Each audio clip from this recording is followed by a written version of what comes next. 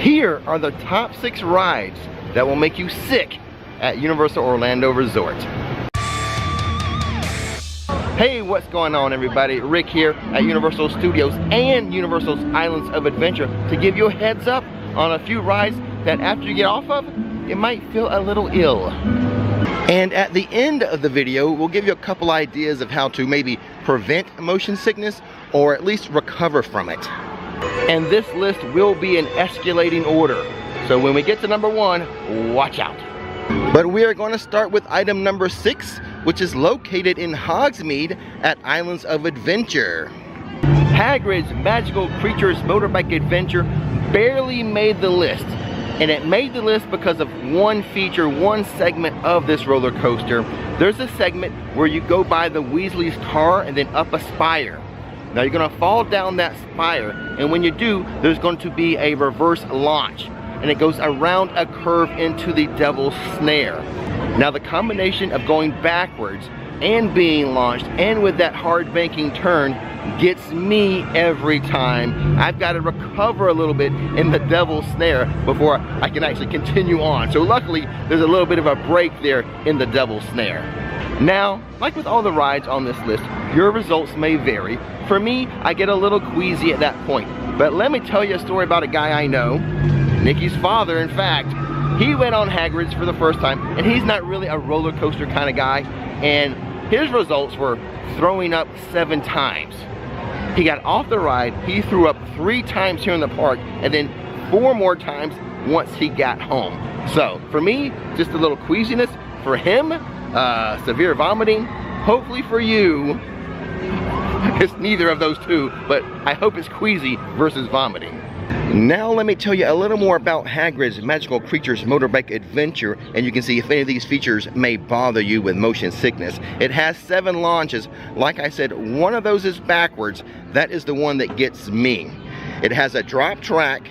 Now the thing about this roller coaster though, it does not go upside down. There are no inversions. So if you're someone who is bothered by going upside down, you do not have to worry about it with this coaster. Number 5 on today's list is located over here at Universal Studios, Florida. We are talking about Despicable Me Minion Mayhem causing you potentially some motion sickness. It is theater type seating, but the seats do move and jostlate some, and the on-screen action is crazy and intense. It's Minions after all. They're up to some craziness on screen, combined with the jostling of the seats may cause some motion sickness, though it's not as bad as it used to be. It used to be a 3D attraction, and that had higher potential for motion sickness. It's decreased somewhat now that it's just 2D, but it still remains. But I would like to point out, this attraction does have some stationary seating, so if you choose to, you cannot be jostled around while you're watching the crazy action on the screen. That might help a bit. So I mentioned Minion Mayhem specifically, but I do have a warning for screen rides in general.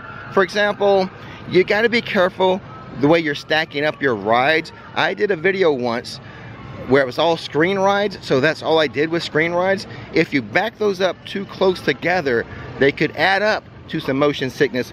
For example, if you do Minions and then your next attraction is Race Through New York, and then after that you go to Transformers, those 3 might add up. So while Transformers is not on my list of rides that make you sick, after doing those 3 in a row, you might be sick after stepping off of Transformers.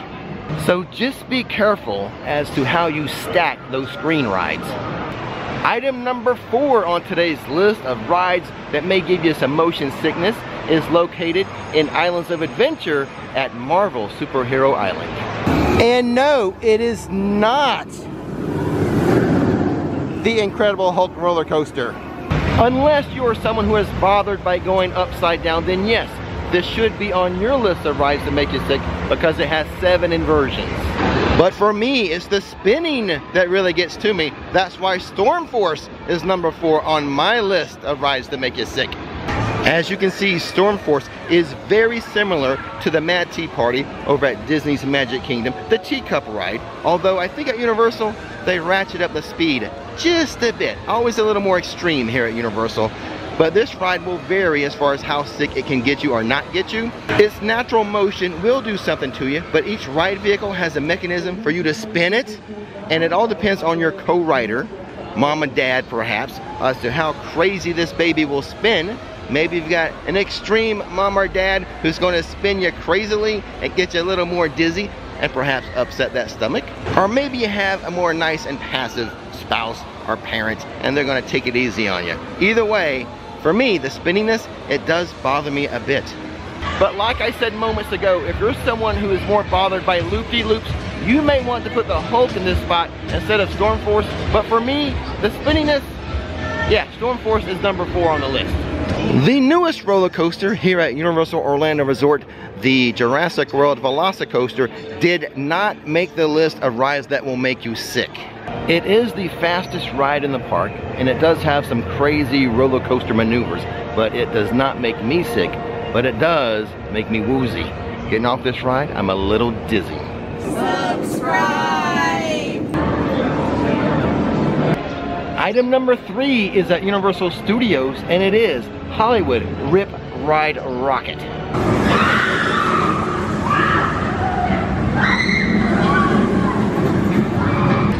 Let's be honest, a lot of people get sick to their stomach just watching the ride vehicle climb up this 90-degree angle to the top of the hill.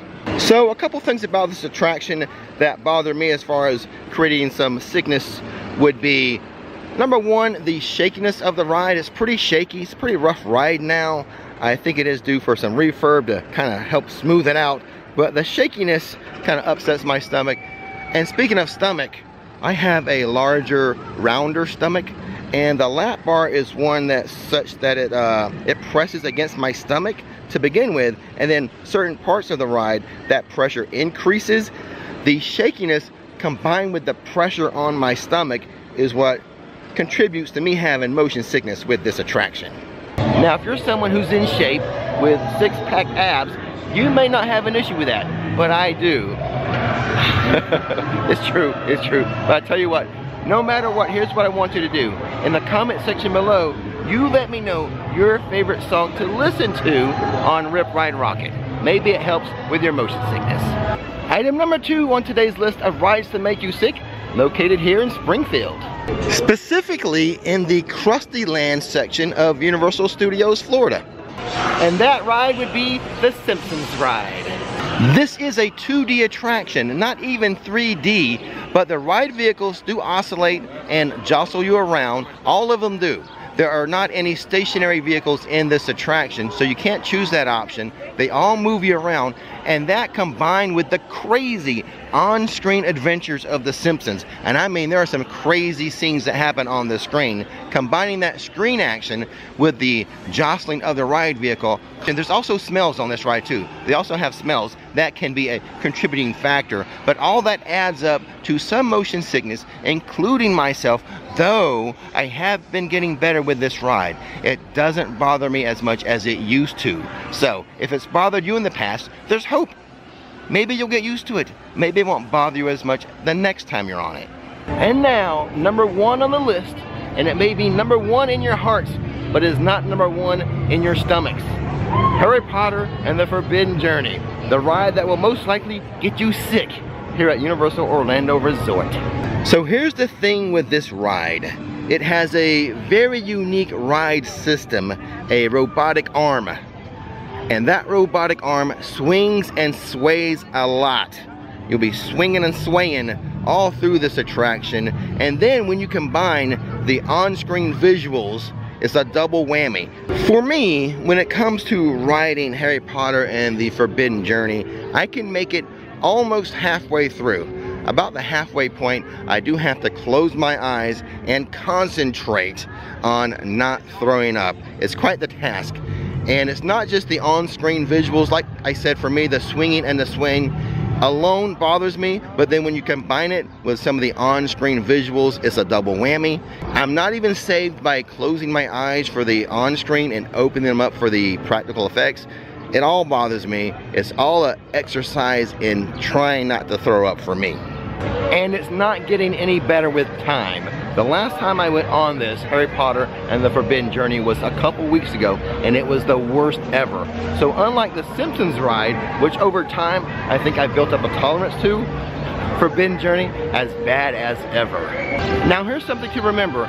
Just because you may want to skip out on the ride because it makes you sick, do not skip out on the queue. Walking through Hogwarts Castle is amazing, and you can just walk through it without getting on the ride. So don't just skip out on the whole attraction because of the ride making you sick. And now, I believe I did promise you some tips or tricks to help deal with motion sickness. Beforehand, you can have motion sickness pills. I use Dramamine. In the comment section below if you have another preferred pill or motion sickness pill. Let us know in the comment section below. Also, there's the motion sickness patches. A lot of people use those. And then the thing I just found out about, motion sickness wristbands. I ran into a viewer who was using those. She said those were working good for her. I will leave an affiliate link to those in the description box. And then of course, you can try beforehand or after ginger chewies or ginger drops. You can have those throughout the day, or if you get off a ride and you find yourself feeling a little sick, pop in a ginger drop or a ginger chewy. Those seem to help a lot. And if any of this sounded familiar, I did do a version of this back in 2020, but that was back in the days when you had to wear a mask. I could do today's version without wearing a mask, and that made it better. Anyway guys, don't miss the magic, don't miss the fun, don't get sick when visiting. Click that subscribe button. Hello and welcome back to Rix Flix. Good to see you again. Today we're counting down the top 6 spellbinding Diagon Alley features that are underappreciated by park guests. But before we begin, we publish theme park videos on this channel all the time, so hit that subscribe button and that bell notification button so you'll know when another video is ready for you to view. Diagon Alley. Everyone appreciates the fire-breathing dragon, the escapes from Gringotts ride, the leaky cauldron, etc, etc. But today I'm going to show you a few cool things that seems to escape the attention of the masses. So what we're talking about is kind of the things that fly under the radar here at Diagon Alley.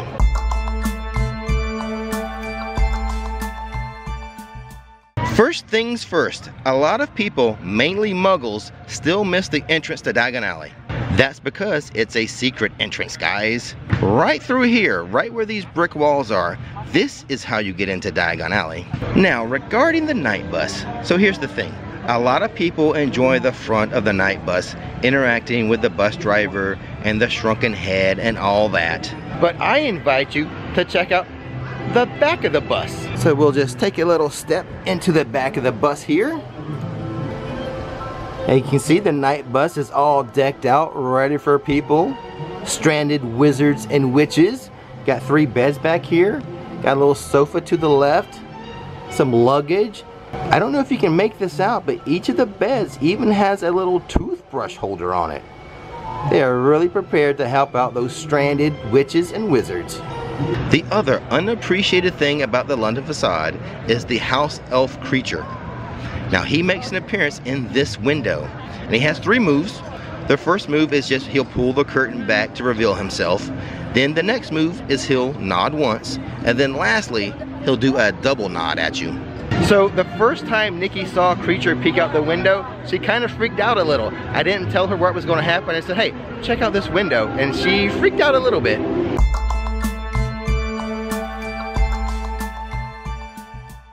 After entering Diagon Alley, we're going to make a right by the Weasley's Joke Shop here. Also a fun place to check out if you're in here, by the way, this Weasley's Joke Shop. But regardless, we're going to kind of make our way to the stage area. This is the stage area that Celestina Warbeck and the Banshees perform, and they also do a show here regarding the tale of the 3 brothers. But just to the left of the stage, right here, is a little place where you can exchange your muggle money for wizard money. They'll do it in 10s or 20s, so you can get a wizard $10 bill, or you can get yourself a wizard $20 bill. Now you can keep your money as a keepsake souvenir, or you can use the money here in Diagon Alley and Hogsmeade for purchases like food or merchandise or butterbeer and such. Gringotts banknotes can be purchased for 10 or 20 Muggle dollars. We will handle the conversion fully. Okay guys, I just got out of the money exchange and I learned something. I thought it was only for Diagon Alley and Hogsmeade, but no, you can use this through all 3 theme parks, regular gift shops, anything like that. Most places on City Walk, and like in the hotel gift lobbies and stuff. So more than I expected. Let's check out the money though. So it comes in this nice Gringotts envelope in case you're going to keep it as a keepsake. But let's open it up and see what the currency looks like. So there we are. There's the front side of my $10 note. We've got the back side here. Pretty cool looking. Now I can spend this or keep it as a souvenir. I think I'm going to spend it today though.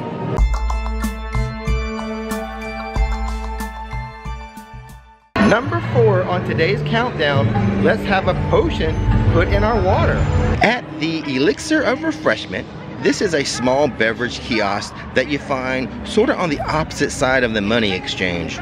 Here, you'll find a variety of elixirs that, when combined with water, transforms before your eyes into a unique, colorful, and flavorful beverage. You can choose from the Fire Protection Potion, the Babbling Beverage, Drought of Peace, or the elixir to induce euphoria. So the question is, which potion do I want to get? I figured since I am vlogging today, let's get the Babbling Potion. Thank you. So as you can see behind me right here, I have my Gilly Water, my Babbling Potion. Let's mix it together and try it out.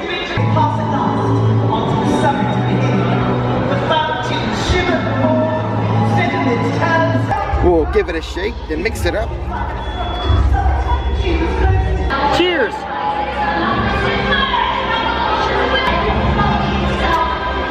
Not bad, not bad. I like it. I had my doubts at first, but pretty good. But if you like, you don't have to have your potion mixed right away. You can just buy a potion and take it home as a souvenir, as a keepsake, or maybe to use later.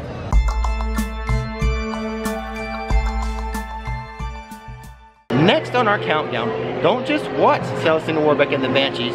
I'll show you a little trick to help you get in the show itself. Let's check it out. I've been in the show a couple times now. Now if you stand near the front, in particular near this railing here, and you look kind of engaged with the performance and what's going on, you'll have a good chance of being picked to do a little part in this show. Like this guy right here.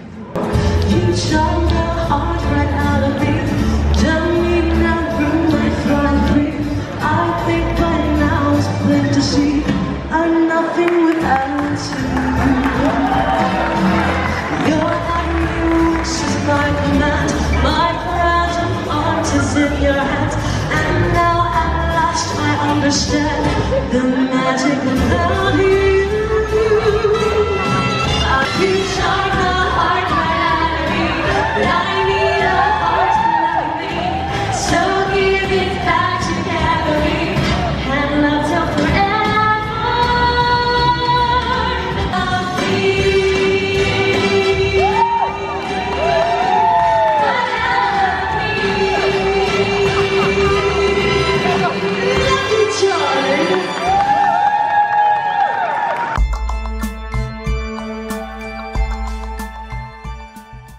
And now for item number 2 on today's countdown, the secret wand spots of Diagon Alley. There's 2 of them here. And by secret, I mean they're not on the map and they're not marked on the ground with a medallion. Let's go check them out.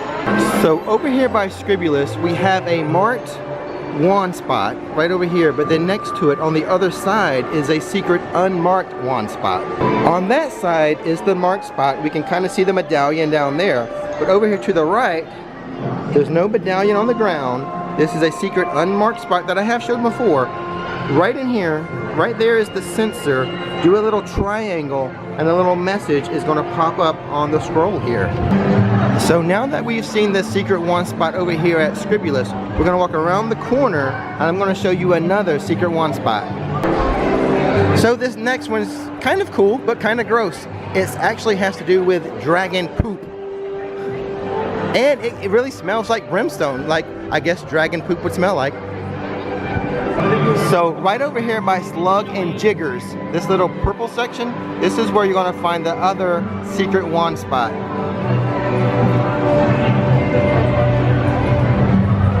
So right there to the left of the bucket of dragon poop, right under that little green plant or whatever, that's the sensor that you'll do your little triangle movement to make the dragon poop kind of move up and down and release that kind of brimstone smell. And just to give you a little more of a description of where Jiggin' Jiggers is, it's right across the alleyway from Ollivanders.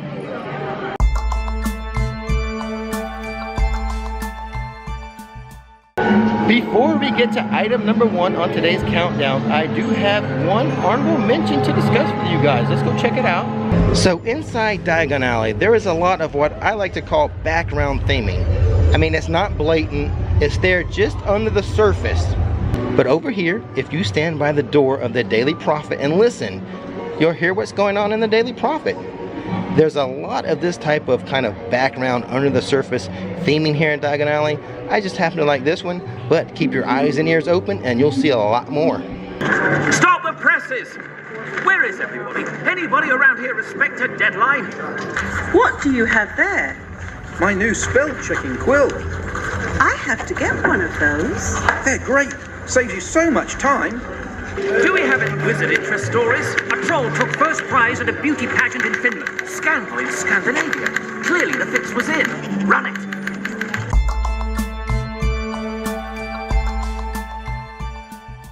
And number 1 on today's countdown. Let's head into Nocturne Alley to watch the Shrunken Heads sing a song from the movie Jaws. So I think this is actually my favorite thing about Diagon Alley is the fact that I love the movie Jaws. They built the Diagon Alley attraction over the old Jaws attraction here, and as a tribute to that, the Shrunken Heads are going to sing a song, Show Me the Way to Go Home, from the movie Jaws. Wherever I may roam, on land or sea or foam, you can always hear me singing this song. Show me the way to go home. Rix Top Six, party time, excellent! Hey, what's going on everybody? Rick here, and today I'm going to show you the top 6 best queues at Universal Studios Florida, and I'm going to throw in a bonus. The bonus will be the worst one.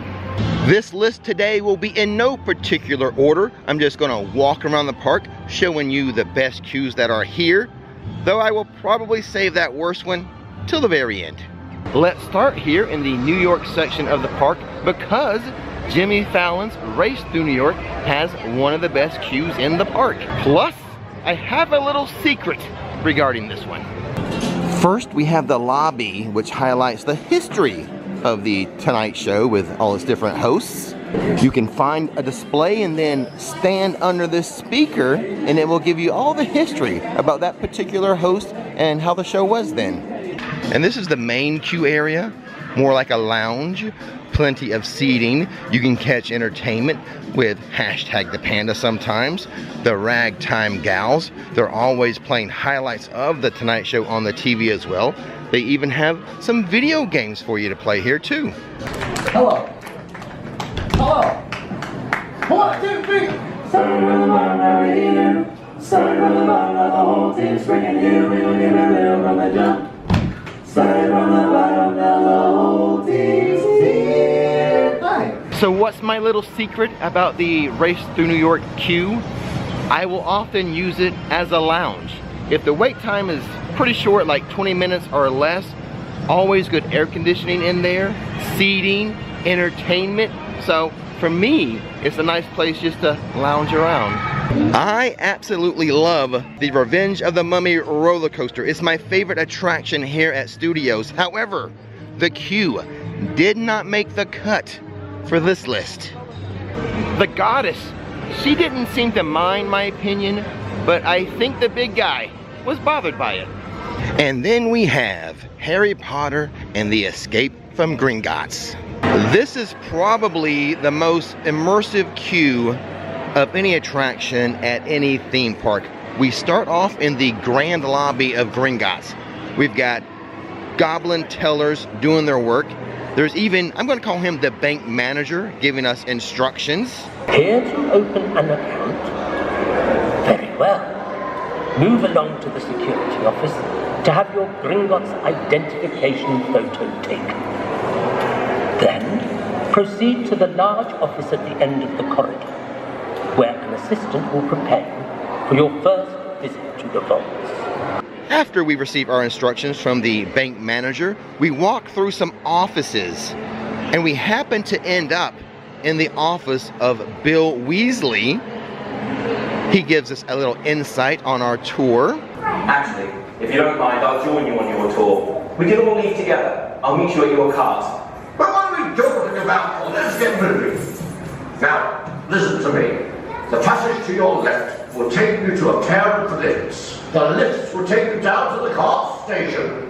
There you will board a cart for the journey to the vaults beneath the Gringotts. We'll see you down there. And then from there we move on to the lifts, the elevators, which is an outstanding aspect of this queue. You've got the trolls operating the lifts, sending you down to the vaults of Gringotts. And that is pretty much the queue. You do have to go up some stairs after this, after you grab your 3D goggles, but then you're on the ride.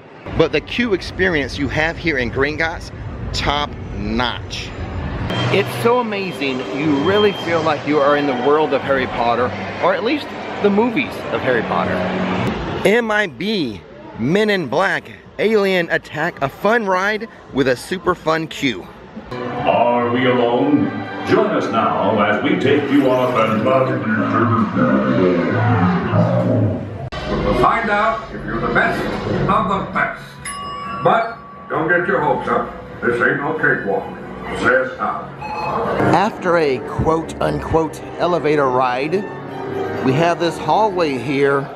Some fun stuff in this hallway. The hallway is home to an alien break room. There's even some fun newspaper clippings on the bulletin board in the break room. I'm so sick of this place. It's always the same old, you know? And they don't appreciate us. Sometimes I think we should just go on strike.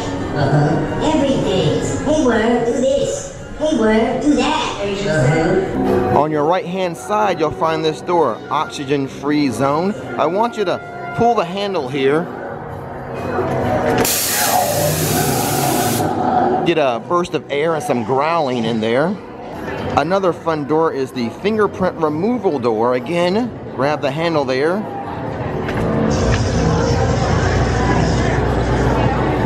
That's how they remove the fingerprints. Moving on. This is probably the coolest looking room in all of the queue. A couple aliens down there, the big screen. Let's go take a closer look at the aliens though. There's a better look at them doing their work. Lots of arms and fingers. Well, not a lot of fingers. Only 2 fingers per arm, but they can get work done. 10 seconds to planetary implosion.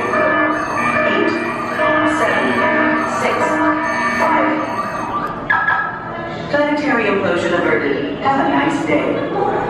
And this is the last little room before you kind of get into the ride area. But it displays all your little blasters and tools and gadgets that you would need if you happen to be a man or woman in black. multiple hits to score. Your ammo is unlimited. Just please use the denormalizers wisely. You really don't need to grab any gadgets or blasters because your ride vehicle comes equipped with a blaster. You're not MIB. I could make it through training. I could do better than that guy did right there. If you wanted to be MIB, huh? How come you don't have the suit? If you were so good, you wouldn't be going back home. A couple things I want to mention about that MIB queue. I think it has the best air conditioning in the park. I think they use alien technology in there for that though. And then the other thing is, you know the one room we saw, that large room kind of downstairs on the first floor that had the aliens doing the work?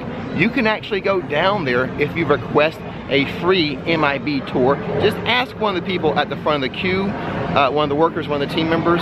If they have the right staffing level, they'll give you a free, what's called an immigration tour. It's one of the best like free tours you can have in the park. So that's a nice aspect about that queue as well.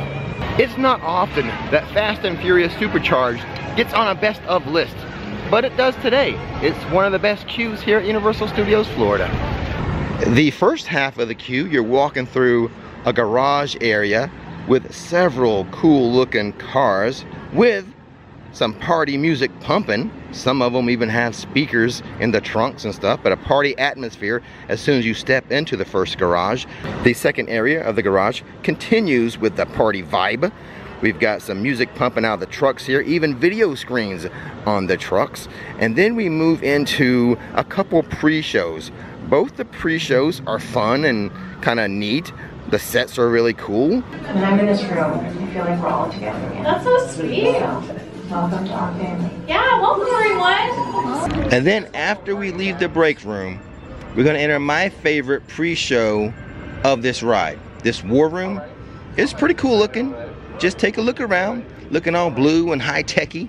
Alright, you start drinking already? Hold on a second. Hey, Ted. Jamie, yeah. The buses are here. Okay, perfect. So we'll get these people out of here. We'll get them on their way, okay? Hold on, Dom's calling. I got this, Jamie. Oh, right, Dom, sorry. what up? Tej, just got a heads up from Hobbs. The FBI is about to raid their location. Man, they always ruining our fun. Now after we leave the war room, the queue gets pretty basic, pretty quick, but that's okay because we're almost on the ride anyway at this point. So overall, your experience in the queue here at Fast and Furious, very enjoyable. It might be the highlight of the attraction. Just like MIB, Fast and Furious, they offer a free backstage tour called the Garage Tour, and it is phenomenal. A lot of cool Easter eggs you will discover in that tour. Now when it comes to the tours, they are free, but they are not guaranteed. It all depends on the staffing level. A lot of the attractions have those, but the one here at Fast and Furious, the Garage Tour, is top-notch too. Barely making the list of Rix Top 6 queues at Universal, Transformers. Barely made it. If it was a top 5 list, it wouldn't have made it, but it's not a top 5, it's a top 6. So, let me tell you about the Transformers queue. I don't enjoy the outside portion of the queue, but that's not the reason why it's on the list. Let's go inside. We are now inside of the Nest facility. I like the lighting in here. And another thing I really like, the screens. Let me tell you about those. The videos that they have on the screens do a really good job of explaining what's happening and why you're going on the mission you're going to go on. So you don't have to know a lot or anything about the movies. The video screens explain everything to you and what you're about to get into. This queue also has a lot of buttons for you to fidget with. This particular room of the queue has one of the cool visuals. The item on your screen right now. Of course, this room has more of those fidget buttons. This room here in the queue has a cool prop I'm going to show you in just a second. With shredding blades that just keep coming. Grinder will take you to a spin you don't want any part of. As you can see, Transformers, probably the weakest item on today's list. I do like the way that they explain the mission you're going on, but if you guys can think of a better queue that I should have replaced Transformers with, let me know in the comment section below. Take off Transformers and add what? The Woody Woodpecker Kids Zone may be transformed into DreamWorks Land, but you know what is still here?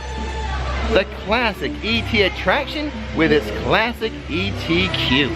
Now as far as the queue itself, it's pretty simple, but I do like the big trees they have in here. The forest setting, I like that. I like a couple of the scenes that they recreated from the movie in here.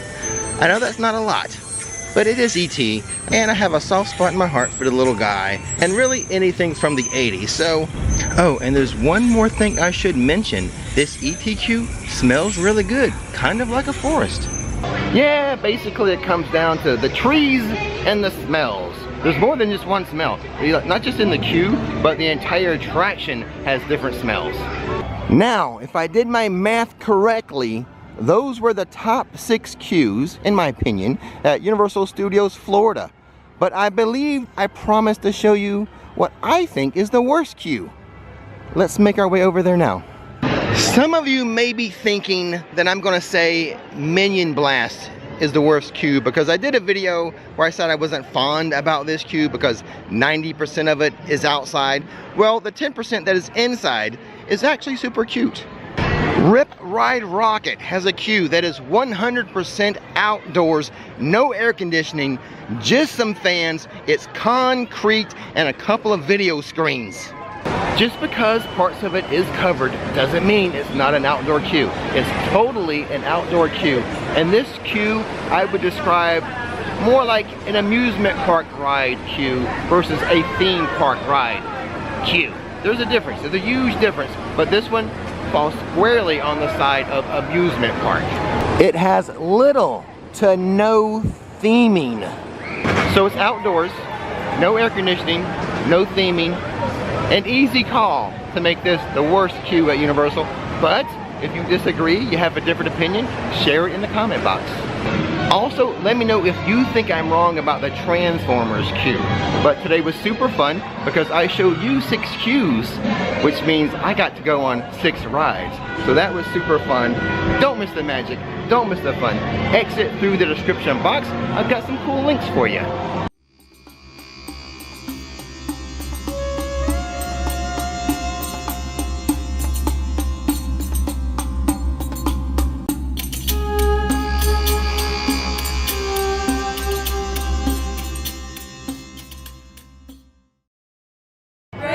Top 6, party time, excellent.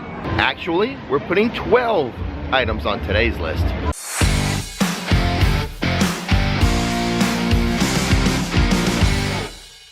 Hey everybody, Rick here. Behind me, Universal Orlando, and here are 12 rookie mistakes people make when visiting Universal. And after watching this video, you should know how to avoid these 12 mistakes.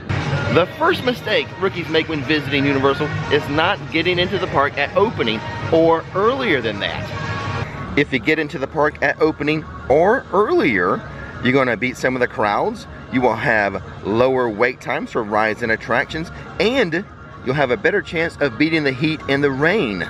And what I mean by getting into the park before opening, if you stay on property at a Universal Orlando Resort hotel, you can have access to the park up to 1 hour ahead of regular daytime guests. So talking about beating the crowds, that is the way to go. Don't make that rookie mistake.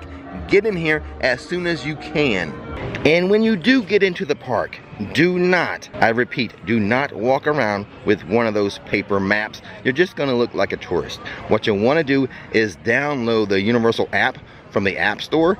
That will help you with wait times. It'll show you all the attractions, all the wait times. It'll help you to know where you are in the park because there is a map on that. And also like what food is near you so you can mobile order, and all types of good features on that app.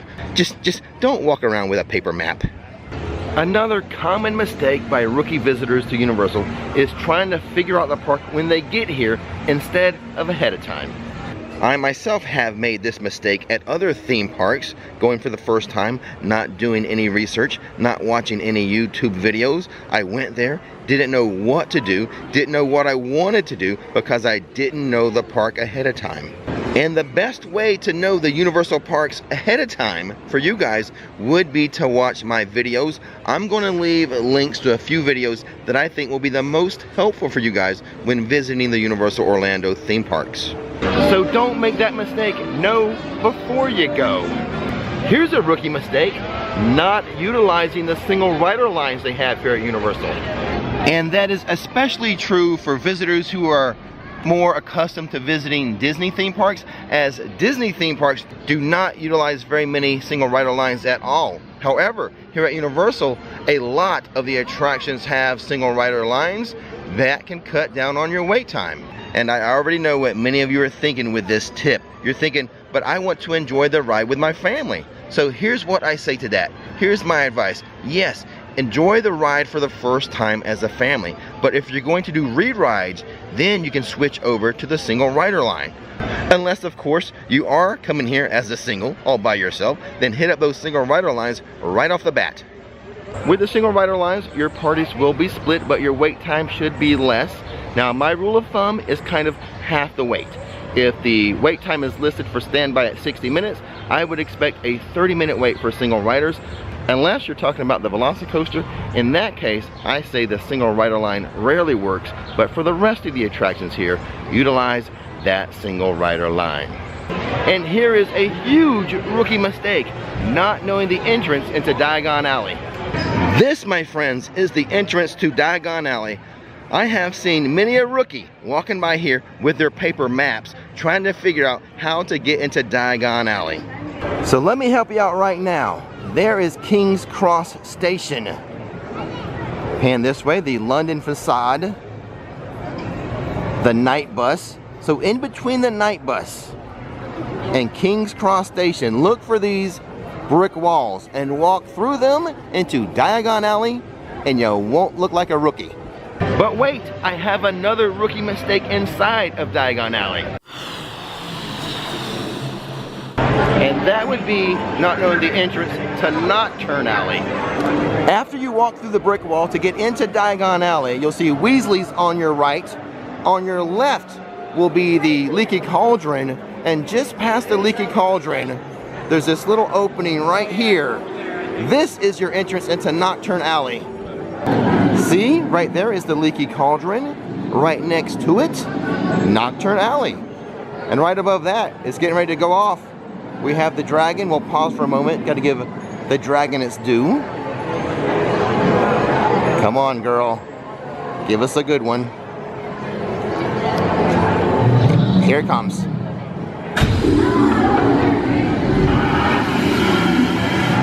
And now, back to talking about Nocturne Alley. As I was saying, right through there.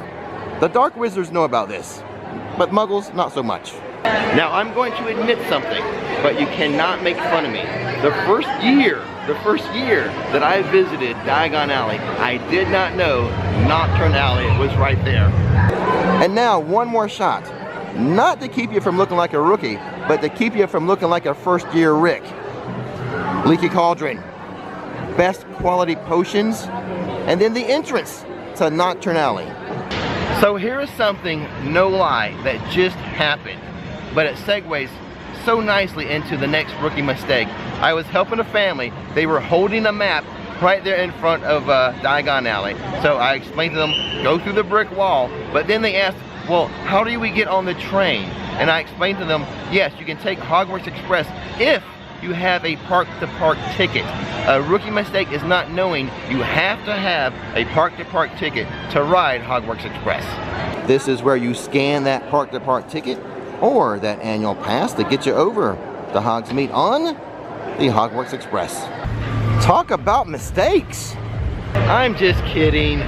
What do you say we do a little lightning round of rookie mistakes? Starting with not drinking enough water. But you do not have to buy water. That can be expensive. They cost between like $3.50 to $5 for a bottle of water. If you go up to any station that has like, they sell like fountain sodas, there's always a water button. You can ask for a courtesy cup of water, or I have another way for you to get free water. You guys need to carry one of these around with you. You know what this is? A collapsible cup. Collapses down pretty flat. And then it pops up like so. You can get these on Amazon. I will leave a link to it. But what can you do once you own these? Well, you can go to the Coke Freestyle stations and get yourself free water. There are tons of Coke Freestyle stations around the park. Some just sitting out in the open. Some inside restaurants such as Louis'. Well, the soda you may have to pay for, but the water is free. So you take your little collapsible cup, go to the Freestyle station, get yourself some water, and stay hydrated. This is Florida. It's very hot and humid. You must stay hydrated. But don't buy that water. Get it for free, either with courtesy cups or at Freestyle locations. Rookie mistake. Dressing for fashion, not comfort. I know those wedge shoes, they make your legs look good, but they are not made to be walking around a theme park all day long. So don't make that rookie mistake. Do not dress for fashion, dress for comfort. Here's a rookie mistake, not just for Universal, but for all theme parks. Coming in expecting the parks not to be crowded and not expecting the food to be pricey. These are theme parks. A lot of people want to come here and have a good time. So even during the quote unquote slow seasons, at times can still get pretty crowded. And then the food. You're just going to pay more when you're inside a theme park for any type of hamburger, hot dog, soda, chips, anything. You're going to pay more than what you would outside in the real world. Not buying your tickets ahead of time, but buying them at the box office when you get here, that's a rookie mistake. You're already going to be waiting in lines a lot during the day. Don't add another line to your day. Order those tickets online. That way you can print them out at the house, or better yet, have the tickets sent to your phone. But please, I hate to see people waiting in line to buy tickets, knowing they're just going to come into the park and wait in more lines. Here's a rookie mistake, very specific to Universal Studios, and that's not knowing they have free backstage tours at some of the attractions. For example, Jimmy Fallon and the Race Through New York has a backstage tour, a free backstage tour. Now, I'm not going to go into details about all the tours. We have done a specific video on that. So everything you need to know about the free backstage tours at Universal is in that video. I will leave a link to it in the description box. Here's a rookie mistake when it comes to the whole state of Florida, and that's not knowing it actually rains in the Sunshine State. That's right, I think calling ourselves the Sunshine State was made up by some marketing team. In the summer, you can expect afternoon rainstorms, but luckily they just kind of come through, they pass, and then they're gone. So you will have to deal with the weather and the rain, but most likely not for too long. Unless a front comes down and it rains all day.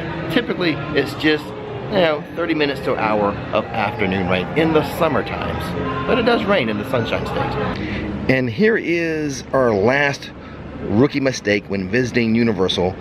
This might be number 13. We might have gone one over. Not just 12, but 13 rookie mistakes. Here's the last one, and that is not packing a small bag or fanny pack. I see some visitors with those large backpacks like they're in the army or something. Those are not going to fit into the free lockers. If you wear like a small mini backpack, like a Loungefly, or you just have a fanny pack, those will fit in the free Universal Studios lockers. And if you need to know more about those lockers, I did a video all about lockers. I'll leave a link to it.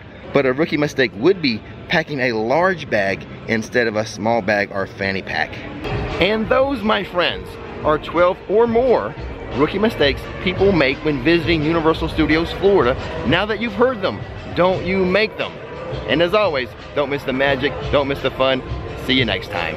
But wait, as I was walking to my car, I saw one more rookie mistake when visiting Universal Orlando, and that would be wearing a Disney shirt to Universal.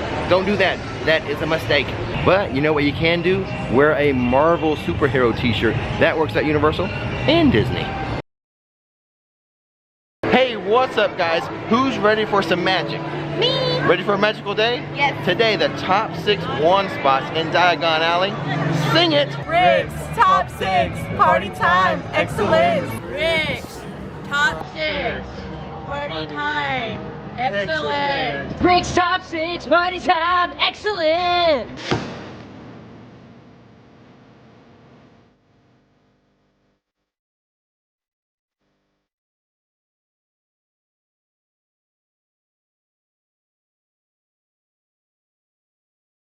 So here in Diagon Alley, there are 11 wand spots, 5 in Nocturne Alley, and 2 secret ones. So that's a total of what, Nikki? 18? 18. I added it up right? I did some math? All right. So 18 wand spots.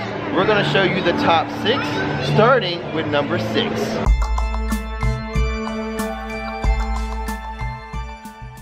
Number 6 is Wingardium Leviosa. It is the very first spell that young witches and wizards learn.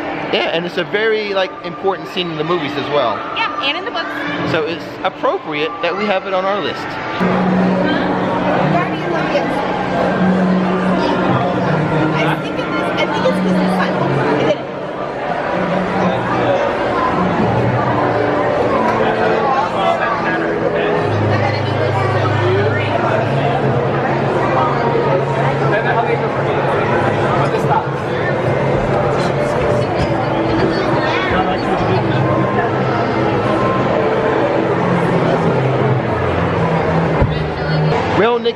you about 3 tries to get that one going. Honestly, on average, that is about me.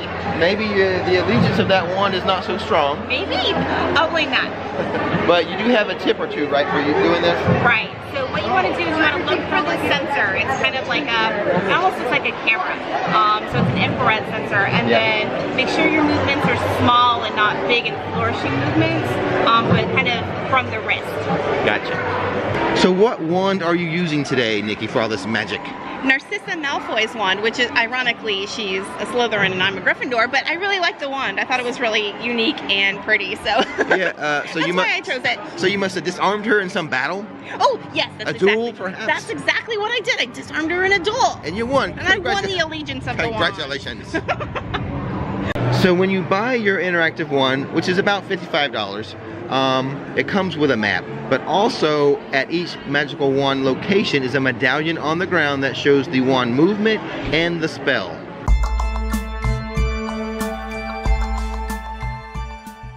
For item number 5, we need to head into Nocturne Alley, what we call the birdcage spell, which is, what's the actual spell you have to say, Nikki? Incendio. Okay. Incendio.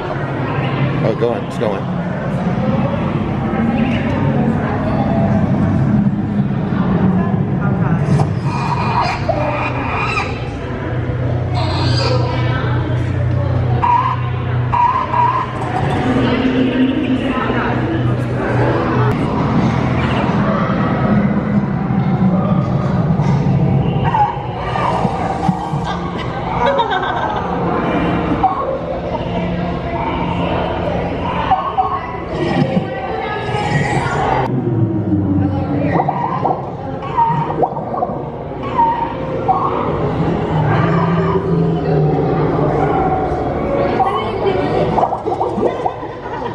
Why did it make the list at number 5? Because a little known fact, it has 3 different things that it's it does. actually 3 in 1. Yeah, it's 3 spells in 1. It's awesome. So what does it do? It does pulsating boils. Right. What else? It blows up and then poof, Yeah, poofy hair. It's like molted. Yeah. Right? And then the enlarged feet. Yes. So there's 3 different things that can happen at that one wand spot, which I thought was really cool. That's why it's on the list at number 5.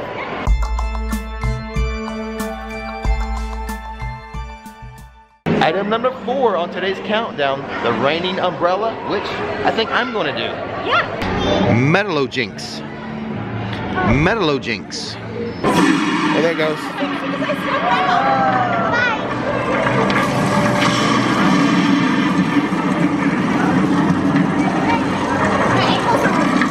Thanks for participating, Nikki. How are your feet? My ankles and my feet are soaked now. It's the backsplash From bouncing off the ground? Yeah. Well, you were a good sport. Thank you so much. No problem. So I think I did okay. I had a little trouble saying the actual spell. Was it like Metallojinx? Yeah, and then I heard someone else say Meteorologix. So I got it to work though. Eventually.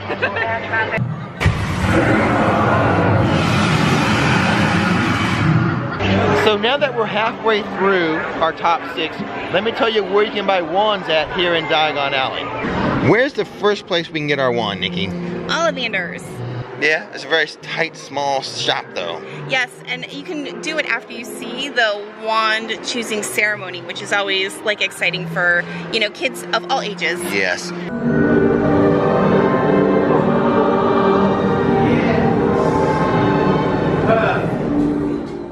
An ash wand will only choose a wizard who is destined for success and prosperity.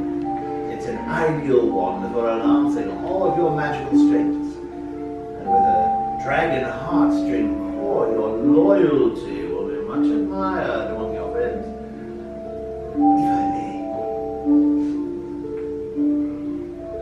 may. They have a big selection in here, and they also have the plaques on the wall that helps you pick your wand based on your birthday.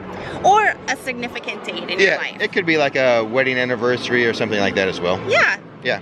It's great. So the woods are connected to certain dates of the year. Yeah. And that's how you can help pick your wand. Now the other place you can get a wand here in Diagon Alley is around the corner from Ollivanders at Wands by Grigorovich. Yes. Always a smaller crowd here. Definitely less of a crowd. But there are less wands. There's 13 less wands.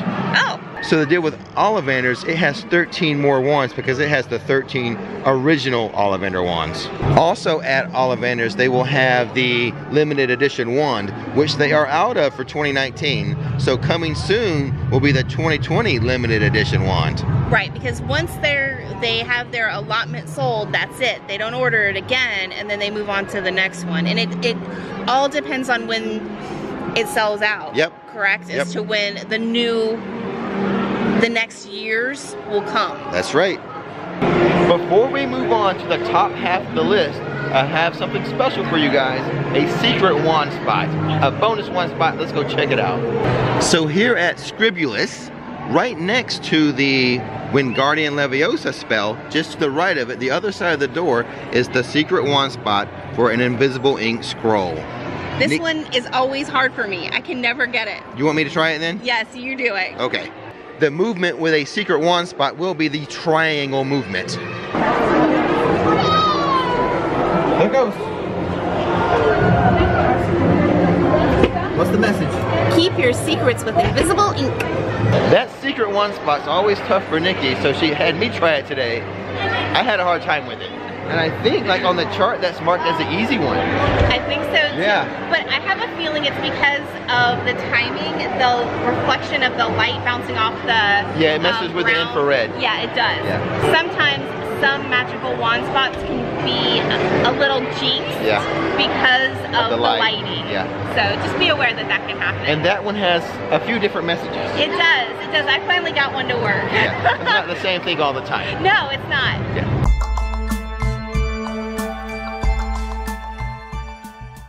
Since it seems like we're having a hard time with the magic today, Nikki. Yes. Let's turn it over to a fan. She's gonna borrow your wand and she's gonna do you know poo. And we are eternally grateful for this. Which, by the way, I guess I should mention, this is located by Weasley's Wizard Wheezes.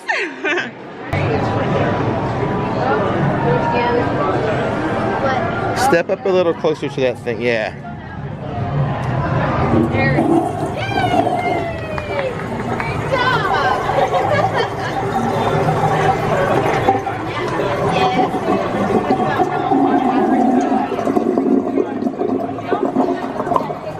Well, she did a really good job with that spell. Yes, she did. But I cannot resist you know poo. I'm gonna do it myself.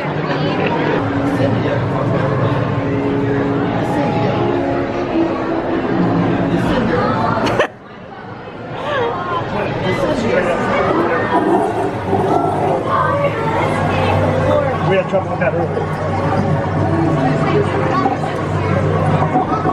I did it. I made my poo go down. Oh no! I can't help it, Nikki. I love saying poo. You're like Winnie the Pooh. You know poo. You're my honey poo. Okay, that's enough. Not quite at the end yet, guys. You're almost there though.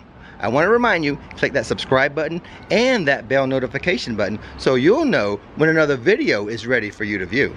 For item number 2 on today's countdown into Nocturne Alley again.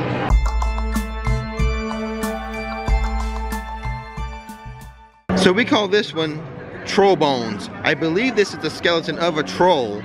This is very cool and very simple. You don't like, there's not like a movement to it. You just point your wand at the sensor, and then when it's activated, you're able to like make movements, and the little skeleton will mimic your movements. I love it. Yeah, this is fun. Yeah, that one is a lot of fun. Did I embarrass you? When you're married to a baby man. I'm a grown child. Hey, You were a grown child, I swear. you know what my grandpa used to tell me? What? He said, live a long time, but don't get old. There you go. I have no intentions of getting old.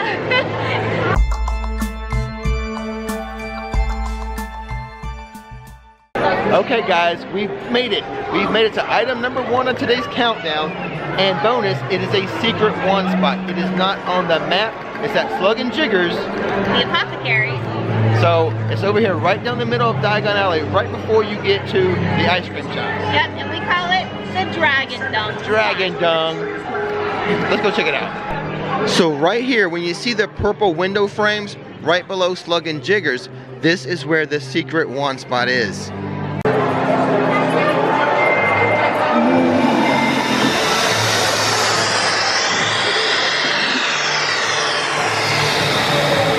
besides being a secret spot, you know what's really cool about it? It has its own scent. The only one that has a smell. Yes. It releases a brimstone smell once you do the magic trick. Exactly. So it's got the movement, it's got sound effects, and it has Smell. the scent. Yeah.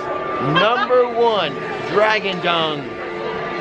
So there you go, guys. Rix Top 6 one spots in Diagon Alley. Maybe I'll do the same thing in Hogsmeade. Who knows? I like it. But do me a favor, in the comments below, let me know the ones you saw today, which one was your favorite? Was it Dragon Dung, like me? Or was it something else? Let us know in the comments below. Yeah. And as always, guys, Don't miss the magic, don't miss the fun. thanks for watching Rix Flix, and now it's time to relax. This video is supported by Orlando Informer. Rix Top Six, party time, excellent.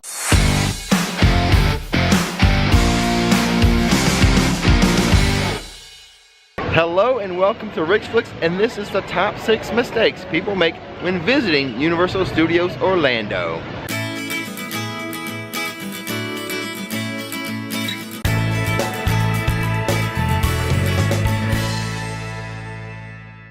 So this will be the top 6 mistakes for you to avoid when visiting Universal. Plus, you know what? At the end, let's throw in a bonus one.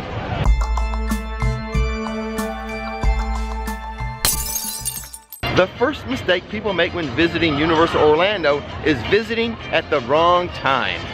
What do I mean by saying visiting at the wrong time? Well, the wrong time is the busy time. So what we have here, the busiest times of the year for Universal Studios Orlando would be the last 2 weeks of the year. That's the Christmas holiday vacation time. And then the first week of the year is also very bad, like right after New Year's. So that whole New Year's Day and New Year's week, a busy time. And then another busy time would be spring break / Easter break. So if you're going to visit during spring break, earlier in spring break season is better. Easter week is actually one of the worst times of the year. Very, very busy during Easter week. And then of course we have summer break. The week of Thanksgiving is always a busy week. And then lastly, any holiday that creates a 3-day weekend, that is a busy time. That is the wrong time to come. I know what you're going to say. You're going to say, Rick, you just mentioned every time of the year I can bring my kids because that is when they're out of school. That is correct, but I do have one way to mitigate this. So what you are going to want to do is utilize a crowd calendar. A crowd calendar is a predictive calendar. It will help let you know which days are anticipated to be a busy day, a slow day, or perhaps a moderate day. I would recommend you go to orlandoinformer.com. They have a crowd calendar for Universal Studios Orlando. They collect a lot of data on ticket sales and things of that nature to help predict which days will be a slower day or a busier day or maybe just like a moderate day. So go to orlandoinformer.com to help you plan what days you want to visit Universal Orlando. So using that crowd calendar may help a bit, but here's the main thing. Here's the big thing you need to do if you want to avoid crowds and long wait times. You will want to attend one of Orlando Informer's meetups. Yes, orlandoinformer.com. The meetups are always at a lower capacity. So if you're really interested in small crowds and little to no wait times, you'll want to hit up one of those Orlando Informer meetups. But here's the great thing, here's the super nice thing. In addition to the small crowds and the little to no wait times, you are going to get free unlimited food and non-alcoholic beverages. That's right, I said free food at a theme park. Now the dates of the Orlando Informer meetups, they do vary. Typically they will have a meetup in the summer and a meetup in December. For example, in the year 2021, the meetup dates were June 4th and 5th. They have sold out. And then they have the dates of November 19th and 20th. Some tickets are still available for that. And then the dates of December 3rd and 4th. Again, some tickets are available for those dates as well. And also, December 10th and 11th, that has sold out.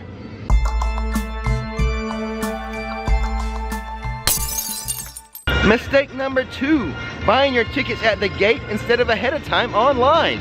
You're coming to the theme park, right? You and your whole family, you are excited. You don't have tickets in hand. What's the first thing you have to do is go wait in line to buy tickets? You're gonna be doing plenty of waiting in line when you're in the theme park. Don't start your day by waiting in line. The kids are all excited, anxious, they don't wanna wait in line. And the lines to buy the tickets, can get pretty long, so just avoid the trouble and buy your tickets online. Again, I would recommend visiting orlandoinformer.com. They do sell day tickets. In addition to those meetup tickets, they do sell day tickets for Universal Studios Orlando. So when you purchase your tickets on orlandoinformer.com, what they do, they will email you a PDF. Now you can print down that PDF and take it straight to the gate, the turnstiles, or you can display it on your phone, and again, just go straight to the turnstiles. Show that, they will scan you in, and you are starting your day without waiting in a line to buy tickets. And of course, I do have a favorite attendant. Hi, how are you? Miss America right here. Hello there, welcome. I try to come through her line every time I'm here. I appreciate that, thank you, and I appreciate you a lot. Her name really is America, and ever since Nikki's dad stopped working here, she's the one I look for. One more thing when it comes to theme park tickets for Universal Studios Orlando. There are 2 theme parks here and a water park. The water park is Volcano Bay. The theme parks are Universal Studios and Islands of Adventure. I highly recommend you buy a park-to-park pass to get you into Islands of Adventure and Universal Studios. As far as the theme parks, they both have great rides and everything. Universal Studios is my favorite for walking around and enjoying shows and things like that. They also have some good rides, and my favorite just for rides is Islands of Adventure. And plus, when you have that park-to-park ticket, you can take Hogwarts Express between each park.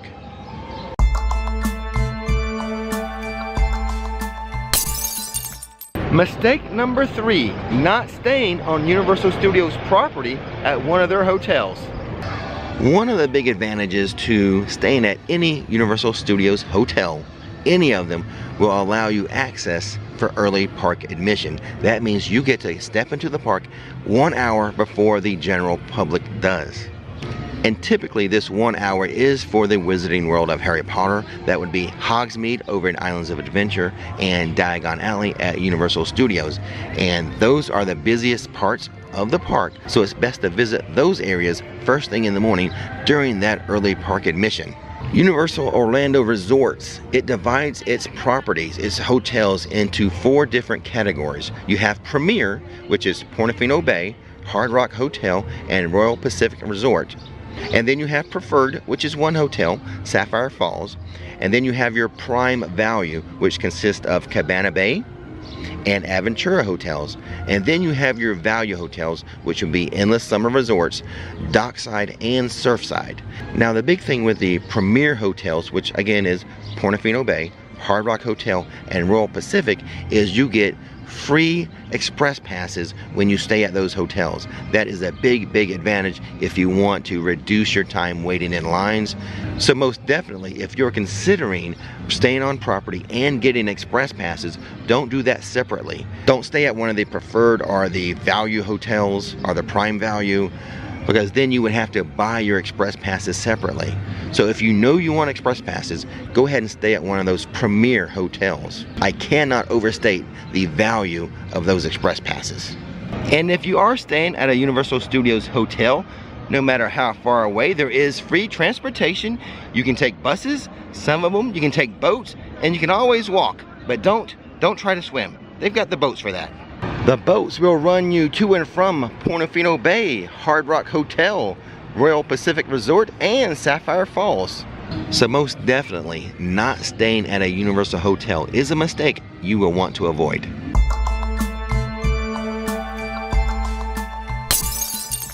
Mistake number 4, not having a game plan for the younger kids. There are things for the young kids to do, but this is Universal Studios. They have, I would say, bigger, faster, more thrilling rides than say a Disney World does. Therefore, they have more height restrictions. So there may be some rides that look and sound exciting to the younger kids, but they just will not be tall enough to ride them. So what you need to do is develop a game plan for them so you don't disappoint them. Here is what I would do. If I'm at the theme park, before I enter the park, Universal and Islands of Adventure, they do have a height board. They have height boards at the front of the theme parks before you even enter. So I would take little Jimmy, our little Jane, line her up there at the height board, and set their expectations for what they can and cannot ride before you step foot into the park. That way, there's less likelihood they will get disappointed when walking around the park, seeing something really cool and not being able to go on it because you've already discussed and shown them the rides they can and cannot ride.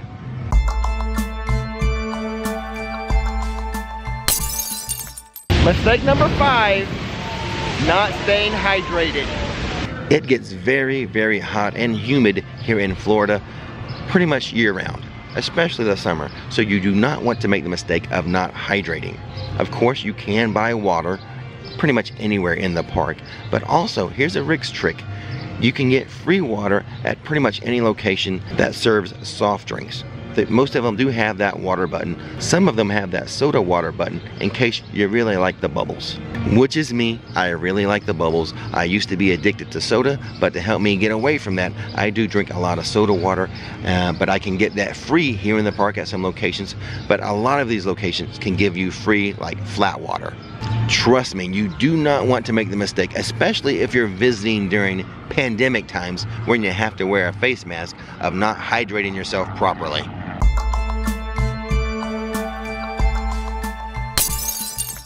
Mistake number 6, I was reluctant to add this to the list as there is an extra cost involved, but it could be a mistake not to purchase express passes.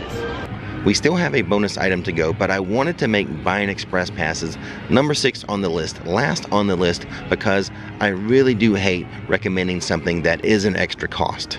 But the thing is, express passes makes the theme park day so much more enjoyable. It cuts down a lot, and I mean a lot, of your wait time waiting for the rides. And when it comes to shows, a lot of times you will get better seating.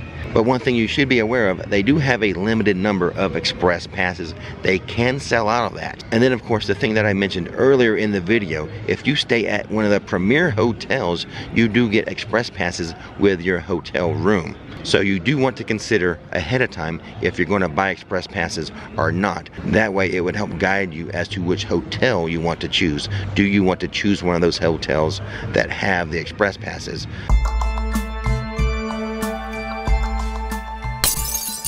And mistake number 7, we're in bonus territory now. Give you a bonus in this one. People make the mistake of not being prepared. And how do you best prepare for visiting Universal and Islands of Adventure?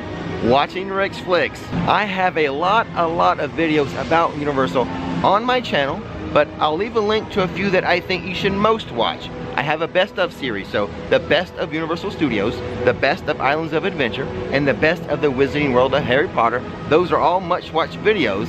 And then I've got a couple playlists. I have a Rix Top 6 playlist. We talk about the top 6 foods, the top 6 rides, the top 6 things you should buy, things like that. And then the last one I want to recommend is my Harry Potter playlist. A lot of people visit Universal Studios and Islands of Adventure because they love Harry Potter. We have Hogsmeade here in Islands of Adventure, and over in Universal Studios we have Diagon Alley. I have a whole slew of Harry Potter videos. It's a must watch for any Harry Potter fan. So if this video is the first video you're watching from my channel and you're going to visit Universal Studios, go check out all those videos I just mentioned. I'll leave links to them in the description box, or you know what, just go to binge watch all. Watch all of them. Okay guys, before I go, remember what I said about the Orlando Informer meetups. For the year 2021, still some tickets available for the dates of November 19 and 20, and then December 3rd and 4th. And also, go check out those Rix Flix videos I recommended to you. And as always, don't miss the magic, don't miss the fun. Thanks for watching Rix Flix. And now, time to relax. Visiting Universal Orlando Resort during the holidays, here are my top 6 must-dos. Rix Top 6, party time, excellent. Come on. Now there are more than 6 things to do here during the holidays, but if you do these 6 things, you're gonna walk away having had an awesome holiday experience at Universal Orlando Resort. There are 4 items on this list to do at Universal Studios Florida, and 2 items on this list to do at Islands of Adventure. Let's start over there. Of course, to visit both parks, you will need a park-to-park ticket, not just a single park ticket. And one more thing I want to mention before we get started, this list is in no particular order. So with that being said, let's start with item number 1, which is see the castle projection show here in Hogsmeade, appropriately called The Magic of Christmas at Hogwarts Castle. There are multiple shows per evening, starting when it gets dark and going all the way to park closing, whenever that may be on the particular night you're here. But I do have a bit of pro advice for you when viewing this show, which is get yourself a hot butterbeer before the show, as this projection show is best enjoyed with a hot butterbeer in hand. Please note, these red butterbeer carts do not serve hot butterbeer, only regular butterbeer and frozen butterbeer. Sometimes they have this specialty cart that will serve hot butterbeer. Otherwise, you can get your hot butterbeer at the Three Broomsticks or at Hogshead before the projection show starts. And I guess I should briefly mention the Frog Choir. They do perform a set of Christmas songs this time of year, though that did not make my list of top 6. I just wanted you to know it is available to you should you want to view it. But most definitely, you do need to check out the Magic of Christmas at Hogwarts Castle during the holiday season. Item number 2 on our list of holiday must-dos is to watch the Grinchmas Hula Day Spectacular. There are 8 show times during the day, the earliest starting at 10:15 in the morning. This show is performed by team members and non-team members alike, but all the performers are wonderful. It's sort of become a family tradition in my household to see this show every year. If you're familiar with the cartoon, the Christmas special, it's just kind of like a live action retelling of that. So much fun, and it features Mannheim Steamroller, so you know it has great music.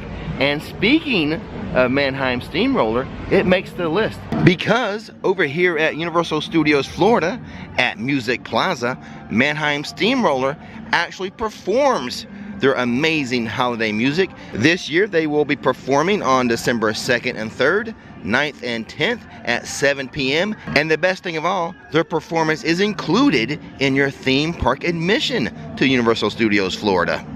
Grab yourself a popcorn and a drink over here at this snack bar. Sit or stand over here in this grassy area. Universal allows both, sitting or standing, and enjoy a phenomenal holiday performance. Something that will really get you in the Christmas mood. My wife Nikki absolutely loves this Mannheim Steamroller performance, and for that reason, it's on today's list at number 3. We're gonna move on to item number 4 now. Visit the Holiday Tribute Store this year, located on Hollywood Boulevard.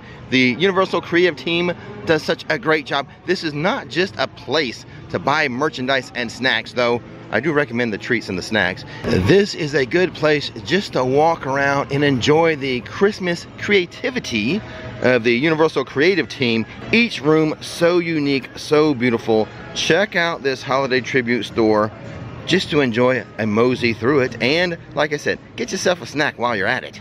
And as you can see, I could not resist a sweet treat. I got myself the Max Brownie. So let's pause right here before we move on to item number 5 on today's list of holiday must-dos, because I must do this treat. It's peanut butter and chocolate. 2 great tastes that taste great together. Now that I've had that treat, let's move on to item number 5 on today's must-do holiday list. The holiday parade they have here at Universal. I love this parade because it features Macy's, which means, of course, those big, beautiful holiday balloons. And these here, of course, featuring Universal characters, makes it that much more fun. And now I'm gonna walk around and show you some of my favorite spots to view this parade. I like this corner of Hollywood and Vine, near Mel's Drive-In, Cafe La Bamba, and the Horror Makeup Show, because you get the parade coming and going. This is the starting point and the finishing point of the parade. So if you want an extra long experience enjoying the parade, this corner is the place to be. This little spot right here, though, usually reserved for pass holders. The other spot that I like here on Hollywood Boulevard is near the Bourne Stuntacular, right here at this bend in the road, because you get to see the parade coming and then it curves right beside you. So, see it coming, see it going. And by the Christmas tree, this is a prime viewing spot of the parade, mainly because Santa pauses here to do a lighting ceremony. I will warn you, this is a very popular spot and gets very crowded, so get here early if you want to see Santa light up the Christmas tree. On to item number 6, though it won't be the last one. I will throw in a bonus at the end, but item number 6 is the holiday overlays to some of the shows they have here, starting with the Blues Brothers on Delancey Street. Jake and Elwood do a nice little Christmas show here on stage. Even go as far as to decorate a Christmas tree. A little further down from Delancey Street in New York City, near Macy's, Maryland and the Jingle Bellas certainly makes this a hot set as they do their Christmas performance, complete with their holiday outfits and holiday songs. Santa baby, slip a sable under the tree for me. A small wooden creature. I've been an awful good girl, Santa baby, so hurry down the chimney tonight. Oh, lady, feels like little ornaments. Santa baby, a 54 convertible to light blue. I'll wait up for you, dear Santa baby, so hurry down the chimney tonight. Think of all the fun I've missed. Think of all the fellas that I haven't kissed. Liar. Next year I could be just as good if you'll check off my Christmas list. Santa baby, there's one thing I really do need. That's to a platinum Santa baby. Keep those hands nice and tight. Don't break it, buddy. Still what we got. You got it, Nick. There you go. Yes. You're doing great. Just keep smiling. It looks very natural.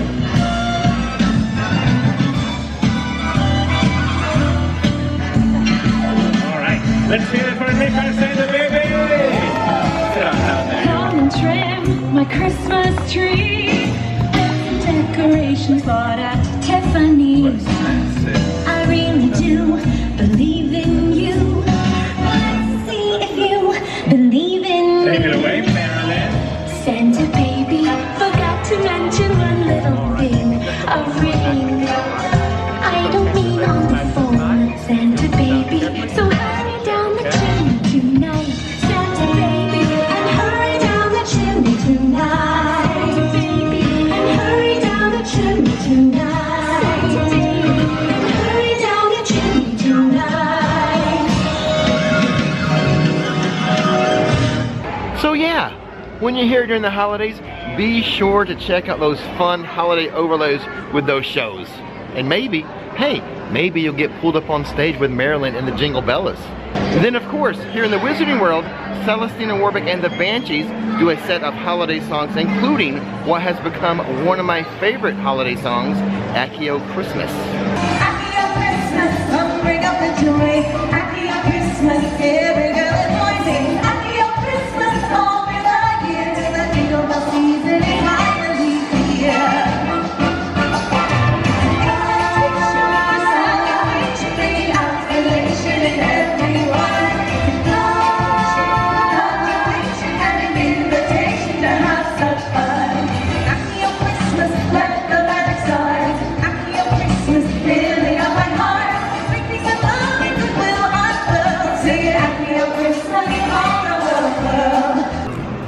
And that was Rix Top 6 holiday must-dos at Universal Orlando Resort, but it seems like I'm forgetting something.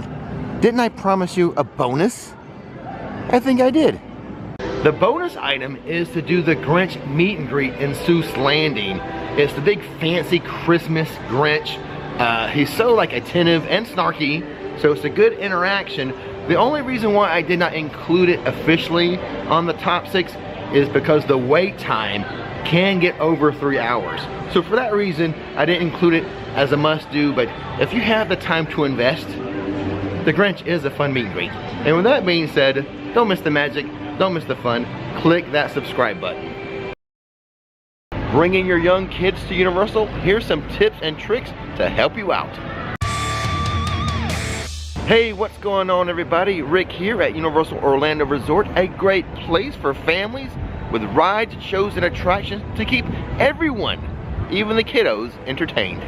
But if you've never been before, or it's been a while since you visited with kids, it can be a little overwhelming. That's why I wanted to share some tips with you today to help make your trip with your little ones a little bit easier. Universal Orlando Resort is made up of 3 parks: Universal Studios Florida, Islands of Adventure, and the water park Volcano Bay. Today I'm going to walk you around Studios and Islands, giving you my best tips and tricks to have a good park day with the kiddos. First, bring plenty of snacks. Snacks can be a lifesaver when the kids start to get a little hangry. It's also a good idea to bring a stroller, especially if you have younger kids. There's a lot of ground to cover, and it's much easier to push a stroller around than to carry a tired little one on your back. If you don't want to bring your own stroller, Universal does rent strollers. The stroller rental is located near the front of the park on your left and will cost you $35 per day. Another tip is to plan out your day in advance. Take a look at the park map and decide which rides and attractions you want to hit up first. That way you can avoid wasting time trying to figure out what to do next. Getting inside the park and then asking your kids, where do you want to go? What do you want to do? Is a recipe for disaster. Universal's website, universalorlando.com, has an interactive map on it. Check it out before you come. Don't forget to take breaks. It's easy to get caught up in the excitement, but it is important to take some time to rest and recharge. Find a shady spot, sit down, and enjoy those snacks we talked about earlier. Your kids and you will be thankful. For Universal Studios, I would suggest Music Plaza, Central Park, the Animal Actors seating area, and the docks near Pier 41. At Islands of Adventure, I would suggest the waterfront area by the port of entry, and a great spot would be behind Me Ship the Olive. Also, an area that is nearly always free of a crowd, right behind One Fish, Two Fish. Make sure you use the child swap system if you have younger kids who may not be tall enough for certain attractions. The child swap system allows one parent to ride while the other parent stays behind with the child, and then they can switch places without having to wait in line again. So really, instead of child swap, maybe we should call this parent swap. Also, to that regard, a tip would be to make sure to check the height requirements for rides beforehand. It can be disappointing for kids and parents if they're not tall enough to ride their favorite attractions. You can find the height requirements listed on the Universal Orlando website or app. And each park has a height requirement board near its entrance. Pack a few extra supplies like sunscreen, hats, and ponchos.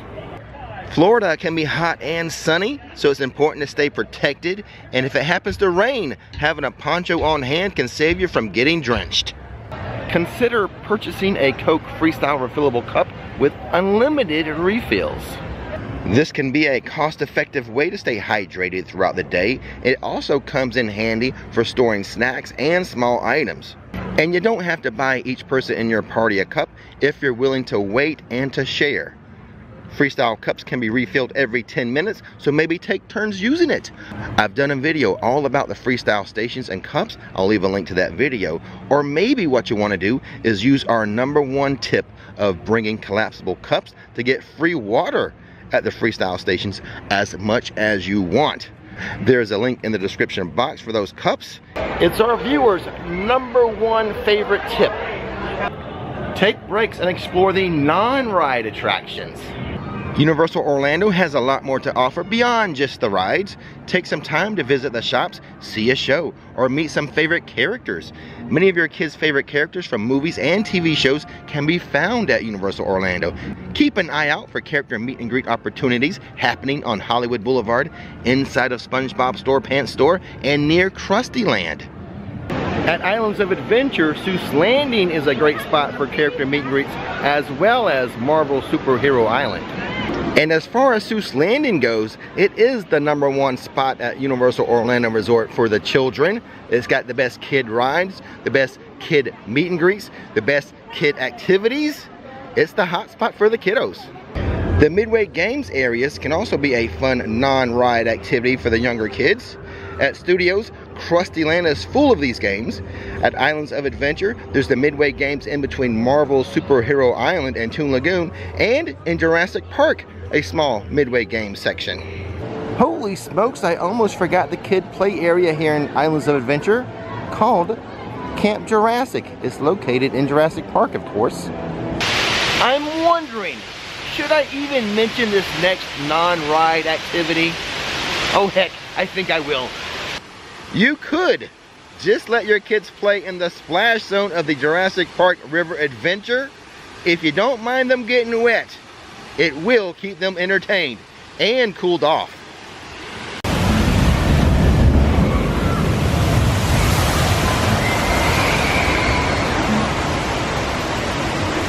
See, the kids, they just stand right there waiting for the splash.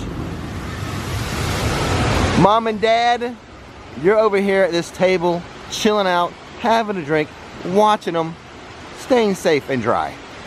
It's a win-win for everyone. Haha, missed me.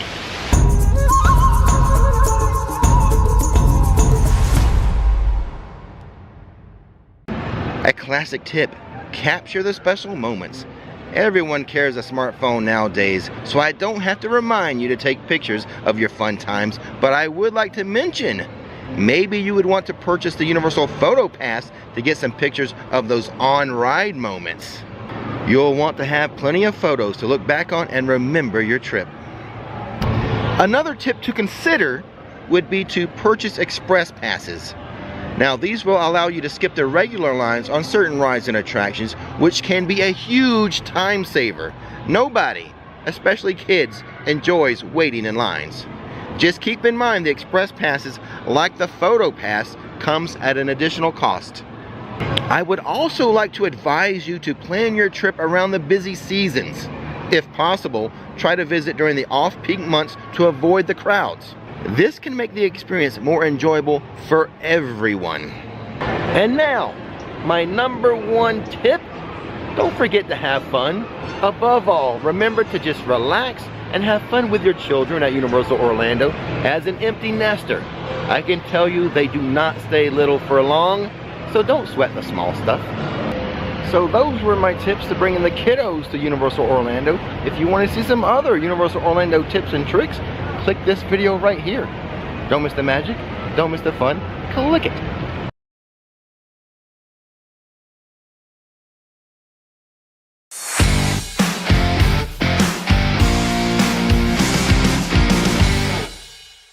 Over the years, today's video topic, one of the most requested, today we're finally going to do it. Rix Top Six, party time, excellent. Rix Top Six, party time, excellent.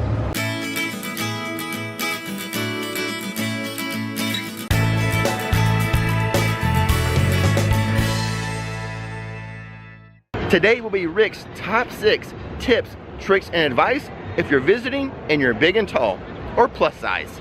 We're going to head into Universal Studios right now, but today's video will cover both Studios and Islands of Adventure. Now here's the first bit of information I need to give you. Universal's standard warning for people who may have an issue with some rides, especially like the more thrilling rides, they say if your waist is 40 inches or bigger, you might have an issue being accommodated. That doesn't automatically mean you're going to be denied. They just, it's kind of a little warning to put you on guard for those types of rides. With that in mind, the first tip I want to offer, kind of your most basic tip, use the test seats they have available before the entry of each ride. All the rides that you may have issue fitting in, they will have a test seat out front. Some of them may have more than one test seat, one out front and then one a little deeper into the queue. But if you have a waist over 40 inches and you think you might have an issue fitting on some rides, please try the test seat. There is green and red indicators. Once the light on the test seat turns green, you know you're good. But you don't want to get all the way to the actual ride without trying one of these test seats. Now, it is not necessary for every attraction to have a test seat. For example, Transformers does not. Each row of this ride vehicle is able to seat 4 people, and it's just one lap bar, which at worst would come down like 90 degrees. And therefore, a larger person, I mean, if they had to, they could take up, you know, 2 or 3 seats if they wanted to, just to have room. So a test seat not necessary for Transformers. And some other rides like that throughout the park. So it is mainly the big thrill rides that are going to be a challenge for the big and tall, the plus size. That's why those rides will have the test seats. Now here's the thing, the test seats seem to be less forgiving than the actual seats, which leads me into my next tip or a bit of advice I have for you. Some of the thrill rides will have modified seats for larger people. Not all of them, but some of them will. So what you need to do when you start to enter the queue, ask the ride attendant if it has modified seats. And then when you get all the way to the ride attendant who's about to seat you, ask them for a modified seat if they have it. Like I said, not every thrill ride will have the modified seats, but I do know the Hulk does and Gringotts. So best bet is just to ask the ride attendant about modified seats.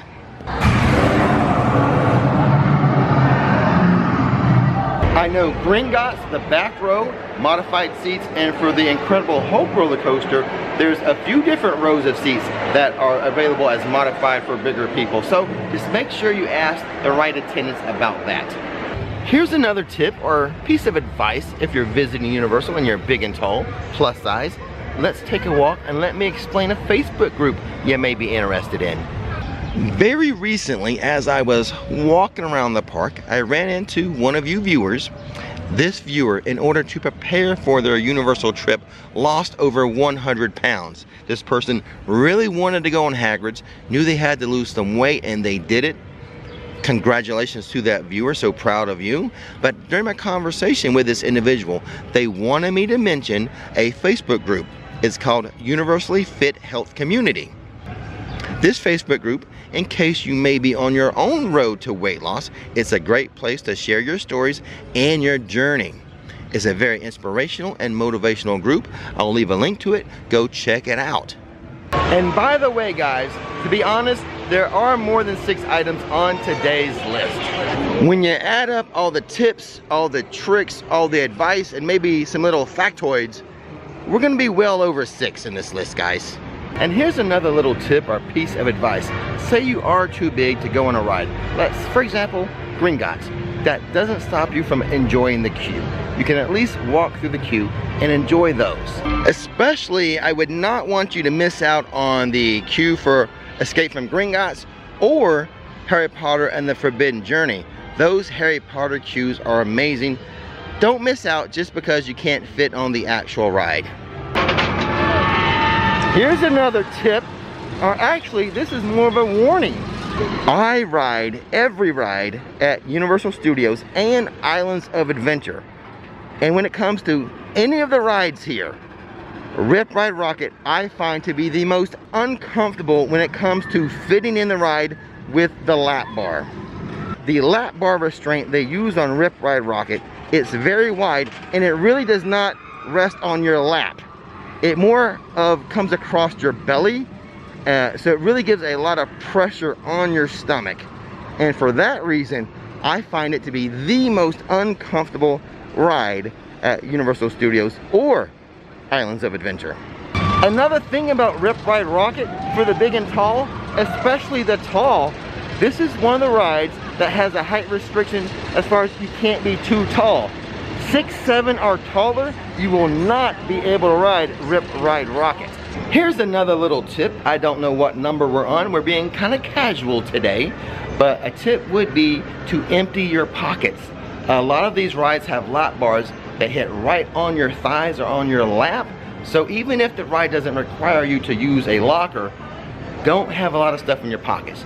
Get every little inch or quarter inch you can with that lap bar coming down. Just a little piece of advice right there. Now let's walk around and let me give you a few more straggling pieces of advice or some tips or some tricks. One would be when it comes to Hagrid's motorbike adventure, if you are tall, the motorbike side is best. It will be hard for you to fit your feet and your legs inside of that sidecar.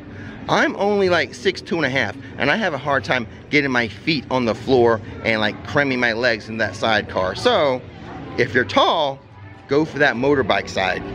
One last piece of advice. If you come here and maybe you can't ride some of those rides, you can't fit, do not let it ruin your day. It's mainly the big thrill rides that are going to give you problems. There's so much more to do here than some of those thrill rides. And you know what, I'm gonna say for Islands of Adventure, the problem rides would be Hulk, Dr. Doom, Hagrid's, and the Velocicoaster. And then over here at Studios, the 3 big problem rides would be Rip Ride Rocket, the Mummy, and then Gringotts. Other than that, there's plenty of other stuff for you to do. If you can't fit on some of those rides, do not let it ruin your day. Go have some other fun. Okay guys, that's gonna do it for today. I hope this video helped out some of you. And as always, don't miss the magic, don't miss the fun. Thanks for watching Rix Flix. And now, it's time to relax. Hello everyone, we have a very special and unique video for you tonight. The top 6 best bars at Universal Orlando theme parks. So parents, put the kids to bed. It is time for Rix Flix After Dark.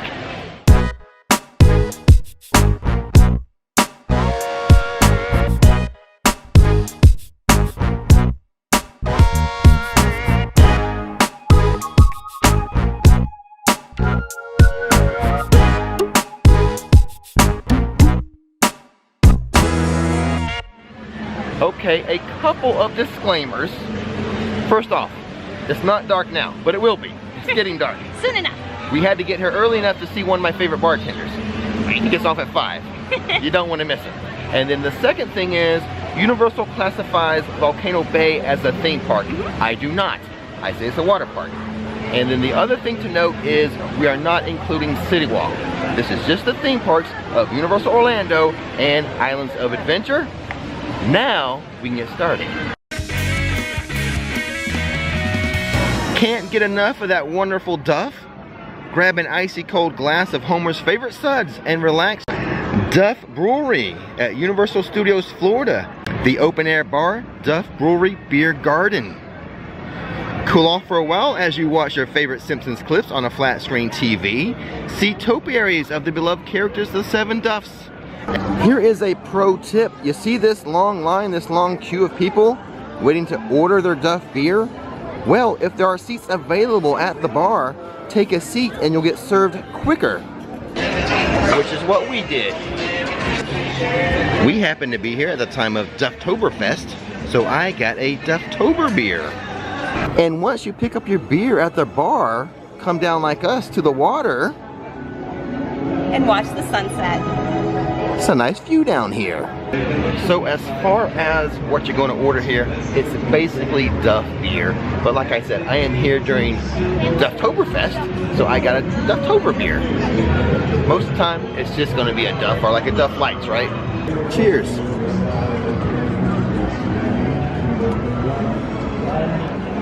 It is especially nice during the holidays because London over there is all lit up with Christmas lights. A less well-known fact that should be noted, you can get some frozen cocktails here, such as frozen margaritas, frozen pina coladas, frozen daiquiris, so don't forget about that. Now, if you must have the kids with you, you can get them a Buzz Cola or some other type of soda, right? Or a Squishy. They also have snacks while you're having your Duff beer, corn dogs or pretzels. Nice. Nice, and Squishies come in a variety of flavors, and essentially it's just like a, what? Like a slushie. Like a slushie and icy. Yeah. And of course here in Springfield there is Moe's Tavern, but we prefer the Beer Garden. It has the same Duff beers, plus the Flaming Moe's, but we do prefer the outside setting of the Beer Garden.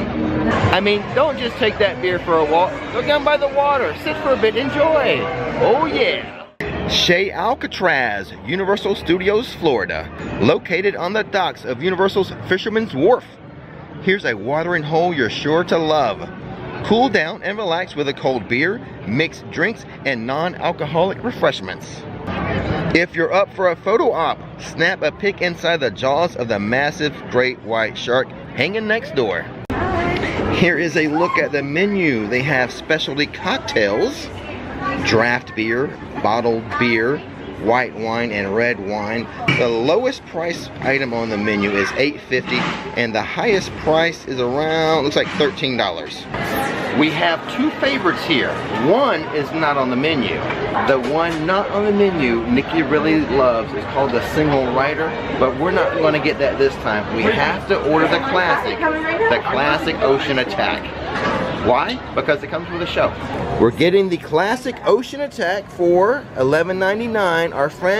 Our bartender, Ashley, will describe what's in it. So the Ocean Attack is coconut rum, blue curacao, pineapple, Sprite, and grenadine. And this is my favorite part because it has a gummy shark in it.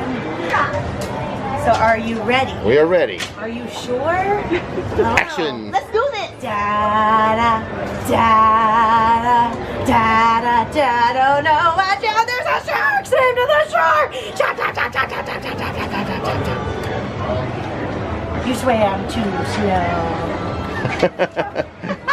Outside of Chez Alcatraz, they do have some picnic tables and benches set up for your seating. Sit down and enjoy your drinks out here. And then over here to the right of the shark, more picnic tables and places for you to sit down and enjoy your beverages. And they do have a non-alcoholic version of that Ocean Attack called the Shark Friendly. The kiddos can have that one. And then of course the fan favorite, the Ocean Attack, comes to like $12.71 after tax. One of the big reasons why we like this bar so much is the bar staff. Murph, Ashley, Tatiana, Zack Attack. All of them, so fabulous. I think my next favorite thing that I really like about this one is that its picture spot is right next door to Bruce the Shark. Yeah, take selfies with your drinks over there. Finnegan's Bar and Grill, Universal Studios, Florida. Cheers to this cheery Irish establishment. Take a break from the streets of old New York and wet your whistle in this Irish American pub. This traditional Irish American pub is both a lively bar and a full service restaurant, but tonight we are focused on just the pub. So come in, grab a bar stool, and grab a pint. Oh boy, does this place have some drinks. Some of the featured drinks include the Finnegan's G&T, that's gin and tonic, the Prize Fighter, that's John L. Sullivan Irish Whiskey, cucumber and sour, various and numerous wines. During the holidays, they do have a holiday special cocktail. And then their signature cocktails, things such as green tea clover, the Lucky Mulberry, the Ring of Kerry, cranberry margarita. And one of my favorite things they do at Finnegan's, they have mixed drafts. So things such as half and half, Guinness and Harp, Black Velvet, Guinness and Magners, the Snakebite, Harp and Magners, the Blacksmith, Guinness and Smithwicks, and my favorite, the Black and Blue. That is a mixture of my two favorites, Guinness and Blue Moon. And then they have all types of bottled beer and other draft beers, so whiskey, scotch, bourbon. So this is the place for you to get some good drinks and cocktails. And my favorite mixed draft, the Black and Blue, Guinness and Blue Moon. And it's pretty too. It is pretty. It's a pretty drink, and it's my two favorites, so I'm so happy they have that here. Now I really like Finnegan's just because it's such a traditional looking bar with, you know, the polished wood and the brass. It's, you know, it's a pub. It's a pub, yes. And also the live entertainment that happens periodically throughout the day. For sure. I think that that's what makes it like most enjoyable for me. And just the atmosphere, the decor, you're right, the live music. Yeah. And you can get some appetizers there. Yeah, which is always a bonus. And the bar staff there is very nice as well. Awesome, yes. All right, and now on to the second half of the list of best bars at Universal Orlando theme parks.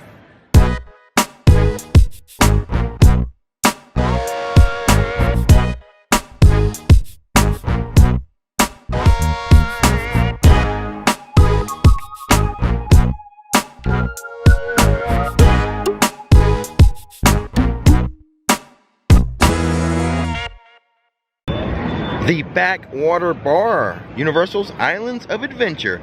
Tucked away beside Confisco's Grill, you'll find an oasis in the form of this tropical watering hole. Trade tales of your day's adventure on the outdoor patio or taking a game on the indoor TV. The Backwater Bar offers a selection of cold drinks, hot appetizers, and more. This hidden hut may just become your new favorite hangout. At the Backwater Bar, you will find bottled beer, draft beer, wine by the glass, the Burballoon, jalapeno margarita, the Islander, the Raptor Claw, watermelon lemonade, Confisco's margarita, and sangria. The Backwater Bar, I feel, is underrated, at least by me. Oh no, I totally agree. It's so easy to kind of like skirt right around it. I mean, it's in the port of entry, but as you round the corner to go to Seuss Landing, I mean, a lot of people just walk right by it. Yeah, I mean, it's super centrally located. You would think everybody would stop here. So it's almost like a little hidden gem in the middle of everything, you know? But the cool thing about this place, I like the outside patio area. Oh, for sure. And it's great for people watching again. That's what I was going to say. Just grab like a seat at the bar that just overlooks the pathway of people walking by. Awesome. Also, maybe see the Hulk as well. You can at least hear it. I don't think I'm going to try anything here. I'm saving myself for the other two spots. Hogshead in Hogsmeade, Universal's Islands of Adventure. Located in the back of the Three Broomsticks in Hogsmeade, you may notice the stuffed hog's head hanging over the bar. This pub is located in the back of the Three Broomsticks. It is the perfect place for a butterbeer, a pumpkin juice, along with domestic and imported beers. The pub's exclusive Hogshead brew, specialty drinks, wine, spirits, and mixed drinks. Once you order or you receive your drink, take it out to the back patio behind Three Broomsticks. The seating inside Hogshead, kind of tight, not very much seating, but take it out to the back patio, should be a little roomier for you. Dragon scale, cheers. Okay, so I went with the dragon scale because they had run out. It hadn't been here for a few weeks, I think. Oh, really? So, yeah, so now it's back, so that's why I got it. Gotcha. So why did this make the list? Why Rix Top 6? Well, first of all, we had to include something Harry Potter. Of course. And I do prefer this to, say, like the Hopping Pod or the Fountain of Fair Fortune. Mainly, I think, I like the Hogshead inside. Well, for that, but there's also a huge pull for me from the books. You know, Dumbledore's army nut there. Yeah. So I kind of love that like aspect of the books and the movies, the pull to the Hogshead, for sure. That's a very thorough reason. It is, isn't it? I like the Hogshead hanging up. Plain and simple. You're a simple kind of dude. I am. The Watering Hole, Universal's Islands of Adventure, a dino drinkery. You'll never know who you'll run into at the Watering Hole, where ice-cold refreshments are in high demand, from beer, wine, frozen cocktails, to frozen sodas and lemonade. This stand is here for hydration. Kick back under an umbrella and enjoy a moment at this jungle hut oasis. Specialty drinks served in a souvenir Pilsner, $14.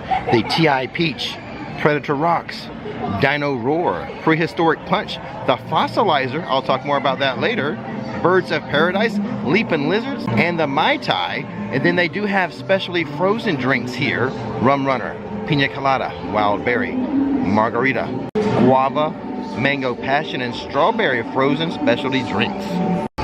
Let me tell you about that Fossilizer, coconut rum, Lou Carousel, pineapple juice, sour mix, and Sprite. Sounds an awful lot like the Ocean Attack, doesn't it?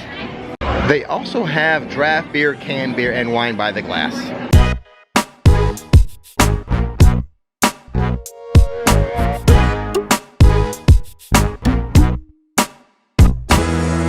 You saw it being made, but here's the final product. My prehistoric punch in my souvenir cup. Good thing we did this one last. Now I don't have to carry it around all night. We'll just carry it to the car. And the last cheers of the night. And why do we like the Watering Hole? Well, I can tell you why I like it. Tell me that. Tell us that. Tell everybody why you like it. Okay, I will. So it's because of the Jurassic Park music and the true Jurassic Park colors. It's like stepping into the movie. Like this is where, if you visited the original Jurassic Park, where you would go This to is get where, a drink. what's his name would be here? Dodson, Dotson! We've got Dotson here! This is where you would find Dotson. Probably on his Dotson here.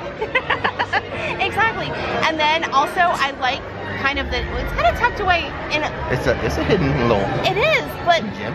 It's right at the entrance of the Velocicoaster. Yeah. So if you're needing liquid courage, this might be the place to hit it up. Well, it's as soon as you walk under the arch, the big Jurassic Park arch with the fires on each side, it's just to your left. Correct. It's right here, like the first thing you come across when you enter Jurassic Park. Very convenient. From the Hogsmeade side. That's right. I like the names of the drinks.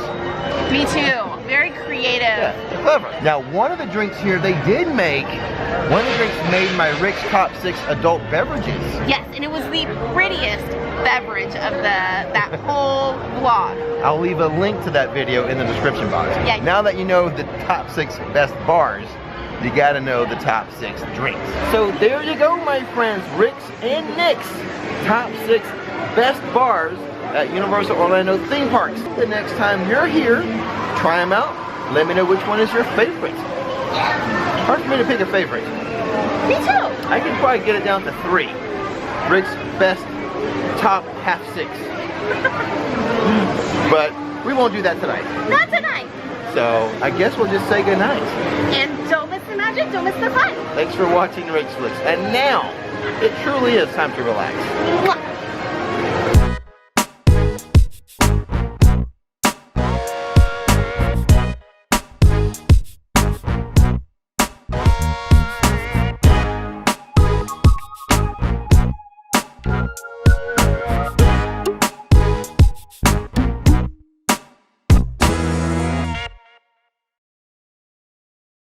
It's that time again. Time for another one of Rix Top 6.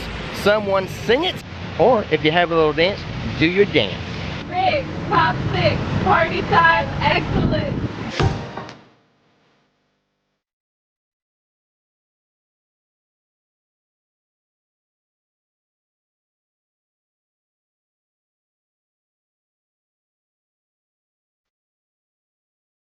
Well, look at that. Another reason why we have the best fans on YouTube. Thank you so much for the song and dance, girls. It leads us perfectly in today's topic, which is the top 6 shows at Universal Orlando. Let's jump right into it as we begin our countdown with item number 6, which will be the Beat Builders. In this musical show, 4 construction workers stop working on their construction project, which, by the way, they never seem to make much progress on this project, as the scaffolding is always up here. But they do stop their work long enough to put on a percussion show for us. Being construction workers, they utilize the tools they have with them: buckets, trash cans, wrenches, toolboxes, etc. The wrenches are my favorite part of this show, as they use them for the Rockenspiel. The Rockenspiel.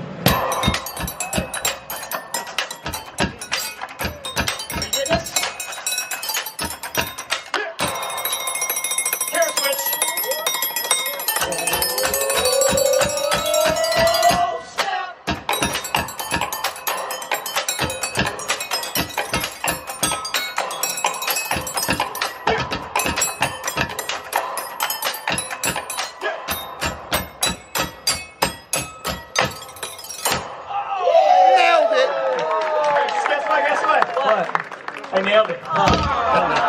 Look at that, they nailed it again.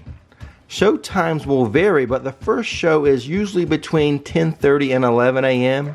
I know this because Louis opens at 11, and I know when I hear the Beat Builders playing for the first time, it's time for me to head to Louis for a slice of pizza. For item number 5, we move on to the Horror Makeup Show, which is located on Hollywood Boulevard, just across the street from Mel's Drive-In.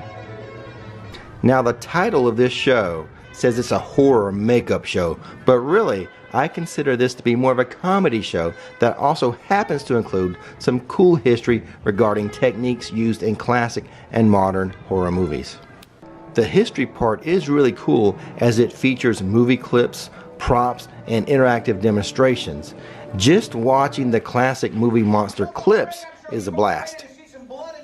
Since this is an indoor show, they do have an express pass queue, and it's a great way to get some air conditioning to beat the Florida heat. I would also advise you to get to the show a little early, a little before the start time, and check out the lobby as it has some really awesome horror movie props. Don't let the word horror scare anyone in your party off. Like I said, this is really more of a comedy show at heart, and a very funny one at that. Climb onto your bed. Put your hand on your tummy. Take a bow. Stand back up. Put your hand down. Power off. Wait, hey, hey! Good job,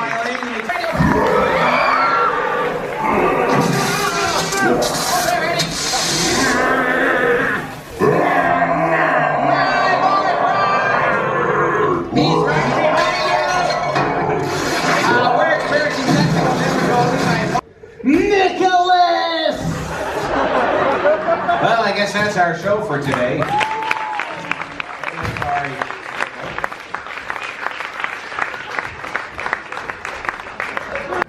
Making the list at number 4 of best shows at Universal Orlando is Molly Weasley's favorite singer, Celestina Warbeck and the Banshees. This show is located in, we'll say, Diagon Alley, though I think technically it's Carket Market, and it's very near the Hopping Pot, so that's where you'll find this song and dance show. During most of the year, you're going to hear them perform such songs as A Cauldron Full of Hot Strong Love, You Stole My Cauldron, But You Can't Have My Heart, and You Charmed the Heart Right Out of Me. That last song, You Charmed the Heart Right Out of Me, is the one where they'll pull some unexpected guy out of the audience to help in the performance. I myself was in this show a couple of times. I think by now it's plain to see you're consuming me, and now you've torn it quite apart. I'll bet you don't give me back my heart, 'cause you tore the heart right out of me. But I need a heart for loving me, so give it back together, we can love till forever. But during Christmas time, they change it up a bit and they do a Christmas set, of which my favorite song would be Accio Christmas. A fun show any time of the year. Check it out the next time you're in Diagon Alley. Alright, we have made it to the top half of the list, and we find ourselves with another show with audience participation. Coming in at number 3 in today's countdown is the Fear Factor Live show. Daring show ever presented here at Universal Orlando. It's the first of its kind anywhere. Never before have we used actual park guests to participate in the extreme stunts we're going to see here today. Welcome to Fear Factor Live! Hi everybody, I'm your host, Bobby Cannon, on behalf of our producer Layla, the entire crew, let's welcome you to a special live edition of Fear Factor. Earlier today, we recruited some park guests, people just like you, who will soon face their worst fears as they perform dangerous and nasty stunts live. This is located just past the London area in the World Expo section of the park next to the MIB attraction. This show involves guests competing in a series of challenging and physically demanding stunts, just like the old TV show hosted by Joe Rogan. They do have an express line for this attraction, and it gets you reserved seating as well. There are some requirements to be able to participate in this show, such as you have to be 18 years or older, between 5 feet tall and 6 feet 2 inches tall, and you need to be between 100 pounds and 225 pounds. My wife Nikki has met all the requirements and participated in this show once and actually came in second place. One of her tips, one of her Nick's tricks, would be to, when you're in the changing room, they have a lot of toiletries for you, deodorant, hairspray, things like that. But what she did before she did the first event, which is see how long you can hang, she sprayed her hands with that hairspray to get them a little sticky. So if you're thinking about participating in this show, there's a little Nick's trick for you. Hang onto that bar a little bit longer. Fear Factor Live is a super fun show to participate in or to just watch. Now, on to item number 2 on today's countdown. This next show is technically item number 2 on today's list, but it's number 1 in my heart. It's a show that takes place in the New York area of the park in front of Macy's next to the Mummy attraction. It's Marilyn and the Diamond Bellas. What is not to love about this show? You've got the beautiful Marilyn Monroe and 4 other gorgeous ladies singing and dancing for your entertainment. And this is another show that will pull a guest into the action. Again, this is one I myself have participated in more than one occasion.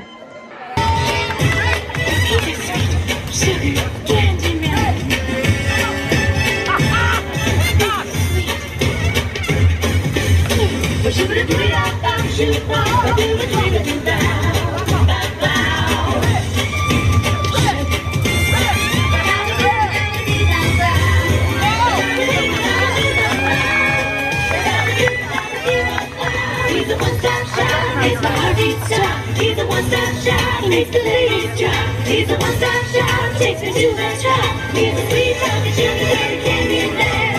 A sweet talking sugar dirty candy in there. Sweet sugar candy man. Before we get to the #1 best show at Universal Orlando, let me mention an honorable mention, and that would be the Born Stuntacular show that would be on Hollywood Boulevard.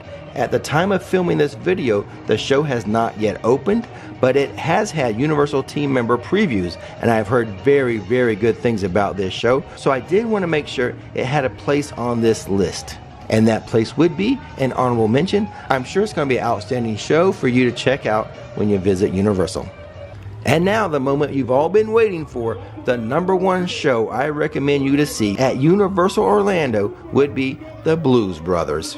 This is a street show that takes place in the New York section of the park, near the Finnegan's Bar and Grill next to Auntie Anne's Pretzel Shop. So what makes this show #1? Well, it's more like a street party than a street show.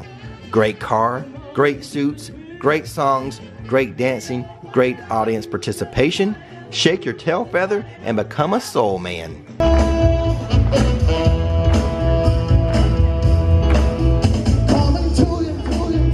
On a dusty road, good loving, I got a truckload, and when you get it, you got some. So don't worry, 'cause I'm coming. I'm a soul man. Come on, I know you know it out there. I'm a soul man. Let me hear ya. I'm a soul man. It's not bad. Now scream it at me.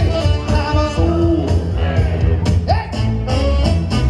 Got what I got, the hallway, and I make it better each and every day.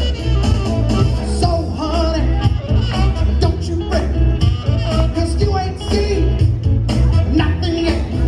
I'm a soul man, I'm a soul man. Play it, jazz. I'm a soul man, I'm a soul man. That's one breath, he's still going. And there you go, guys. Rix Top 6 shows at Universal Orlando. Be sure to check them out the next time you're here. And as always, don't miss the magic, don't miss the fun. Thanks for watching Rix Flix, and now it's time to relax.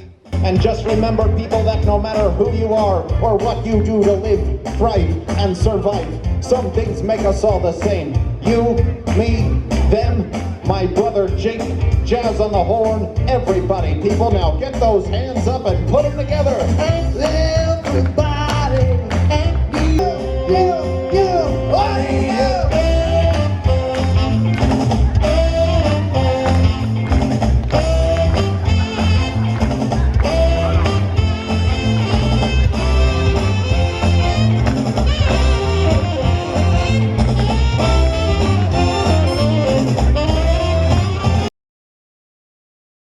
Hello everyone, and welcome back to our theme park channel. Now when you're visiting a theme park, there's more ways to have fun than just riding rides. For example, people watching. So today's video, the top 6 spots to watch people at Universal Studios.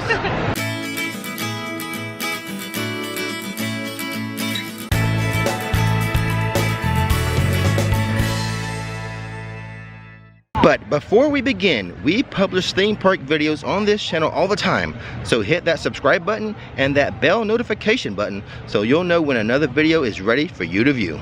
Now today's video is going to cover both parks, Universal Studios and Islands of Adventure. I did think long and hard about maybe doing 6 for Studios and 6 for IOA, but I didn't want to water it down. I wanted the top 6 spots, and here we go, starting with number 6.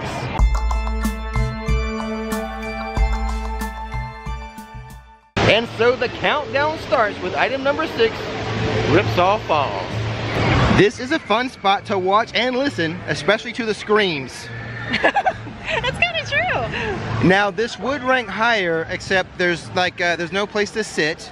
And in the summertime, it's really, really hot standing here watching the log flumes come down. But there is a little bit of a spray that happens when it hits a certain point. So that is true. That. And also there's cannons that you can fire, but you have to pay for it.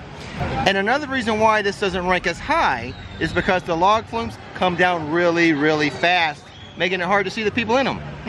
And this is all about people watching. I like watching the people fall. I follow that logic, believe it or not. Probably the better spot to actually people watch would be the side by the water cannons. That way, as they round this little curve here, this little turn, you get a real good look at them and the laughing and the giggles. Yes, and they're completely soaked reactions to being so wet.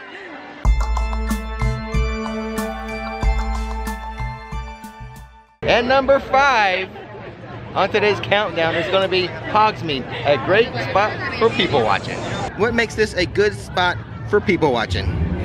Well, of course, all the little witches and wizards walking around. Everybody all dressed up is always so adorable, and it's just a magical place where you can just see it on their faces when they're walking around, looking at all of the houses and all of the town and everything. It's in the castle. It's just gorgeous. Because you're right, you do get a fair amount of cosplay people here, all dressed up in their Harry Potter gear. It's very cute. You have the total, ambiance of being in Hogsmeade. In addition, with the people in their little, sometimes the school uniforms, sometimes they're cosplaying as their favorite character. So just sitting here with a butterbeer, I might add. Oh yes. Is a good spot for people watching all the cute little Potter people running around. So cute.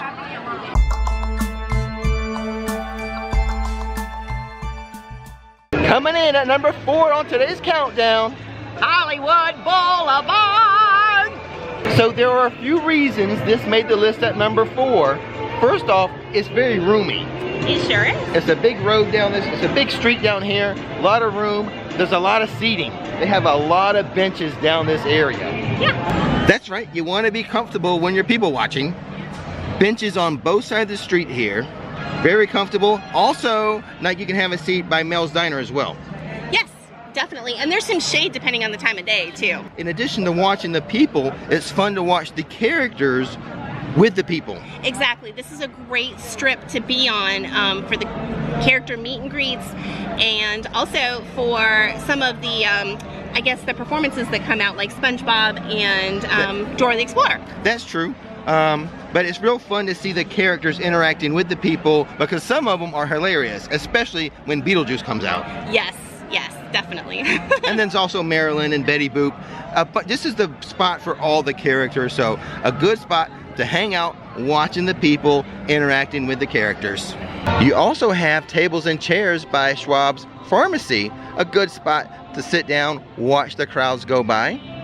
And another thing I like about Hollywood Boulevard, it's just so pretty down here, and not just when Marilyn's out. It's pretty here all the time.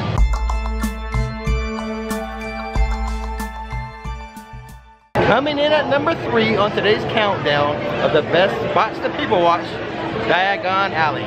How do you feel about Diagon Alley coming in at number 3, Nixter? It's probably one of my favorites, honestly, with the look on people's faces when they enter through the brick walls. It's pretty amazing. That's the best spot to watch. Watch them come through those brick walls, and occasionally you'll see people tear up or even cry when they enter Diagon Alley. That's true. I mean, you have the whole ambiance of being in Diagon Alley, plus watching the people come in. And then seeing the dragon. Oh my goodness. Oh, it is. Yeah. It's the best spot to dragon watch. Good point, Nikki. And actually, sometimes it's more fun to watch the people watching the dragon. That's true. I mean, if you're a fan of the books, this is like nirvana for you guys to walk into Diagon Alley. I don't blame you for crying. Maybe Nikki teared up too, I don't know.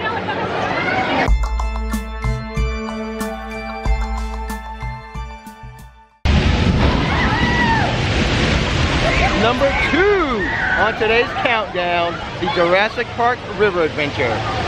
Some of you may be surprised this is only number 2 and not number 1 based on my past video habits. But this is really a twofer. You can watch the people come down the water raft ride, their laughter, their screaming, always a lot of fun to see them. But then you also have the splash zone area where a lot of the kids like to play. So we can watch the kids getting splashed, or you yourself may want to get splashed, I don't know. And you can like you. I do like to get splashed sometimes, in the summertime, Not me. Although it is hot enough today here in December. Yes, it is. So you get the people splashing down in the cart, you get the kids or grown-ups splashing in the splash zone. So what happened to me, Nikki? You get a little splash there, buddy. As I was doing some filming, I was a little too close to the splash zone. Well, it's kind of funny because I was like standing in the back and I got wet. It was a heavy boat. I don't know. It was fun. It was refreshing. It's actually hot today. It is. It's incredibly hot for December. So come watch some people, do some people watching, and cool off over here at Jurassic Park. Yep. And before we get to item number 1 on today's countdown, top people watching spots, we have 3 honorable mentions to discuss. Yes. The first one right here in London.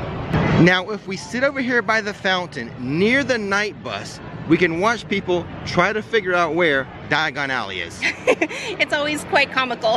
Especially when they've got their map out and like, it's supposed to be right here, honey. It's supposed to be right here. And they just can't find it. It's a hidden entrance for muggles, but for us, it's fun to watch them struggle. A little bit, it is. The muggle struggle is real. And a bonus would be, it's also fun to watch the people interact with the night bus driver and the shrunken head. Very comical, yes. So our next bonus spot will be inside of San Francisco next to Chez Alcatraz, what I call Bruce the Shark. The Jaws opportunity, such a fun spot to people watch as we watch all the people do all the crazy poses. Definitely, and you can get some drinks and snacks there too. So it's the best place. I love it. Exactly. I don't know why you didn't put it on the list as a top 6, really. And this was my idea too. As we sit and watch people flip upside down and do somersaults and stand on their head to get a good picture with this shark, maybe it should have been higher. And the last of our bonus spots, Springfield. Where else? What makes this a good spot? Well, it's great theming. Absolutely. The city of Springfield, or the town of Springfield. You can sit at the Duff Brewery. Adults can have a Duff beer. The kids can get a squishy. A squishy. A banana squishy. I was going to say, I will recommend the banana squishy.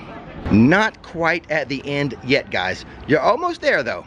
I want to remind you, click that subscribe button and that bell notification button so you'll know when another video is ready for you to view.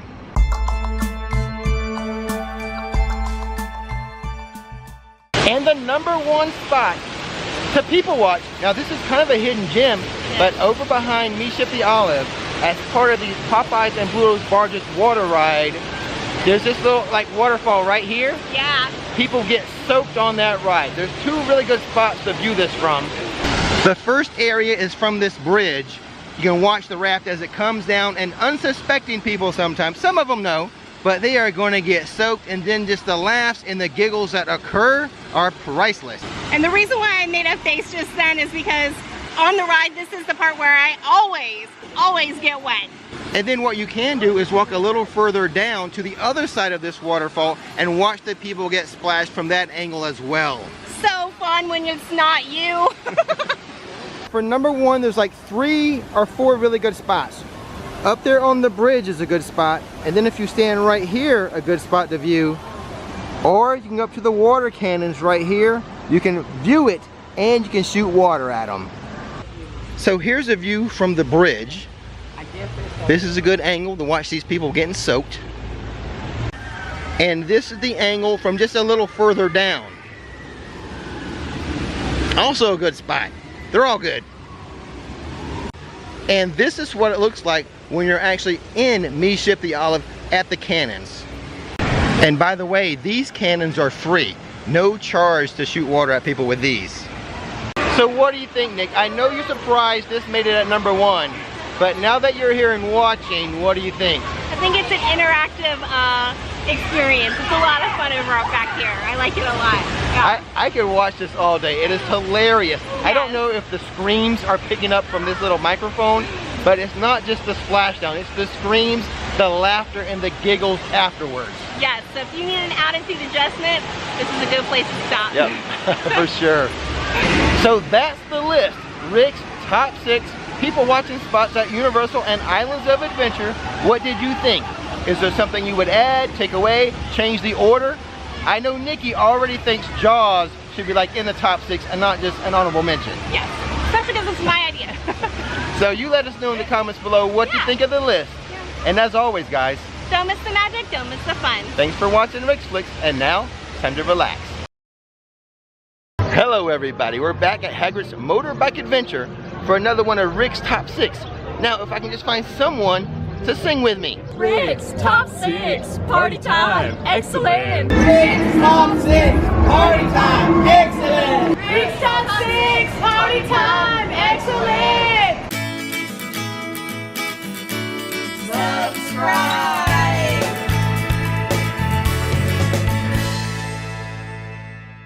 But before we begin, we publish theme park videos on this channel all the time. So hit that subscribe button and that bell notification button so you'll know when another video is ready for you to view.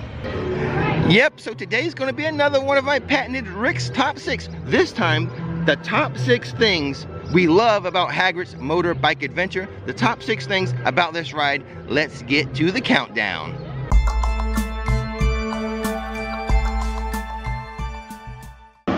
So the first reason to love Hagrid's Motorbike Adventure, the launches.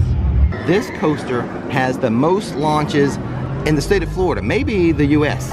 There are 7 launches, and one of these launches, the last launch, takes you up to 50 miles per hour. Which is awesome because you push that purple button and then it really makes you fly. Yeah, isn't it so much fun? Yes, it's very exhilarating. Super smooth too. So the 7 launches really provide the big thrills of this ride. Absolutely. I mean, you really can feel some G-forces with them. Oh yeah, when you turn those corners, you know, because you'll launch and then you'll turn a corner. What about the last launch, Nikki? The one where you have to push that purple button? Yeah, when you push the button, you have to let go of the handlebars with one hand, so you have to push it. So yeah, when it took you backwards, it was crazy because I was like, ah! Yeah, it knocked you back, didn't it? It did. I lost my grip on that last one. So be warned, if you're pushing that purple button, hold on tight. Yeah, love the launches.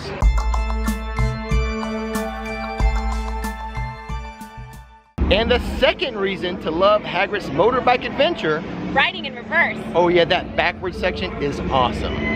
Now when it comes to the backward section of this ride, of the track, now what it's going to do, you're going to go up about a 70-degree slope. You're going to pause and then you're going to fall backwards. But it doesn't end there. As you're falling backwards, there is a backwards launch. Yes, which was completely unexpected for us. I thought that was like such a fun little treat, you know? Yeah, to be going backwards and being launched backwards at the same time. Yes. And that segment that you go backwards is longer than I thought it would be. It's pretty long. It's going to take you backwards into the Devil's Snare. That feeling of going backwards on a roller coaster is pretty fun and pretty unique.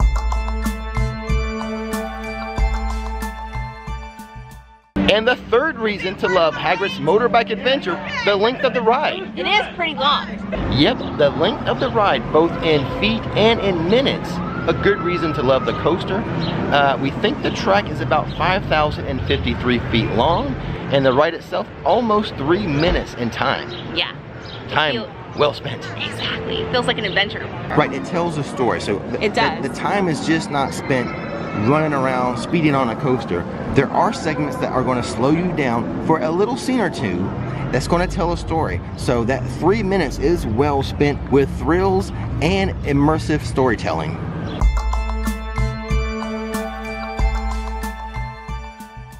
And the fourth reason to love Hagrid's Motorbike Adventure is the ride vehicle. I mean, it is a motorbike. One really cool aspect of the ride vehicle itself is like it is a motorcycle. It is a motorbike. So you can hold on either to the lap bar, has a little handlebar you can hold on to, or you can hold on to the actual motorbike handlebars. It really gives you that feeling of riding a motorbike, right, Nikki? Exactly. And the handles are kind of ribbed and like it's got all the details of what you would see on an actual motorcycle. So I mean, like the amount of detail in every single cart is amazing. And the other half of the cart is a sidecar. Yeah. Now I've never been in a sidecar, but I mean, as far as comfort, it's pretty comfortable as far as my upper body. Now I'm taller, so it felt like my legs were a little smushed in, so probably better for shorter people. Taller people, probably better to get on that motorbike side. But I mean, it was roomy. I mean, my upper body was just fine. And I think, did you slide around much on the motorbike, Nikki? No, honestly, I had it pushed down pretty tight.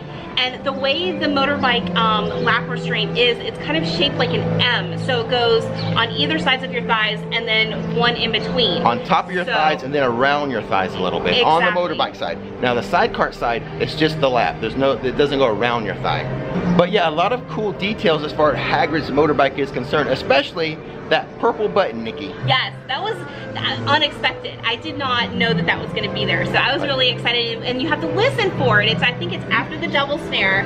Right. After the drop. It's the very last launch. Yes. And that launch is the fastest launch, isn't it? Yes, it is. Yeah, you press that purple button on the motorbike and you shoot out of there. So, I mean, that's a nice little detail on that motorbike. Because that's the part, like in the movies, right, where like the fire would shoot out of Hagrid's bike, right? Exactly. That's how they finally were able to get away from the Death Eaters. Right, so.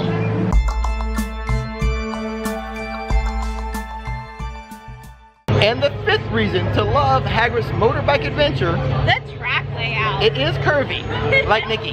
Hey! So it simulates motorcycle movement very well because it's so curvy. Yep, the track layout is a good reason to love this ride. It's really curvy. Now there's no inversions, there's no loops, there's no corkscrews, but it's curvy, which as we mentioned goes well with the motorbike cart. Absolutely, and the shootouts too. Well, the curviness gives you that feel of riding the motorcycle. Absolutely. Because when you're riding a motorcycle, you really don't turn the handlebar to turn, you lean. Yes. So that's what you're doing when you're on this curvy track. You're leaning to the left, you're leaning to the right, just like you're on a motorcycle or a motorbike. So yes, the curviness of the track really complements the ride vehicle. It's just like you're on a motorbike, riding, leaning, turning to the curves. So clever to match up the track style with the ride vehicle so perfectly. Exactly. So it's kind of funny to have like a roller coaster track like this that doesn't have any loops, barrel rolls, or corkscrews and still be thrilling. Yeah, it is. When you break it down like that, it is quite amazing that how thrilling it really is without having the key elements of a traditional roller coaster. Right. Great combination of reality of how you really ride a motorcycle on a curve and the magical world. Yeah. Perfect. Oh, genius. Yes.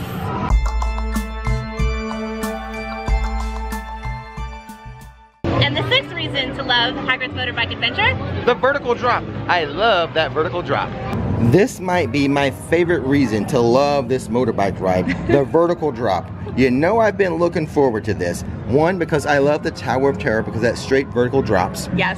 This one, when you're trapped in the devil's snare, you're gonna drop down, what, maybe 8 to 10 feet? Yes. So you get that feeling of losing your stomach as you drop, but it's also so like a soft landing. It's so smooth and seamless that it's not anything to really be afraid of, because I know some people have shown that they're, you know, remarked that they were kind of scared of that drop. It's not that bad, but it's thrilling. Right, the way they cushion the landing, it's not jarring at all. No, it's totally smooth, just like everything else on that ride. But that initial drop is very thrilling. It is. I mean, it is. It lived up to what I was looking for, to how we were going to escape that devil's snare. Exactly. Nothing to be afraid of, but definitely a key element into the excitement and the thrillingness of that ride. Right, so if you're visiting, you're going to ride this ride, look forward to that devil's snare right after the backward section and that vertical drop. Now this is only the second one in the country that has this type of vertical drop. And we got it. Yep, the other one is in Williamsburg, and they've added this one here. So much fun. I'm so glad they added the vertical drop into this ride. And it really adds to the storyline too. It doesn't distract, it doesn't take away. It just enhances that storyline even further. It fits into the storyline of the coaster. So they've done a great job just building and melding together all these elements. Seamlessly. Yeah. Okay, this ride is so good, I cannot stop at 6. Here's a bonus reason to love Hagrid's motorbike adventure. No screens. This ride has only practical effects. Perfect. That's a big reason to love it. This one is a big win for Universal. They've gotten some flack recently with the amount of screens they've used on their rides. Jimmy Fallon ride, Fast and the Furious, even Kong a little bit. So to have this ride with only practical effects, a very big reason to love this ride, especially for pass holders. Yes. Everything is practical effects. When you go to a scene with one of the magical creatures, an animatronic, a practical effect, no strings used. The only thing is, Nikki, I wish that segment with Hagrid, where we slow down and he's with the blast into Scrooge, which is an awesome animatronic on its own. Exactly, right? yeah. I wish that scene was longer. The detail and how good that Hagrid animatronic is amazing. I wish we had more time with it.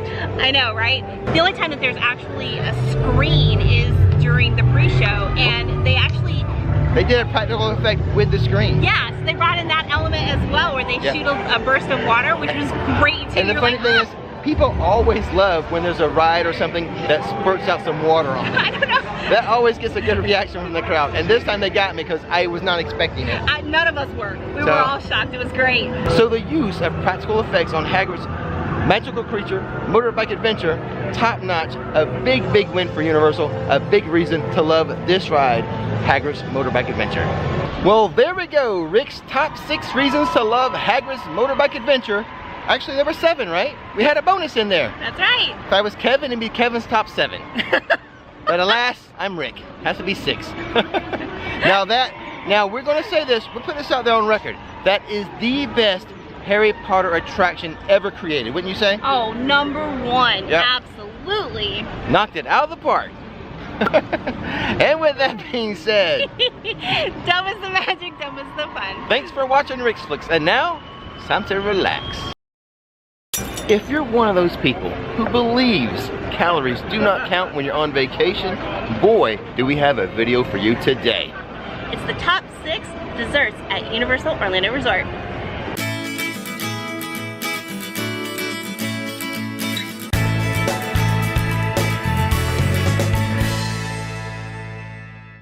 You think you can handle this assignment, Nikki?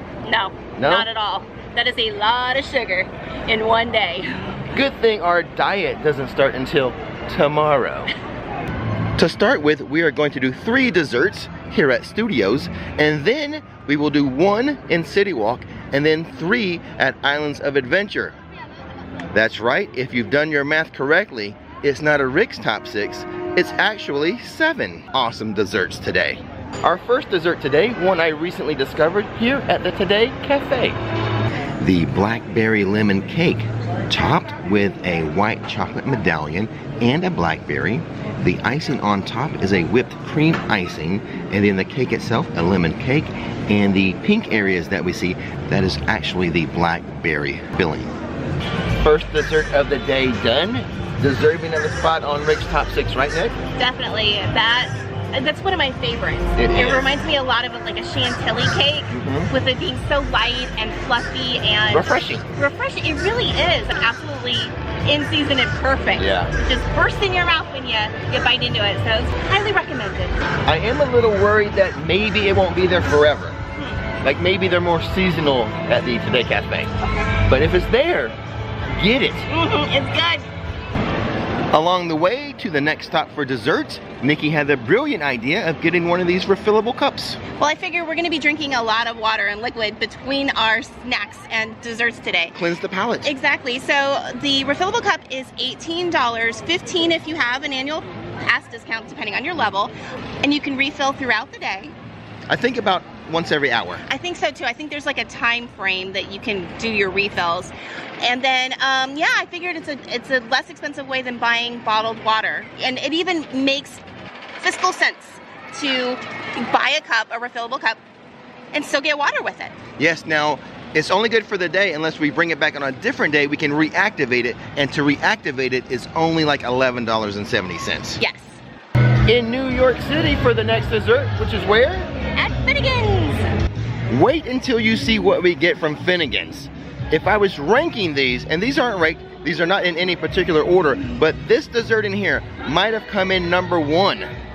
The Bailey's Mocha Pyramid, $8.95. Mocha, of course, being a combination of coffee and chocolate. Also comes with vanilla ice cream, toasted pistachios, and Bailey's Irish cream sauce. I know Nikki is looking forward to that. All done with the Bailey's Mocha cake. What do you think? Oh, it was decadent. That coffee and chocolate combination with the Baileys, it's wonderful. Decadent, you say? Wow. Yes, decadent. Oh. Fancy words. So good. I would like to point out, you can get the mocha cake other places. You can get it at Lombard's for like $4.95, and then at the San Francisco Pastry Company as well. However, it doesn't have the ice cream nor the Bailey's sauce. Yeah, and it actually has like white chocolate shaving on it too. That combination is super rich. I mean, I don't think we could eat all of it even if it wasn't, we weren't pacing ourselves for the day, but so good. Another thing that you get when you get it at Finnegan's is the pistachios. Oh, gotcha. Yeah, so you get a little cheaper at Lombard's and the San Francisco Pastry Company. You know, the cake, the mocha cake, still good. One little extra, come here to Finnegan's. Item number 3 on today's list of best desserts at Universal Orlando Resort, Central Park crepes. Yes, we are gonna grab ourselves a sweet crepe today. There are 3 sweet crepes on the permanent menu, $9 each, and as luck would have it, the seasonal crepe is a sweet crepe. Again, $9. Not sure how long it's gonna be here, but it is seasonal and it's one of my favorites. And it is actually the raspberry seasonal crepe that I have in my hand right now. Should I find Nikki and share this with her, or have it all to myself? Well, I didn't find Nikki, but she found me. So I had to share. Of course. Oh my gosh, I've been dying to try this crepe that you've been talking about with the raspberry. Forever. So good. Oh my gosh, where should I start? How did you enjoy it? It was fantastic. I like, there's like crispy, crunchy bits, and then there's creamy side, and then there's, so like different textures were so like well paired, I think. The textures? Yeah, the raspberry was like nice and tart and tangy. You know what my favorite part of it is? The what? That creamy cheese. What's it called? I think it's mascarpone. Mascarpone? Yes, which is a great balance with the tartness of the raspberry. I love that creamy cheese. Yeah, and are there new holders for it? I think those holders are new. I like it. I like having a stronger, firmer holder for it. Yeah, those are delicious. Kind of hard to eat, kind of messy though. Yeah. Nikki's like, where's the fork and knife? I'm like, they don't give you a fork and knife. You just kind of bite into it. I guess so, yeah. They are messy desserts for sure. Yeah, but one of the best desserts they have at Universal Studios Orlando. And I think, was that 3 for this side? It is, it's 3 on this side. So we need to make our way over to Islands of Adventure. Ooh, can my stomach hold out for them all? I don't know. Well, the thing is, we have 3 over there, but along the way, we're gonna pass a place we really shouldn't skip up for dessert. Oh, for sure. I'll have to show you those. They're beautiful and tasty. Stay tuned. You'll see what I'm talking about in a minute. Here in City Walk, Twosome's Chocolate Emporium has a lot of crazy milkshakes. The hard thing is going to be to decide which one are we going to get. 12 milkshakes to choose from. Price ranges from a low of $14.50 to a high of $16. What are we going to pick? It's going to be a surprise. Here are the current options that you have for milkshakes. A brownie, a cookie jar, a chocolate ×5, espresso buzz, heavenly hazelnuts, strawberry cheesecake, confetti shake, that's mint, red velvet, marshmallow crisp, thriller in vanilla, and a key lime pie milkshake. So I'm actually making a video, the top 6 desserts at Universal Orlando, and you've made the list. You've made the top 6. Yeah, we've made our top 6, that's right. All 6 best desserts here at the Toothsome Chocolate Emporium. Do you hear that? All 6. Yeah, you are the 5. Come for me. Come for me. I'm ready. And Nikki has made her decision. I let her choose. She went with the marshmallow crisp. And just like every other milkshake here, you have a dessert on top of your milkshake. Did you enjoy your milkshake, marshmallow crisp? Oh my gosh, it was like floating away on a bunch of marshmallow fluffiness. It was so good. If you want to make people smile, walk around with one of those things around City Walk. Because when I was walking around with it taking pictures, people just had the biggest smiles on their faces. It was so cute. Now I had some. Yeah. And I think the actual milkshake was kind of a vanilla marshmallow flavor. Oh yeah, no, it was amazing. I've never had like a marshmallow milkshake before. So good. You can keep the little jar that has the logo on it. Yes. Keep that. And pro tip, they will mix and match the toppings. They will. We've done it in the past. So just say we didn't want the Rice Krispie treat as the dessert part, but we wanted the milkshake flavor of that marshmallow vanilla, but we wanted the red velvet cake on top, we could have done that. Yes, we could have. We've done stuff like that in the past. Uh-huh. So, pro tip for you. But that's another dessert down. How you feeling there, kiddo? Need to take a nap or anything? Honestly, I'm like one of those little kids that gets too much sugar and then, you know, like runs around like a crazy person. Yeah, that's how I'm getting, but I have a feeling it's gonna be a very fast fall for me. Like I'll be needing a nap. Well, we have very soon. 3 more to go. Oh, man. An island of adventure. Okay. All right, let's go do it. The adventure begins? No, not really. The dessert adventure continues over here at Islands of Adventure. Dessert number 5 on today's list in Toon Lagoon. Wimpy's, to be exact. Situated next to Popeyes and Bluto's barges, Wimpy's has one of the most popular and iconic theme park desserts of all time. We are going to get the Dole Whip from here, people. Yes, you heard me correctly, the Dole Whip.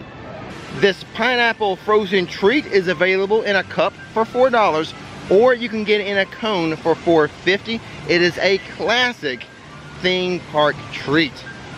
The only thing about the Dole Whip here at Wimpy's, it does not come as a float. I do prefer it as a float, but sometimes what I do is I make my own float.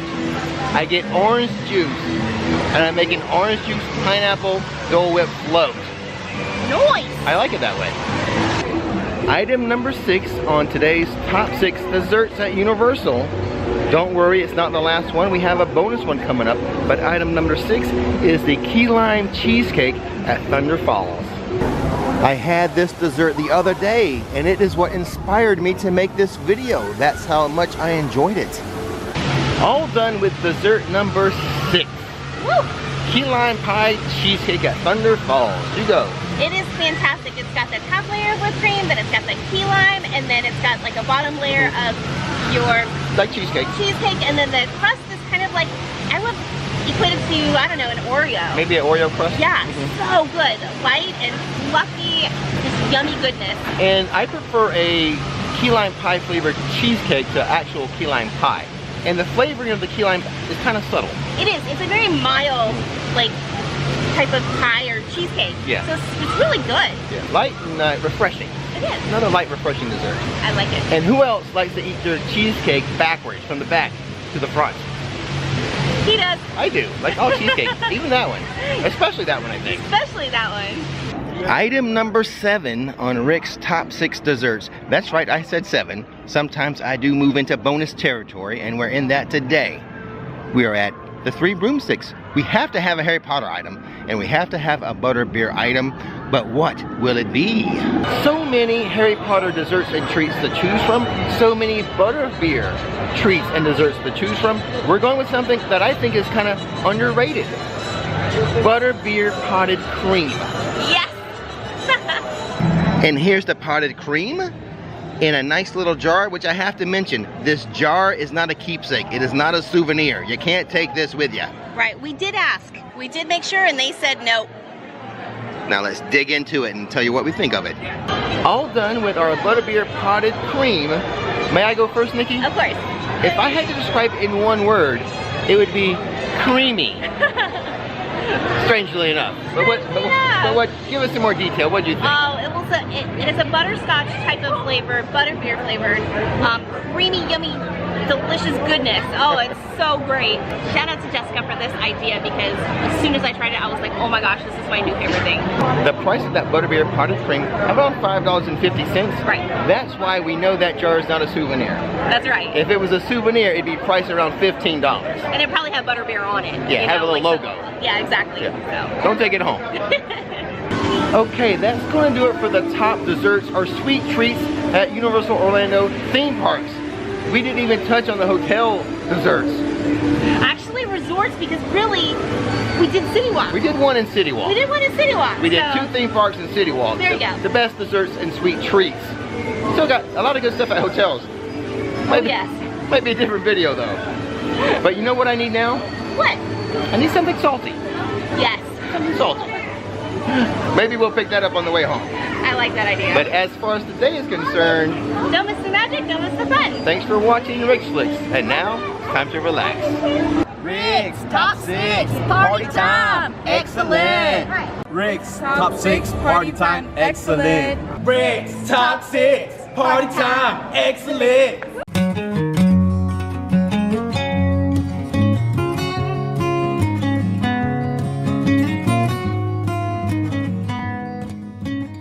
It's going to be a fantastic day at Universal Studios Florida.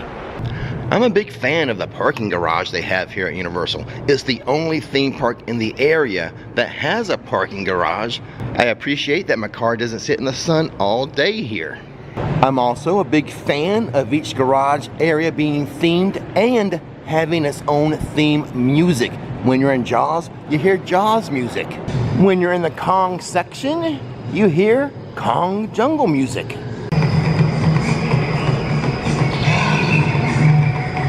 When you're in Jurassic Park, you hear dinosaurs and Jurassic Park music. When you're in the ET section, you hear ET music. You see what I'm saying? You're picking up what I'm putting down. I've never said it before, but I really appreciate it. And speaking of sound or music, another thing I'm a big fan of is the music you'll hear at the archway here and at the front of the park. You'll hear some classic movie tunes such as E.T., Jaws, Back to the Future, maybe some Blues Brothers, things like that. It makes the entrance so enjoyable and really sets the tone for the day.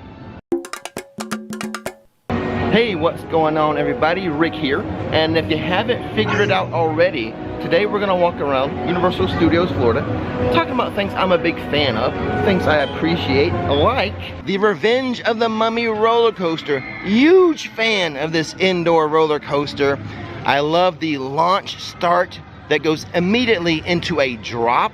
There's several spots on this coaster you will lose your stomach, and the theming is phenomenal all the way until the end when Brendan Fraser almost gets a cup of coffee. One day I'm going to help that man get his cup of coffee, but as far as the attraction is concerned, it is fantastic. I highly recommend it when you're visiting. Another thing I'm a big fan of here at Universal Studios Florida is the restaurant Finnegan's Bar and Grill. I very much enjoy the Dublin chicken sandwich. That's a classic here. One of the new items on the menu, the shrimp boxty, outstanding, phenomenal. But I would have to say, my favorite thing, and it's tough between the chicken sandwich, has to be the fish and chips. Now, some people may try to lead you to the fish and chips they have at the Leaky Cauldron in Diagon Alley, but no, the fish and chips here at Finnegan's are better. Here's the difference. Leaky Cauldron is kind of a casual, quick service restaurant, so they prepare the food ahead of time. Some of those fish and chips could be sitting under a heat lamp. Not so at Finnegan's. You place your order and then they make the food for you. That's what makes the Finnegan's fish and chips a cut above the ones they have over there at the Leaky Cauldron. And I might add that Finnegan's is one of the few theme park restaurants that I will leave my house, come to the theme park just to eat at. That's how much of a fan I am of Finnegan's Bar and Grill. There are two street shows here at Universal Studios Florida that I would consider to be fantastic. One of them is the Blues Brothers. I love the show they put on, such a party here on Delancey Street. And the other, you know, I'm a huge fan of Marilyn and the Diamond Bellas.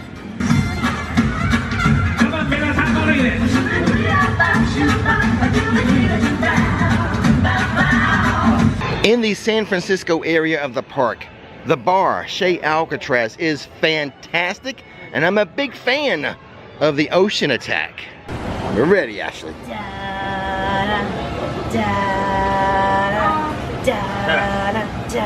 Oh no, watch out, it's a shark! Chop, chop, chop, chop, chop, chop, chop, chop, chop. You swam too slow. Chop, chop. There are two versions of that Ocean Attack. The alcoholic version, called the Ocean Attack, and the non-alcoholic version, called the Shark Friendly. Both come with a show. And of course, I'm a huge fan of this huge shark known as Bruce, which makes for one of the best photo opportunities in the park.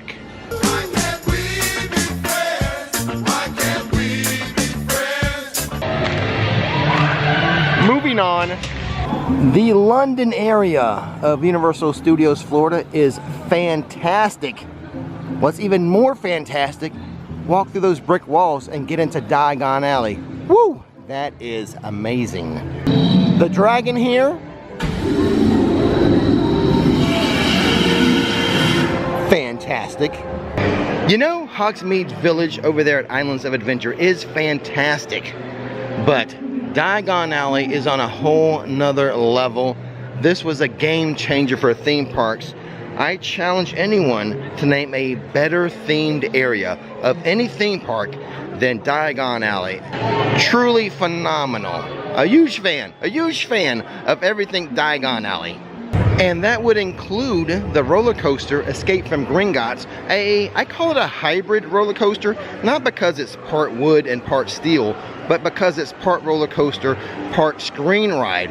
It's a really immersive storytelling roller coaster with some big thrills. You know, this was built over the old Jaws attraction, a much beloved attraction, but if Jaws had to go, I'm glad it went to something so amazing. The MIB attraction, I was not always a fan, no. It wasn't until I learned how to score well on Men in Black Alien Attack that I became a fan. Now, I have done a couple videos on how to score well. I'll leave links to those, but you could just visit a Facebook group called the MIB 900 Club. They have tips and tricks on that Facebook group that will tell you how to score well. And once you learn how to average over 500,000, you'll be a fan too. I'm not a huge fan of Springfield. I do enjoy it. It's probably underappreciated by me. I have a feeling one day when it's gone, I'm going to miss it. That could depend, however, what it is replaced with. If it's replaced with something amazing, I may not miss it. Something I am sure about being a fan about is the DeLorean, the time machine. How can you not be a fan of this? I mean, it's a movie star. Here's a fantastic opening day attraction that is still operational, E.T. If you're not a fan of that lovable alien E.T., then your heart must be 3 sizes too small. Do me a favor, if you've made it this far into the video and you haven't subscribed yet, what are you waiting for? Click that subscribe button, please. I am a Central Park Crepes fanatic. Everyone they've ever offered, I have loved. They've been fabulous. I recommend you try one yourself. Though they did remove from the menu my favorite one, the lemon blueberry was the most fabulous of all the fabulous things they offer there. But I mean, they did bring some other good things onto the menu, so I guess I will forgive them for that. I love Hollywood Boulevard. It is a fantastic area of the park. First, I love the Art Deco look of it and the character meet and greets, such as, who's gonna roll by here? Hold on for 1 second. I think Marilyn's driving by in her caddy. Big fan of the kisses I get from Marilyn. Big fan, huge fan of the kisses. Yeah, the meet and greets they have in this area are fantastic. Besides Marilyn, just to name a few, Beetlejuice, Betty Boop, and oh my goodness, Scooby and the Gang, probably the most popular meet and greet here on Hollywood Boulevard. When it comes to comparing the two Universal theme parks they have here right now, Islands of Adventure and Universal Studios Florida, it's true Islands of Adventure is my favorite for rides. However, for just walking around and theme park ambience, it's Universal Studios Florida that's my favorite. Like I said, that is in regards to comparing the two current Universal theme parks. I'm just a fan of the vibe that is put off here at Universal Studios Florida.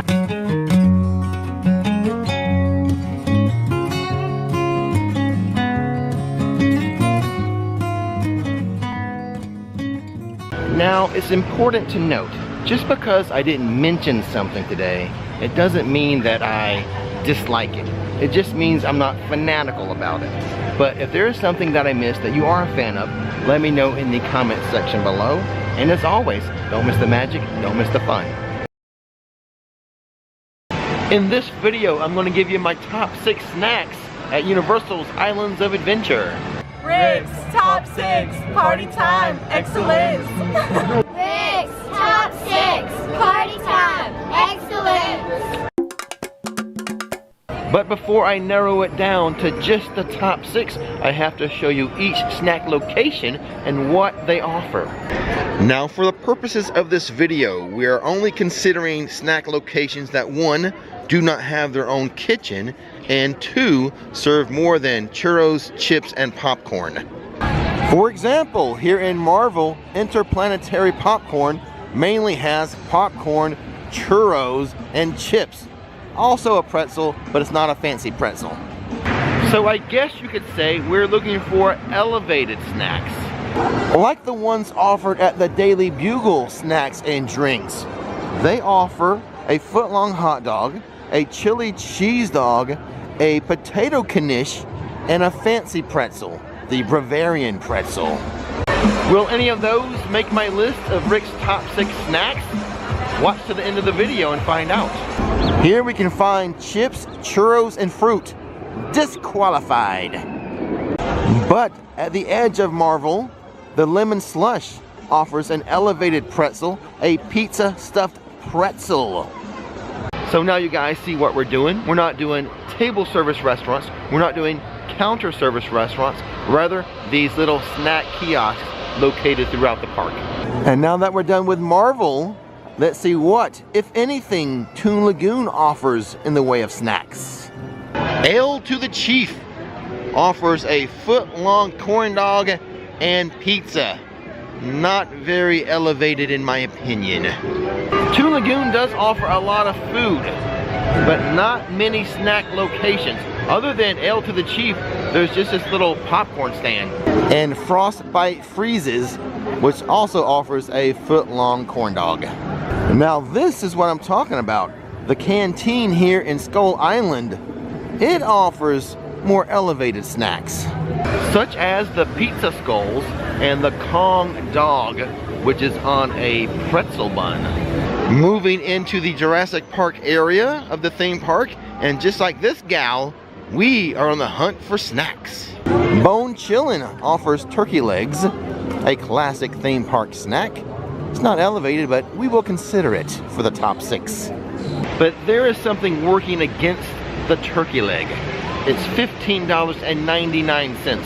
I was hoping to keep any item on my top 6 under $15, because even at a theme park, above $15, can we really consider that a snack? I mean, we're getting into entree pricing at that point. Natural Selections, on the other hand, has some good snacks for under $15. The Papa Relena, probably said that wrong, for $6.99. The beef empanadas for $7.99. A guava cheese pastry for $6.69. And an African lentil and potato sambosa coffin for $8.99. Now, one of those items will make my top 6 snacks list at the request of my wife, Nikki. Find out which one at the end of the video. The Pizza Predatoria has its own kitchen, thereby disqualifying it from today's video. Now, every so often we will run across one of these temporary food kiosks. This has a corn dog, a regular sized corn dog, and chicken empanadas. But I'm hesitant to show you these because they may not be at these locations when you visit. Those food carts have wheels on them. They can move those around anywhere they want to. As we exit Jurassic Park, another popcorn stand, they do offer the turkey leg though. That turkey leg is going to be at many locations. I'm not going to show you everywhere the turkey leg is. Into Hogsmeade now, the Wizarding World of Harry Potter. I don't think they have a lot of snack locations. Butterbeer locations, yes. Snack locations, I don't think so, but we're going to double check for you. Well, here's something. The Magic Neep. It offers the Shepherd's Pasty Pie, along with fruit, churros, and pretzels, but we're most interested in that pasty. Here in the Lost Continent, I am so tempted to include delicious kebabs, but it breaks the rules. It has its own kitchen, but I am so tempted to break the rules for these kebabs. The beef kebab combo is $15.99, so that breaks another rule, but the other stuff on the menu is below that price point, so I don't know what to do. The only other place to consider here in the Lost Continent is across from the Treasures of Poseidon, this little snack stand here, but again, it's just like popcorns and pretzels and chips. By the way, if you try to use the app for snacks and beverages, none of the places I'm showing you are listed in the app. I wanted to check the app for the Kong dog because I'm afraid of the pricing, like it might break one of my rules, but you can't find that on the app, so not that I'm saying it's gonna make Rix Top 6. I'm not saying that yet. I don't want to spoil the ending, but I can't find it on the app. Into Seuss Landing we go. After this, I will reveal my top 6 snacks at Islands of Adventure. Nothing special at Moose Juice, Goose Juice, chips, corn dogs, churros, the usual suspects. Well, you would think a place called Snack Eat a Snack would be exactly what we're looking for, but no. Again, just the usual suspects, chips, pretzels, churros. Green eggs and ham. Now personally, I do consider this to be more snack type food, but it does have its own kitchen. So under the rules we're operating under today, we have to exclude anything here at Green Eggs and Ham. As we get close to the port of entry again, it does have a lemon slush, but it doesn't have that fancy pizza stuffed pretzel like the one in Marvel. So I've been sitting here for a while, considering everything, including breaking the rules. But I now have my top 6 snacks at Universal's Islands of Adventure. They are, in no particular order, the Kong dog, the Shepherd's Plastic Eye, the Papa Riena, the Beef Empanadas, the Bavarian Pretzel, and the Pizza Stuffed Pretzel. I do have an honorable mention. That would be the beef kebabs, but they break the rules. Now, let's go get one. I decided to go with the Kong dog for $13.49. I was in the mood for pretzel. I thought I would get one of those pretzels, the Bavarian, or maybe the pizza stuffed pretzel, but then I'm like, the Kong dog comes on a pretzel bun. It's the best of both worlds. And I think I'm going to get a little fancy with the spicy brown mustard this time. Now this does come served with cheese sauce and relish, but I declined both of those. I would consider this the most hearty of all the snacks. In fact, I would say it's shareable. Cut it in half, especially if you have someone in your party who wants to put ketchup on it. Oh my goodness. Cut it in half and let them do what they will with their half. All done with my Kong dog. That was phenomenal. And I think because it's on a pretzel bun, that spicy brown mustard really hit. I recommend you do it that way. And whether you eat all of it or half of it, that is enough to get you to your next real meal. So the next time you're at Islands of Adventure, you know what quick snacks to enjoy. And speaking of enjoying things, enjoy this video next. Don't miss the magic, don't miss the fun, enjoy it. Hey, what's going on everyone? Rick and Nikki here, behind us, Universal Orlando. And today, the top 6 things we love about Universal Orlando and the top 6 things we hate.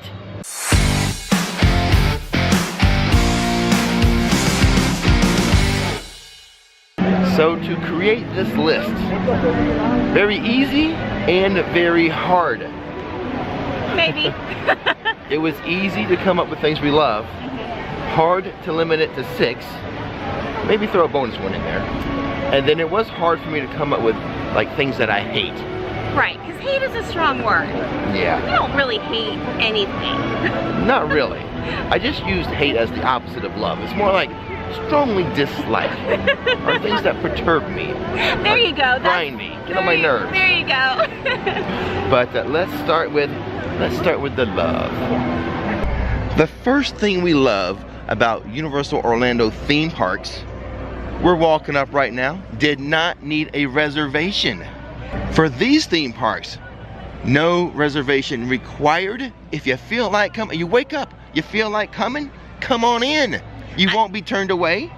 And I love the fact that you can be spontaneous, because that's kind of what we are.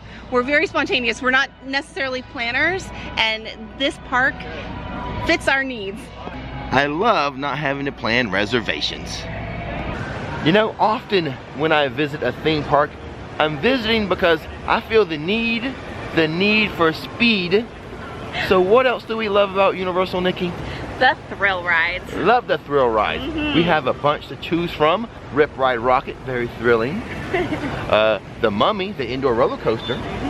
What's some of your favorites over there at Islands of Adventure, Nikki? Of course, Velocicoaster. I mean, come on. I mean, and then Hagrid's, and we have what, Hulk? Yes. I mean, come on. There's just so many here. It's fantastic.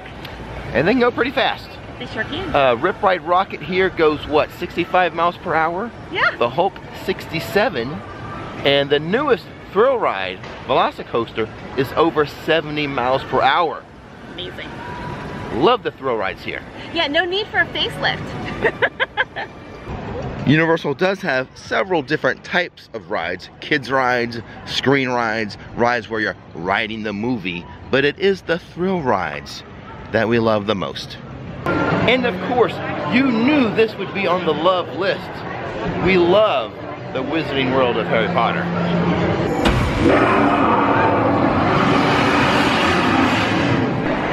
What's not to love about the Wizarding World of Harry Potter? Diagon Alley, Hogsmeade, two of the best themed areas in any theme park in any part of the world. I 100% agree. From the books to the movies to real life, it is completely 100% immersive and exactly what you would hope it would be. It's like you're walking into the movies or walking into the books. Absolutely, I 100% love it. You know, from the magical wand spots to the rides to just the fandom itself, where people are dressed in robes, the shops, everything. These two areas kind of up the ante for all theme parks. Sure enough. It's hard to match the immersiveness and the beauty of Hogsmeade and Diagon Alley in the Wizarding World of Harry Potter. It's definitely a place where magic comes alive. We love it. So some of my favorite things are not only the rides and the magical wand spots, but the food and the candy and the butterbeer. And the butterbeer. I mean, just the things that you consume are definitely part of that immersive, wonderful Wizarding World of Harry Potter. Yeah, and when it comes to the butterbeer, the hot butterbeer, the one I love the most. So this is a great experience regardless of whether or not you're a Harry Potter fan, because the theming's just over the top. But if you are a Harry Potter fan, it's a must-do. I've seen people cry as they walk through the brick wall into Diagon Alley. It's just so beautiful. It is. Oh. Now, I probably wouldn't have said I love this 5 years ago, but I love it now. I love the character meet and greets. Now, why wouldn't you have said that 5 years ago? Well, 5 years ago, I wasn't so practiced at coming up to them, but I'm here so much now that I interact with them a lot, and they are a lot of fun. Now, the characters that don't really speak back to you, that's still a little awkward. We in the gang, Velma, Daphne, Fred, Shaggy, Marilyn, Doc Brown. Beetlejuice. Yeah. The superheroes they have at Marvel. Who else do they have? They have Blue over there. Right. But the characters that you can speak to, they're so good at their character, they make it a lot of fun. I would agree. And there's so many characters, I think we forgot a few. I know, right? The Blues Brothers, Jake and Elwood, SpongeBob and Squidward and Patrick. And don't forget about the Transformers. Yes! I mean, my goodness, everywhere you turn, there's awesome characters. Bumblebee, Optimus. The night bus driver and the Hogwarts Express conductor, don't forget about them. Those are good ones. And, oh, the Shrunken Head. I mean, because he talks too. Right. Doc Brown, and then all the superheroes. And Betty Boop. Popeye and Olive Oil are out too sometimes. Toon Lagoon. Mm-hmm. And then, oh, the Grinch and the Seuss characters. Right, like Cat in the Hat and the Lorax and all of them, for sure. And then sometimes Kung Fu Panda, Puss in Boots, the Minions, and the Madagascar characters. Mm-hmm. And then, like, our favorites too, Shrek and Donkey. You love Donkey. You always go visit Donkey. Their attraction is gone, but the characters still there. They live on. I can't remember everyone's name. There's so many characters here. They're all awesome though. Yes, they are. We love Chez Alcatraz and its bartenders. It's an amazing place, a place you must visit when you're at Universal Orlando. The bartenders here at Chez Alcatraz, Murph, Zach, Ashley, Tatiana, they're all amazing. They all make good drinks, and when you order the Ocean Attack, they all put on a good show for you. And we saved the best love for last. Isn't that always the case, even in life? The special events they have here at Universal Orlando, we love them. Oh, absolutely. Let's start with Mardi Gras, because that's coming up. You're right, we'll start from the beginning of the year and go through the end. So right. Yes, Mardi Gras for sure. The food, the entertainment, the party atmosphere, the parade. Yes, you're taking everything. I am. The characters walking around, the performers walking around. Yes, I think the atmosphere alone, just everybody's just so hyped and jazzed. It's hard to pick what we love most about Mardi Gras. Uh-huh. I'm gonna go with food though. Yeah, of course you would. And then we have the holidays.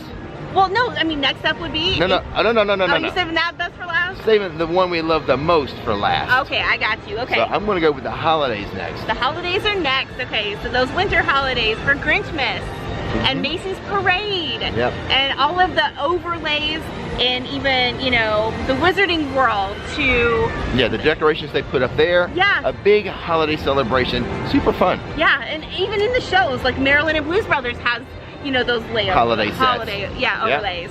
And then the one I skipped over because I was saving it for last. And the last one we're going to talk about though is a specially ticketed event. You got to pay extra for it. Yes, the other two are included in your theme park price of admission. It is. But Halloween Horror Nights, the best theme park event ever. Yeah, for sure. I mean, it's got, again, the fandom for that is incredible. And then, I mean, it was the thing that I was like the most afraid of, and now it's probably my favorite event. Yeah. You know, over time, so. The haunted houses, the scare actors, the scare zones, the food. You name it, the shows even. I mean, it's got it all. It does. You didn't think we would stop at 6, did you? Nope. Time for some bonus love. Now, this one is a love and a hate in a way. Well, first of all, I just love the atmosphere. Yes, the atmosphere, I mean, down Hollywood Boulevard and New York City. Absolutely. Springfield. Always happy place. Just walking around here makes us happy. But then, we do love the music. Yes, the music hits. When the minute you walk through those arches, you hear Back to the Future and E.T. and the Blues Brothers and Ghostbusters stuff. So yeah, the music is just amazing. However, let's segue over to the hate. Oh no, the hate! Our first hate of the day. No!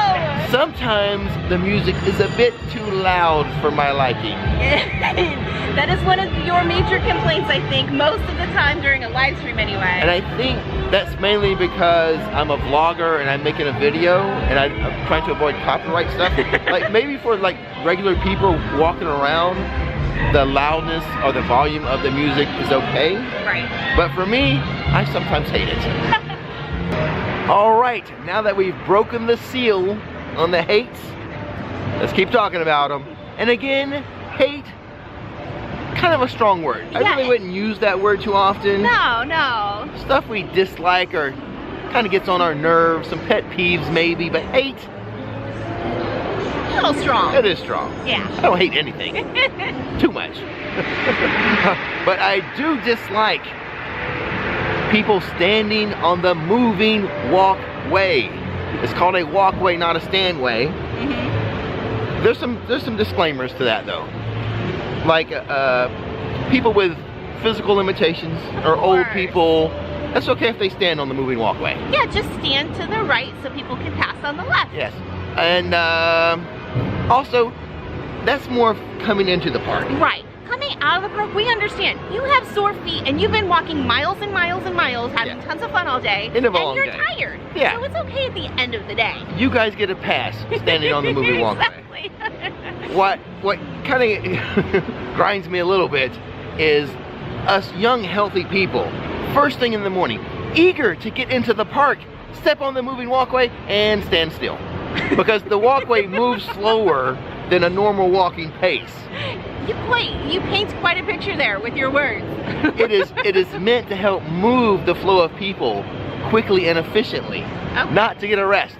Unless at the end of the day, you know, you get a pass. I understand. Yes.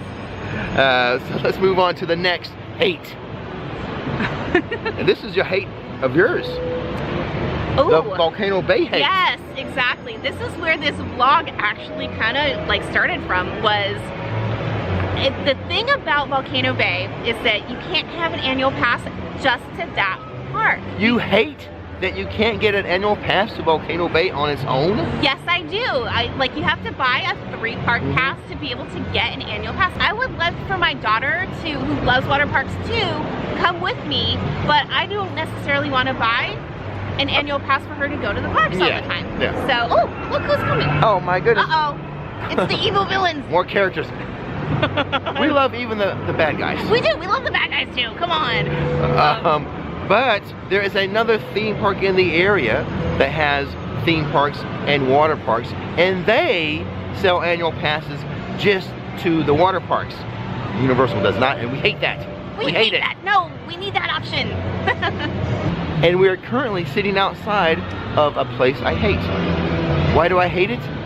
It's unused or underutilized space. Like this little amphitheater that's behind us. Right. Never used. It's just sitting here. Of all the times we've ever been here, we've never once gone inside. Never. So never. I like space to be used efficiently. Some type of attraction could go in here. Right. I hate underutilized space. Hate it. We need more rides. We need more attractions. We need more fun. Same thing with like the Fear Factor Stadium not being used, but we think that may change. See, that will make me happy. No, yeah, exactly. It would instantly turn into a love, probably. Yeah, I won't hate that anymore. You're right. Another thing we dislike, staying away from that hate word. Yeah. I'm trying to, is the security hub, the main security hub they have there in City Walk. Mainly because it can get backed up and busy. You gotta put all your stuff in a bin that goes through x-rays. Now, the other park that's in town, they have those like full body scanners that you just walk through with your bag. You just hustle on through. And with that, entry through the security goes so smooth. It's quick and easy. So wait, to piggyback off of the security hub and then the moving walkway, you just want to be able to hustle in as quickly as possible. Is that what you're telling us? Well, that's why I do use valet. The security at valet is quicker. It's super fast. The next item on the hate list, something I've talked about before. Buying express passes. I hate the fact that not included would be the Velocicoaster or Hagrid's Motorbike Adventure. For those people who purchase express passes, I hate the fact that those are not included. Also, for me personally, my After 4 express pass that comes with my annual pass, it's not there for me either. That's true. I cannot express Hagrid's or Velocicoaster. Well, and then with Mummy being down currently as well, that's 3 things that you can't enjoy with that, you know, that extra priced. At the time we're recording this, the Mummy is closed for refurb, and then no express for Hagrid's or Velocicoaster. That's 3 major rides that if you purchase express passes, you can't use. I hate that. I hate the value's not there. I love good value. Yes, you do. Speediness and good value. And the last item on the hate list. And I think we can all laugh at that every time because these are not like massive hate. I don't know, people, and I think everyone would agree with this. Okay. And I think everyone's going to hate it. We hate the fact that Epic Universe was delayed. I mean, other than Disney people, those people over there, the management over there, they're probably happy about that. But us Universal fans, I'm sure we all hate that Epic Universe was delayed.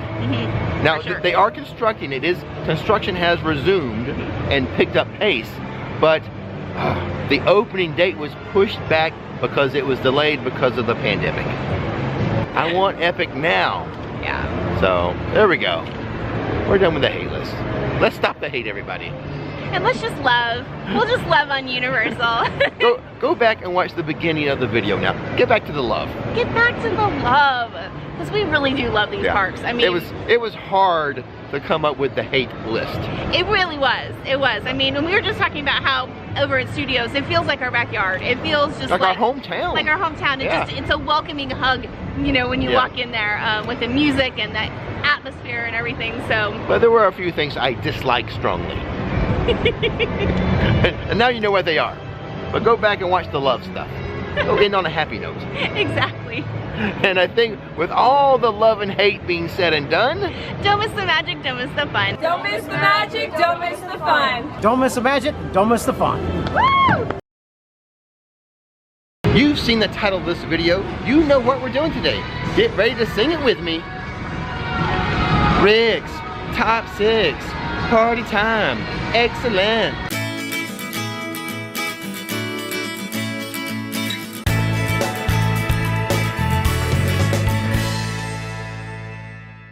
So, what is on the agenda today? Well, we're at Universal Studios and Islands of Adventure. And what is Universal Studios all about? The movies. So we're gonna count down the top 6 simulation rides. The rides that require a movie screen to enjoy. We're gonna count those down today.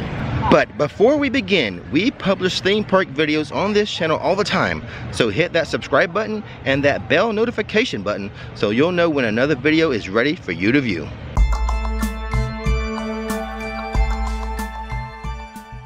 Kicking off the list in the number 6 spot is going to be the Forbidden Journey inside of Hogwarts Castle.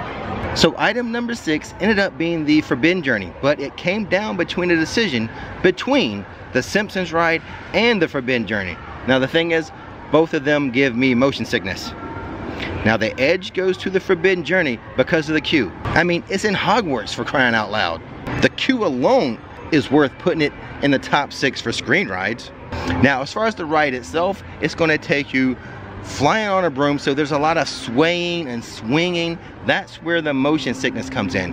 And also, now if you're afraid of spiders, there is a little section in here where you're going to come across some big spiders from the Forbidden Forest. Just beware of that.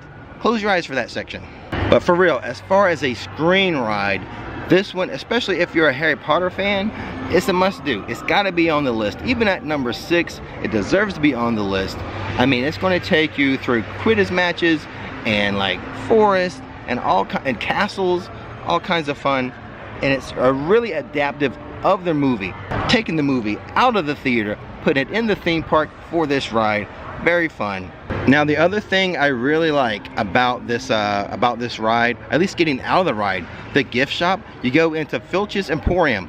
So what this is, if you look around the shop and you see these like little items behind these cages, these are items that were confiscated from Hogwarts students. And the workers in here, they are actually in detention. So if you ask them why they're in detention, they all have a backstory and they'll explain to you why they're in detention.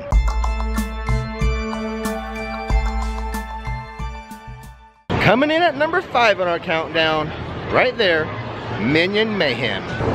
And it should be noted, right outside the queue here, what do minions love? Bananas. So we have a lot of banana trees right here. The number 5 item on the list, Minion Mayhem. Here's your chance to become a minion.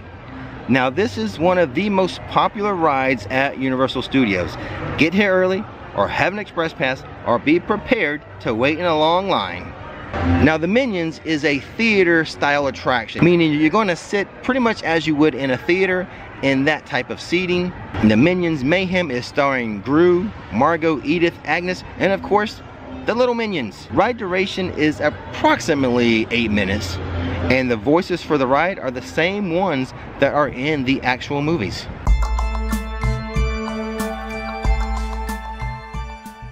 Coming in at number 4 on our countdown, the Transformers ride. Transformers, now this is basically Spider-Man's little cousin. It shares the same type of ride vehicle, the same type of ride system. The storyline, while different, is very similar in how it progresses through.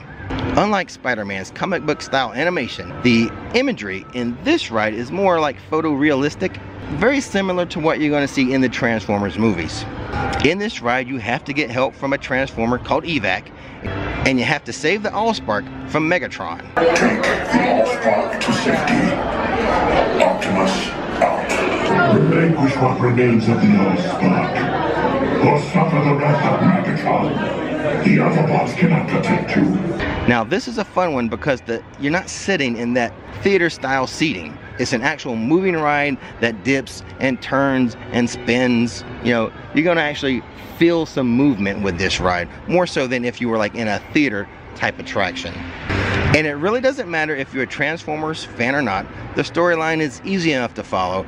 In fact, it's really not even necessary to have a good time. You're just following along in the ride, having fun, getting whipped around on this adventure.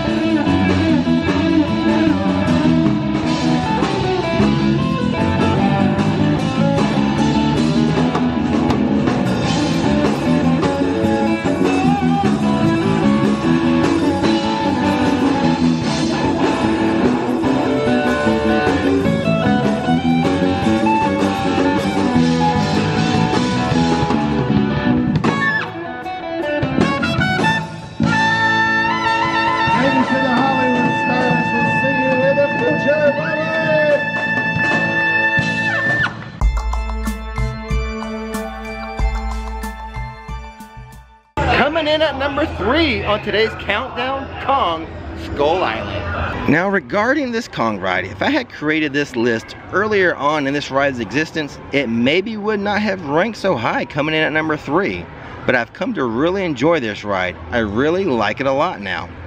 I mean, you're going to get jostled around a bit on this jungle bus. Nothing too crazy, but just enough to make it fun. And the action scenes with King Kong fighting the T-Rex are very fun, very thrilling. But the thing that really elevates this Kong ride on the list is that huge animatronic Kong you're going to get at the end of this ride. I love it. And here's a pro tip, or a Rix trick. I've mentioned this before, when you get to the end of the ride, take off your 3D goggles. You're not going to need them. In fact, you're going to get a better look at this huge Kong when you take off your glasses and you can see it more clearly.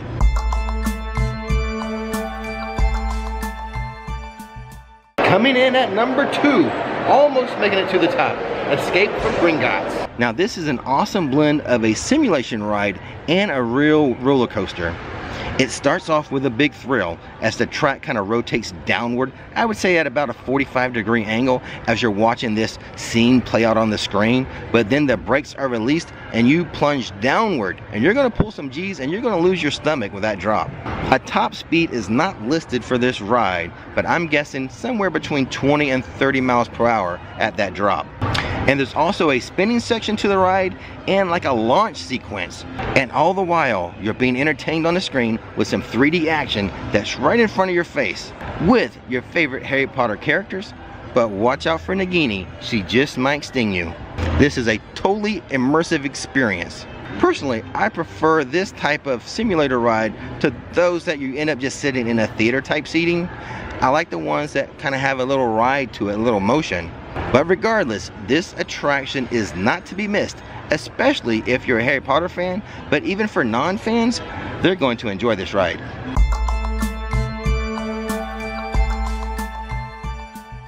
Okay guys, before we get to item number 1 on the list, let's talk about a few of the things that couldn't even make the cut, didn't even make the top 6.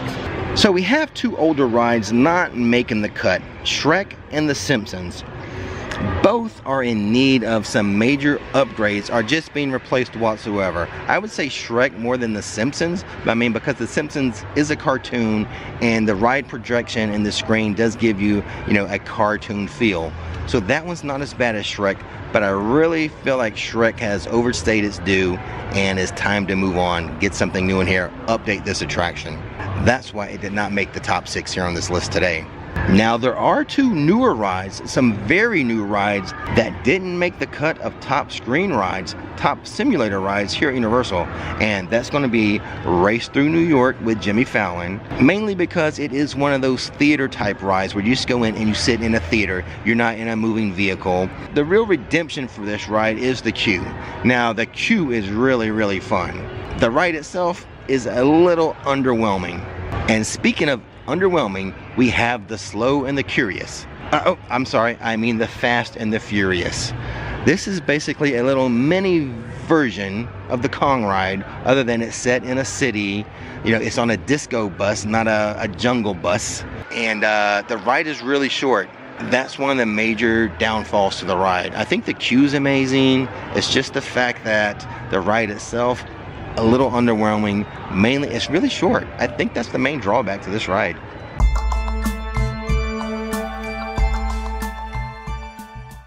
Coming in at number 1 today for the best simulation rides at Universal Studios, The Amazing Spider-Man. Thank you very much. I greatly appreciate that honor. It's a truly good one. Well, thanks Spider-Man for that help with the introduction here. After all, you are the #1 item on this list of best simulator rides, screen rides, and it brings us all the way back over here to Islands of Adventure for this classic Spider-Man ride, which, even though I called it a classic, it has some upgrades and now is projected in 4K.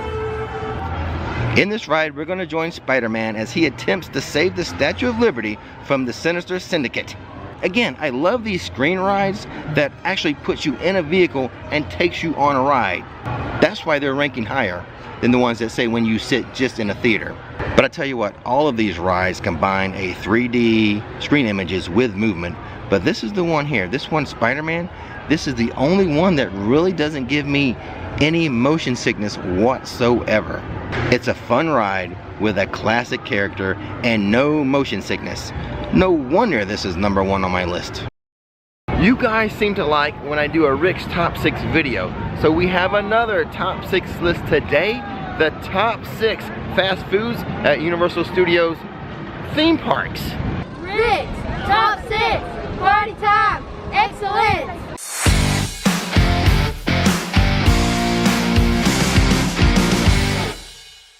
Now, what do we mean by fast foods? First of all, we have to define it as counter service, not a table service restaurant. And then, of course, we're going to hit the classic fast foods here in America: hamburgers, hot dogs, pizza, and more. Let's get to it. I know what you guys are thinking. That's a lot of food, Rick. Can you handle it by yourself? No, I cannot. So I brought help. Taylor Strickland has a YouTube channel. He's making a video today about our adventure. And, you know, maybe throughout the day he'll tell me where Rick is right and where Rick is wrong. I'm hungry, it's lunchtime. Yeah, let's go eat. And our food adventure begins here at Islands of Adventure. We're gonna make our way to Toon Lagoon for the first item on Rix Top 6.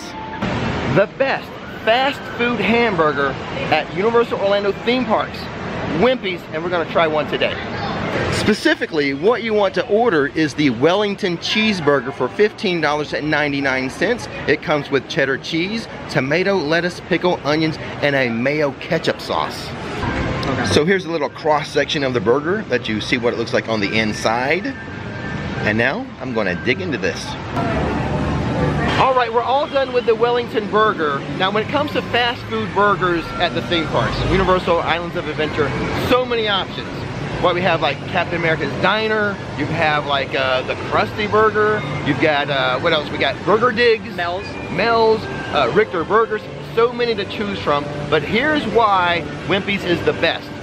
They use a fresh patty, never frozen here at Wimpy's. Now, I think the other ones, I think those fast food hamburgers are usually frozen patties. Yeah, you can definitely taste the difference. I've had other options from Wimpy's, but I've never had the Wellington burger. And Rick was right; it was really tasty. Both of us, you know, we're trying to pace ourselves because we've got a lot of food to try today. A 3-bite rule. Yeah, and we couldn't. We kept taking extra bites. It was really good. And now on to the next fast food item. I hope you wore your eating pants. Uh-oh. Might have worn the wrong pants. I wore my eating shorts. They're a little loose to start with because I knew I was going to fill up during the day. Before we leave Islands of Adventure and head to Studios, I do have an honorable mention. Nikki wanted me to include green eggs and ham as one of the top fast foods at Universal. It didn't make my top 6, but if I had a top 7, it would be there. It's just 7 doesn't rhyme with Rix like 6 does. I don't know, maybe Nikki just likes tater tots more than me. Are you a tater tot fan? I'm not a huge tater tot fan, but I have tried these, and I think I like the pizza tot. I agree with that, yeah. A little more, a little better than the green eggs and ham. I came here one time and they were out of green eggs. Oh no. That's not affecting the list though. Then it's just ham. Now let's head into Universal Studios. Lots of great fast food in here. I'm going to show you my favorites. All right, item number 2 on Rix Top 6 fast foods at Universal finds us heading into Springfield for the Heat Lamp Hot Dog.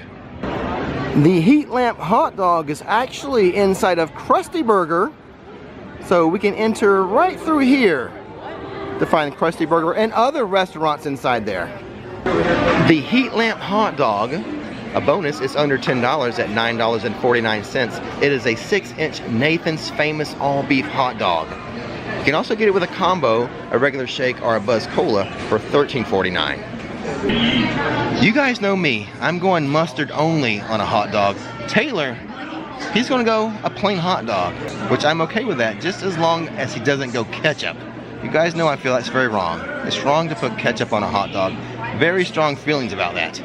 Now the other thing about this Heat Lamp hot dog, I love curly fries. So bonus, when you order the Heat Lamp hot dog, you get curly fries with it. Okay, we're all done with our Heat Lamp hot dogs. So many options for hot dogs in the theme parks. Like at Islands, we have the Kong dog. In London, they do this weird hot dog that actually goes inside of a baguette. That did not make the top 6, but the Heat Lamp hot dog did. You know, Nathan's, you cannot go wrong with a Nathan's hot dog. Yeah. And the other thing, the bonus with this dish, you get curly fries. And I am a fan of curly fries. Now here's the thing, you guys know about my policy with hot dogs being mustard only. I like ketchup on regular fries. Curly fries can be eaten plain, no ketchup. And Rick and I were talking about this.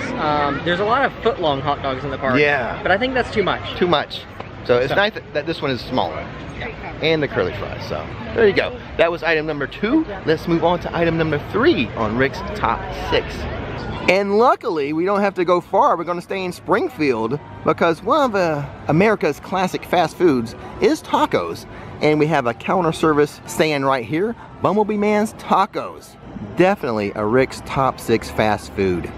Here at the taco truck, 3 tacos to choose from: Korean beef, chicken taco, and the carne asada, which is what I go with all the time.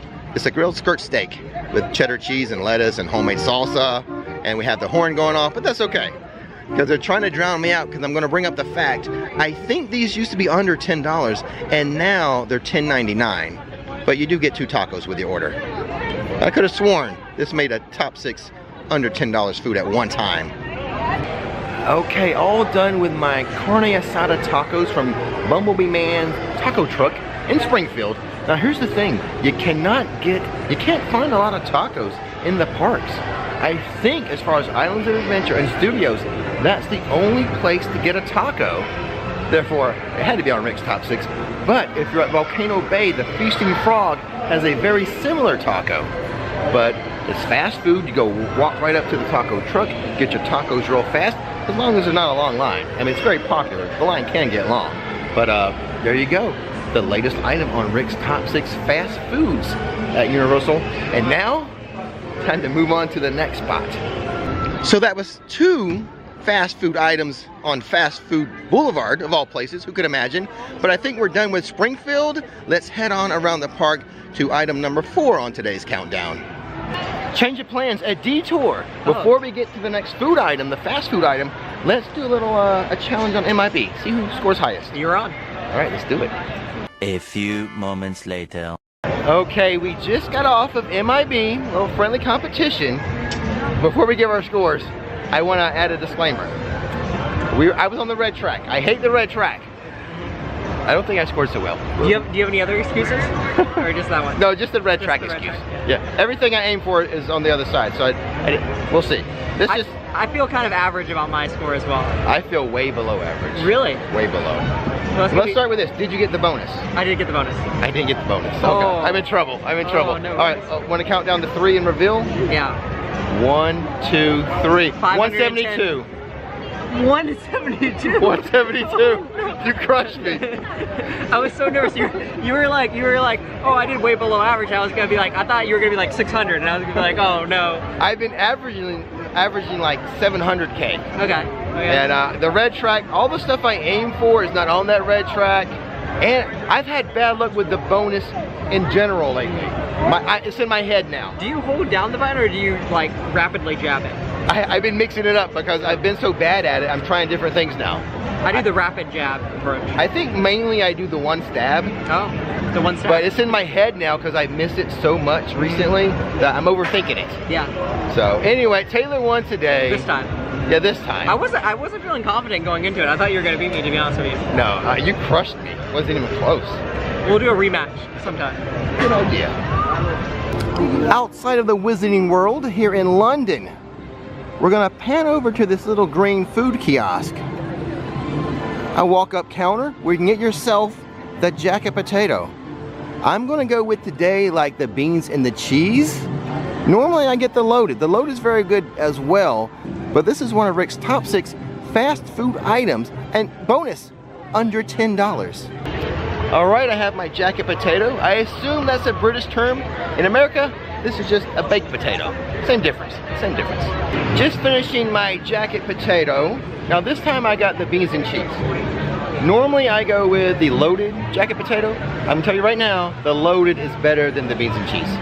Now Taylor here, he's not a jacket potato fan. Yeah, so when you're doing these videos where we're eating a lot of food, you gotta pace yourself. You gotta take some breaks, and this is why you bring a team. You know, you take turns. Yeah. And I let Rick take this one, you know, head on, so that in the future, maybe the next one, I can take the lead. You know. I definitely keep this on the list of one of Universal's best fast foods. Yeah. Just get the loaded jacket potato, not the beans and cheese one.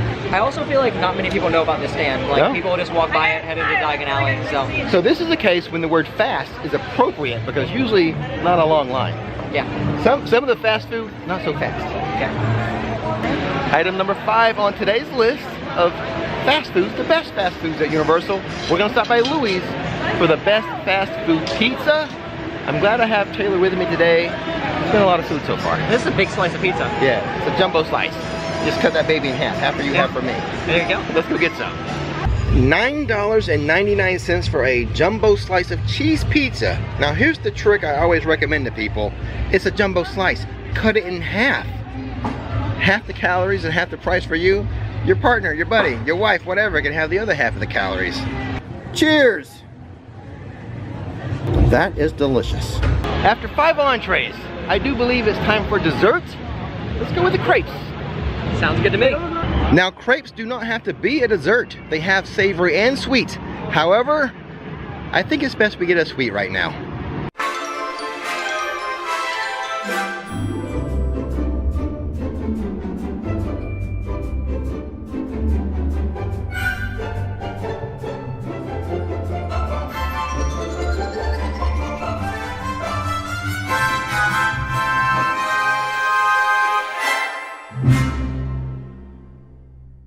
To finish up our top 6 fast foods at Universal, a little dessert type fast food. Now I use the term fast food lightly, as it can take a while to create these crepes. For Taylor, we went with the lemon blueberry, blueberry lemon, whichever way. One way or the other. Yeah. And then for me, the seasonal raspberry passion fruit. It is seasonal. I do not know how much longer it's going to be here, but it seems like they don't switch out seasonal too often, so maybe when you visit, it will still be here. Either way, 2 great desserts. Let's dig in. All done with our crepes.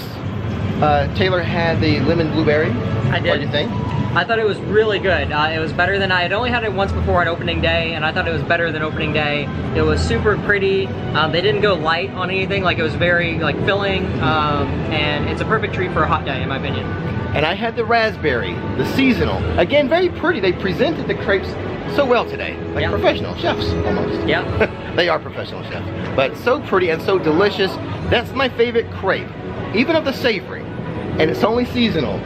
For now. For now, hopefully they keep it permanent because I love it so much. I love raspberry. So if you get a chance, one of the best fast foods at Universal, and I use that term fast food lightly because the crepe line can get pretty long and they make them to order.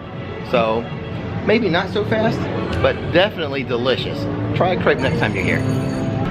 Okay, that's gonna do it for today's Rix Top 6. Thanks for tuning in. Now, if you want to see more content from me and Taylor, Taylor actually has his own YouTube channel. What's it called? Taylor Strickland. That's hard to remember. Write that down for me. Well, today he was recording his own video, and it's sort of like I picked his day, including his outfit. The outfit. Yeah, it starts with his outfit, and then I picked some other stuff for him to do today. So go check out that video. I'll leave a link to it right above his head. Point up there, Taylor. Yeah, right there. There's the link. And I'll leave a link in the description box. Might be a little easier for you to find. But as always, you don't know the lines, do you? Don't miss the magic, don't miss the fun. He does. Thanks for watching Rix Flix. And now it's time to relax. Oh, he's a professional. Rix Top 6 Party Time Excellent. Rix Top 6 Party Time Excellent. Woo! Not only are we going to give you our top 6 favorite foods at Universal Studios Florida, we'll give you a recommendation at every restaurant. Let's get to it. The first restaurant we come across today at the start of the park, the Today Cafe. Now, nothing in here made the top 6, but we do have some personal favorites. The Today Cafe, an elevated deli place, good deli sandwiches and pastries and such. My go-to here, the Bulls and the Bears sandwich. Nikki, do you have a favorite? My favorite would be the avocado toast for sure, but they also have great desserts here as well. The Bulls and the Bears platter is $14. It is a smoky beef brisket, cheddar cheese, arugula, pickled red onions, horseradish cream on a warm, crusty baguette. The Park Avenue avocado toast is $11.99 with smashed avocados, toasted cashews, shaved fennel, roasted tomato puree, lemon vinaigrette, arugula, toasted artesian French bread, and fresh fruit. Schwab's Pharmacy on Hollywood Boulevard. Ice cream, cups, cones, sundaes, shakes, and malts. Proudly serving Haagen-Dazs ice cream. And they also have the Dole Whip. The Dole Whip? Yeah. Not just a Disney thing. Nope. At the end of Hollywood Boulevard is Mel's Drive-In. We love the theming of the restaurant. It's basically a burger joint. Get some chicken sandwiches and like some barbecue sandwiches I think there as well. Fries and onion rings. Love the theming. And, you know, it's just kind of like your average burger place. I would recommend though the onion rings. I recommend the milkshakes. They're really good. Dip your fries in the milkshake. You know, feels just like the 50s. I think it's a milkshake by name only, because I don't think you can have them with a straw. I think you have to use a spoon on those milkshakes. That's kind of true. You might be right. Kind of like a Wendy's Frosty, kind of. A little bit. A nice place if you want something fast and familiar, but nothing deserving of a top 6 spot there. And here at Central Park Crepes, we have finally reached something that is an official top 6 food at Universal Studios Florida, the crepes. Whether you go savory or sweet, you can't go wrong. I highly recommend you try those crepes. They're fantastic. I haven't had a bad one yet. I really like the sweet ones, for sure. I am also a sweet crepe kind of guy. They took away my favorite. Maybe it'll come back, but any of the sweet ones I have really enjoyed. But even the savory ones to me are more of like an entree or a meal, whereas the sweet ones like a dessert or a treat. Now be warned, it is a little messy. You can't really just walk around and eat it. You almost need to sit down and be prepared to have napkins and a fork with you. I've tried a few different ways how to eat them. They're messy either way, but worth it. Totally worth the mess, for sure. And totally worth a spot on Rix Top 6 Foods at Universal Studios Florida. The Kid Zone Pizza Company hardly ever open unless it's Halloween Horror Nights and they have the famous HHN pizza fries here. Into Springfield, and did you know the main street here is called Fast Food Boulevard? So you know we'll find some stuff to eat. But is anything on the top 6? Why, yes it is. As soon as you enter Springfield, on your left is Bumblebee Man's Tacos. This is a top 6 recommendation. I usually go for the carne asada taco, and here's a Nick's trick. Ask for extra salsa on the side so you can dip those chips that come with it as your side. Use that as chips and dip. Nice Nick's trick. I also go for the carne asada, but the other ones are good as well. The prices now are, I think, $11.99. Yes. When we started vlogging, this was a $9.99 item. This was an under $10 item. Hello, inflation. And since there's no line right now, Nikki insists on getting herself some tacos right this very moment. There is the taco truck, and they have some tables and benches right over here, but this is not where we recommend to sit. We like to walk over here closer to the animal actors on location under these colorful canopies in the shade with a fan going. This is our preferred place to eat those tacos.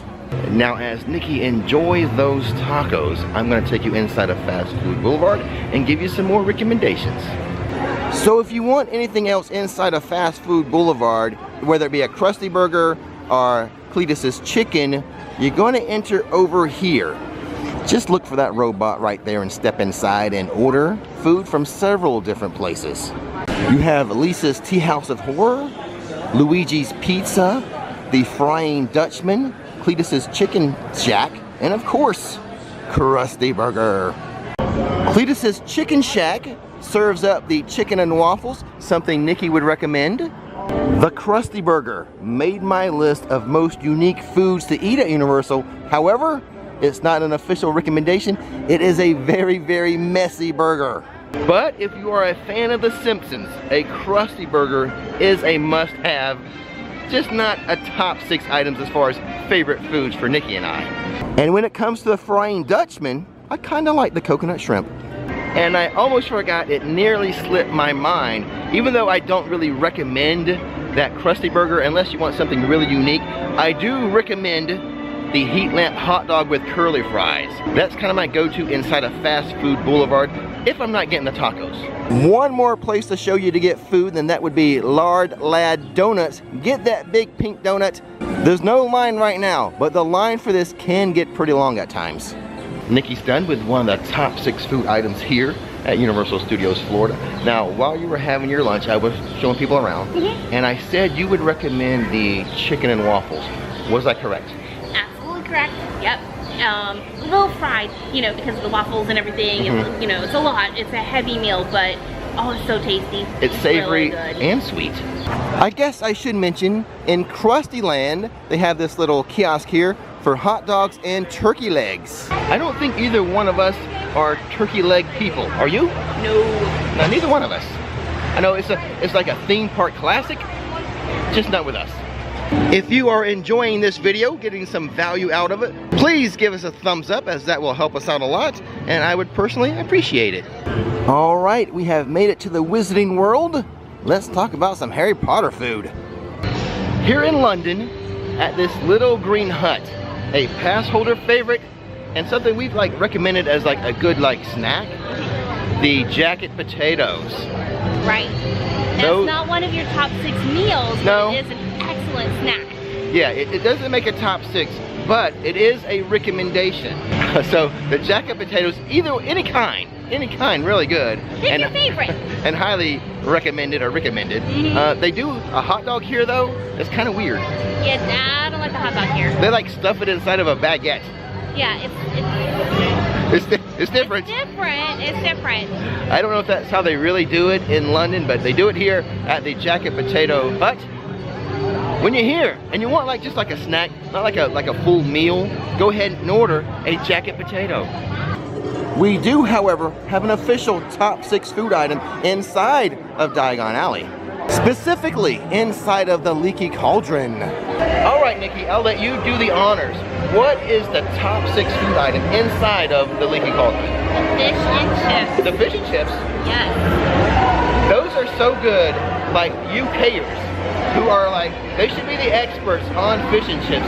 They say these are the best fish and chips they've ever had. Yeah, we've heard that several times. Yeah, so, I mean, how can it not be a top 6 food item at Universal? Exactly. UKers love it. I love it. Nikki loves it. It's authentic.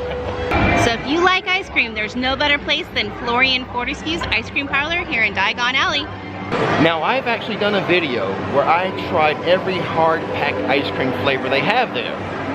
I'll leave a link to that video in the description box.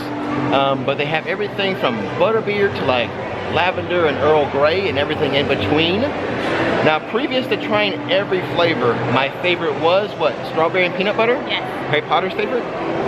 But I think I discovered that night I tried every flavor that the Blondie was my favorite. It barely beat Harry's favorite. Okay. Both are good. Well, I like the chocolate raspberry, to tell you the truth. That's kind of my favorite. So if you want ice cream, I kind of recommend this one over here in Diagon Alley. Over here at the Hopping Pot, they serve one of Nikki's favorite snacks. What would that be, Nick? The beef pasties. Totally one of my favorite snacks here at the Wizarding World. And to be totally truthful, Nikki wanted to have that as a top 6 item. Oh, I did. I was like, where are you going with this? I did. I wanted that as a top 6 item. I love it. Over at the other park, which we're not going to talk about who's over there today. We'll Different do that video. later. But it comes as a meal there, so I'll just wait and use it there. We'll see. We'll see about that. Alert. We'll know. I don't know if it'll make a top 6 there either. Hey, what is this, Rix only top 6? Like I have 0 input? We'll mention it again though. You feel me? Oh my gosh, y'all feel me? The San Francisco Pastry Company, we don't really eat here, though they do offer a breakfast and some deli sandwiches and some pretty good desserts and treats, such as the Mocha Pyramid Cake.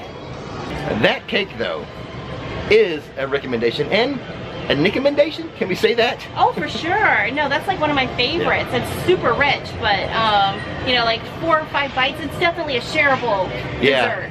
It used to be a top 6 dessert when they had it over there at Finnegan's, because they had the Baileys with it. Ooh, yes. But Finnegan switched out desserts. We'll talk about that later. I don't want to get ahead of myself.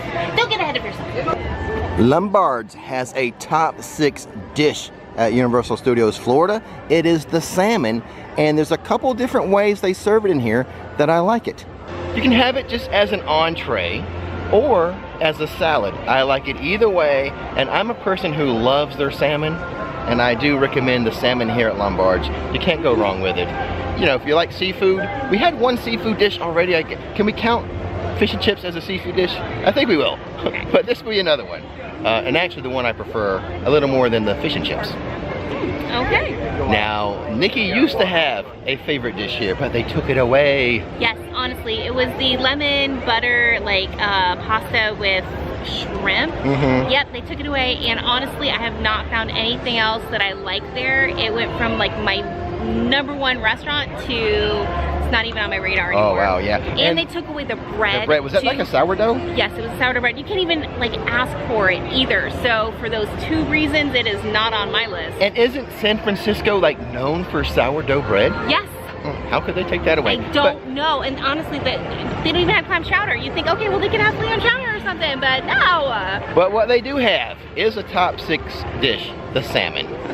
In San Francisco, we have Richter's Burgers, hamburgers, and chicken sandwiches. There's nothing I can recommend at Richter's.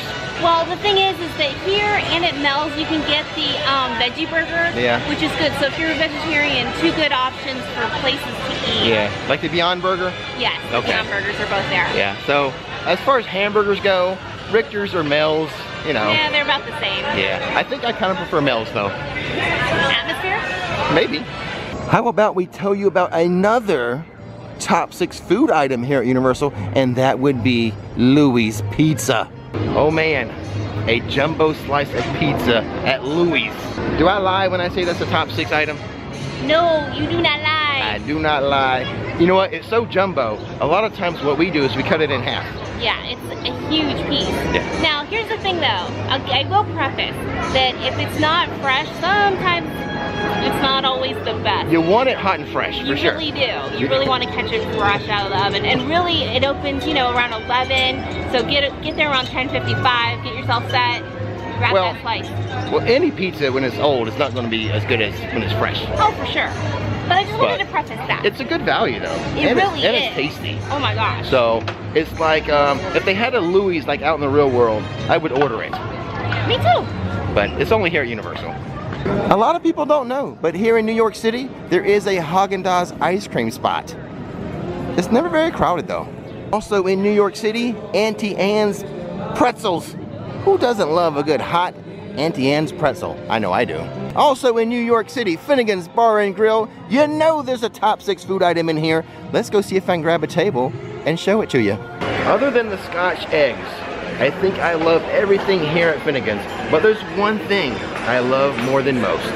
The Dublin chicken sandwich for $16, marinated grilled chicken breast with aged cheddar cheese and apple smoked bacon on a toasted bun with lettuce, tomato, and pickle. I cannot tell you how much I love Finnegan's, and I love that Dublin chicken sandwich. That is my favorite lunch at Universal Studios, and Finnegan's is my favorite place to eat.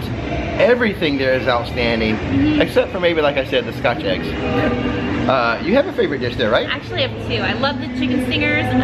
Love those things because they put the sauce on, you know, because at the end, it's not like cooked and then gets mushy. Does that make sense? So it's like really crispy chicken and then it's got that nice sauce on it. And so I like that. And then I also like the Reuben. The Reuben is really, really good for one of your favorite Reuben sandwiches is actually at Finnegan's. Yeah, and I love the potato wedges. They're always cooked like to perfection. They're always like crispy on the outside and nice and soft on the inside. And the soda bread with apple butter.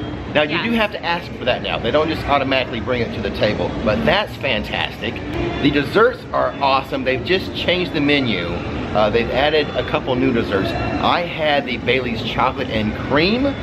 It was delightful, so decadent and heavenly at the same time. I love Bailey's, so that would make total sense for me. But definitely, if I was ranking everything, this would be like my #1 spot is Finnegan's with my #1 lunch. But everything there is good. Yeah, highly recommended. And another thing about Finnegan's, you know, through our walk through the park today, I really haven't like recommended a hamburger. I kind of downplayed the hamburgers. Finnegan's has a couple of very, very good hamburgers. So if you just want like that big old fat, juicy hamburger, that comfort food, Finnegan's is the place with the best hamburgers at Universal Studios Florida. The Monsters Cafe has closed. Look forward to the Minions Cafe opening next year, at which time I'll give you a review. If you enjoyed this video, got some value out of it, please give us a thumbs up. That really helps. And as always, don't miss the magic, don't miss the fun. Thanks for watching Rix Flix. And now, watch this other video. His name is Rick, her name is Nikki, showing how theme parks are done. Don't miss the magic, don't miss the fun. Hit subscribe.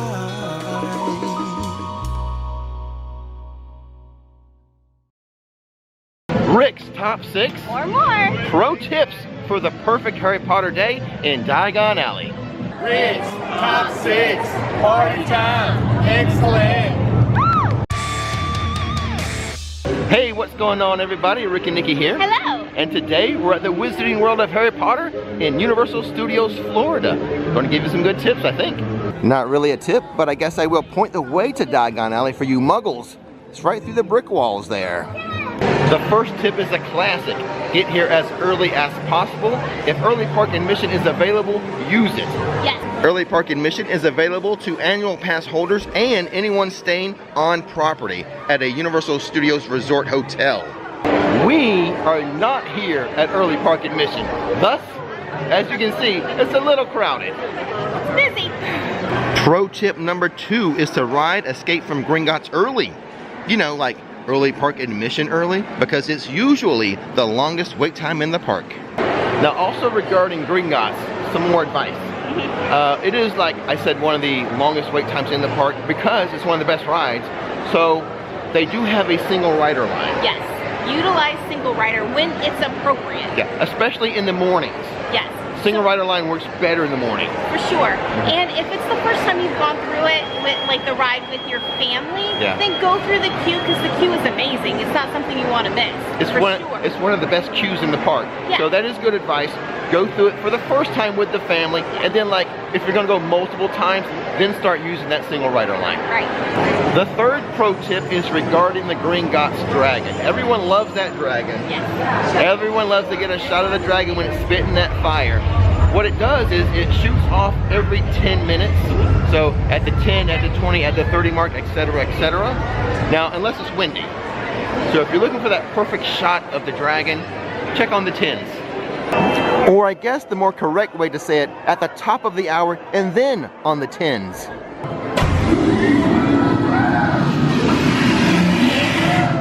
Pro tip number 4. It's going to cost you some money. Get a wand and do some spells. Yeah. The average price of an interactive wand is $63, unless you're going to get like the limited edition collector wands. Those are a little more. So when you buy your wand, it does come with a map to show you where the wand spots are. But there are medallions on the ground, on the floor here, to show you where they are and the movement to make with the wand. Exactly. There's 2 locations that do not have medallions on the ground. What, Jig and Jiggers?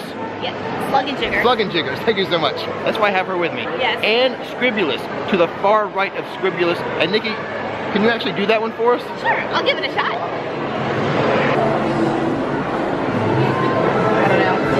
Oh, and she did it. And I want to say on the first try. I do want to mention this wand spot here real fast.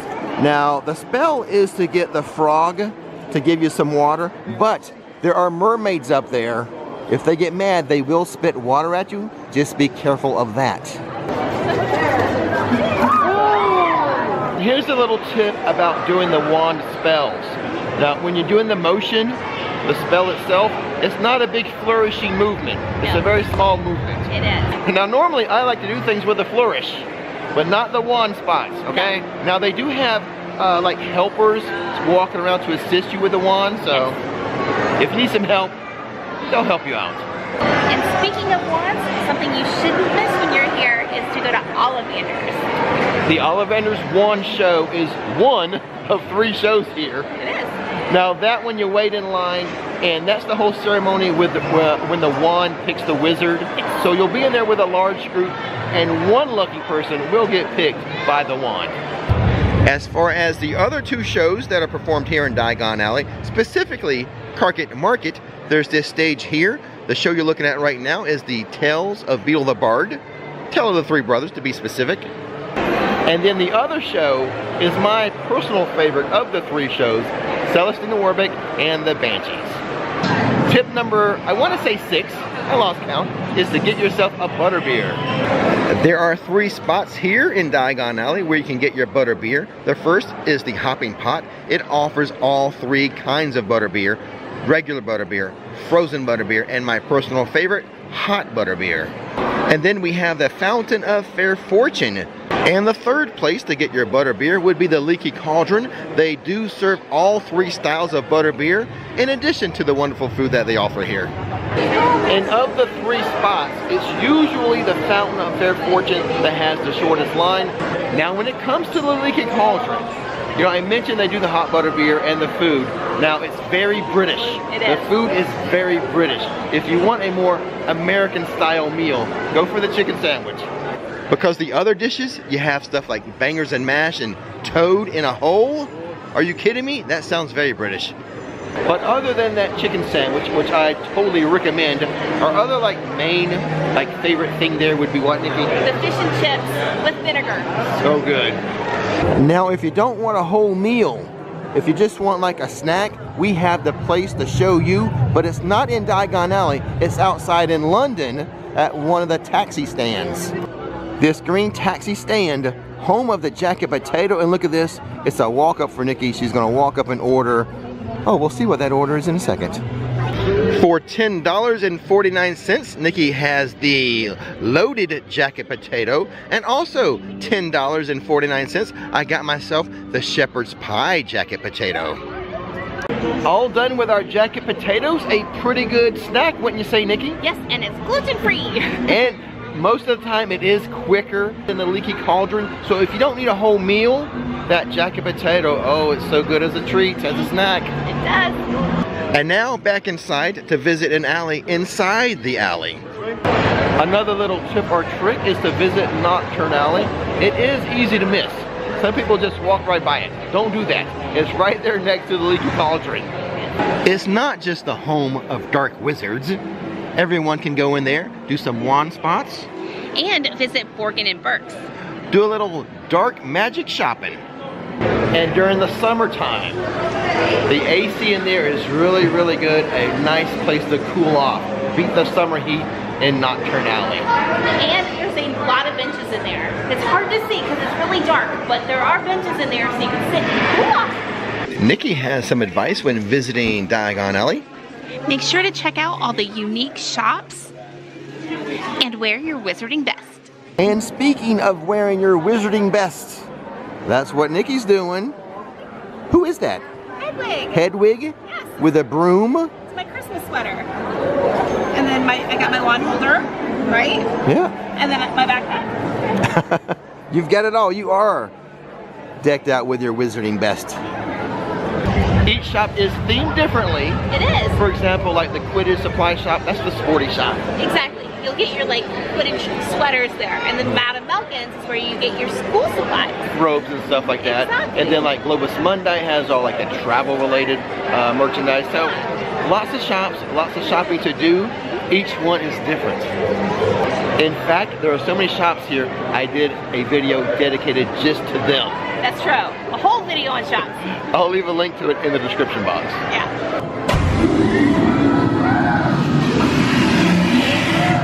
Now that we've had the perfect Diagon Alley day, it's time to take Hogwarts Express over to Hogsmeade and have the perfect Hogsmeade day. But that's for a different video. Until then, Don't miss the magic, don't miss the fun.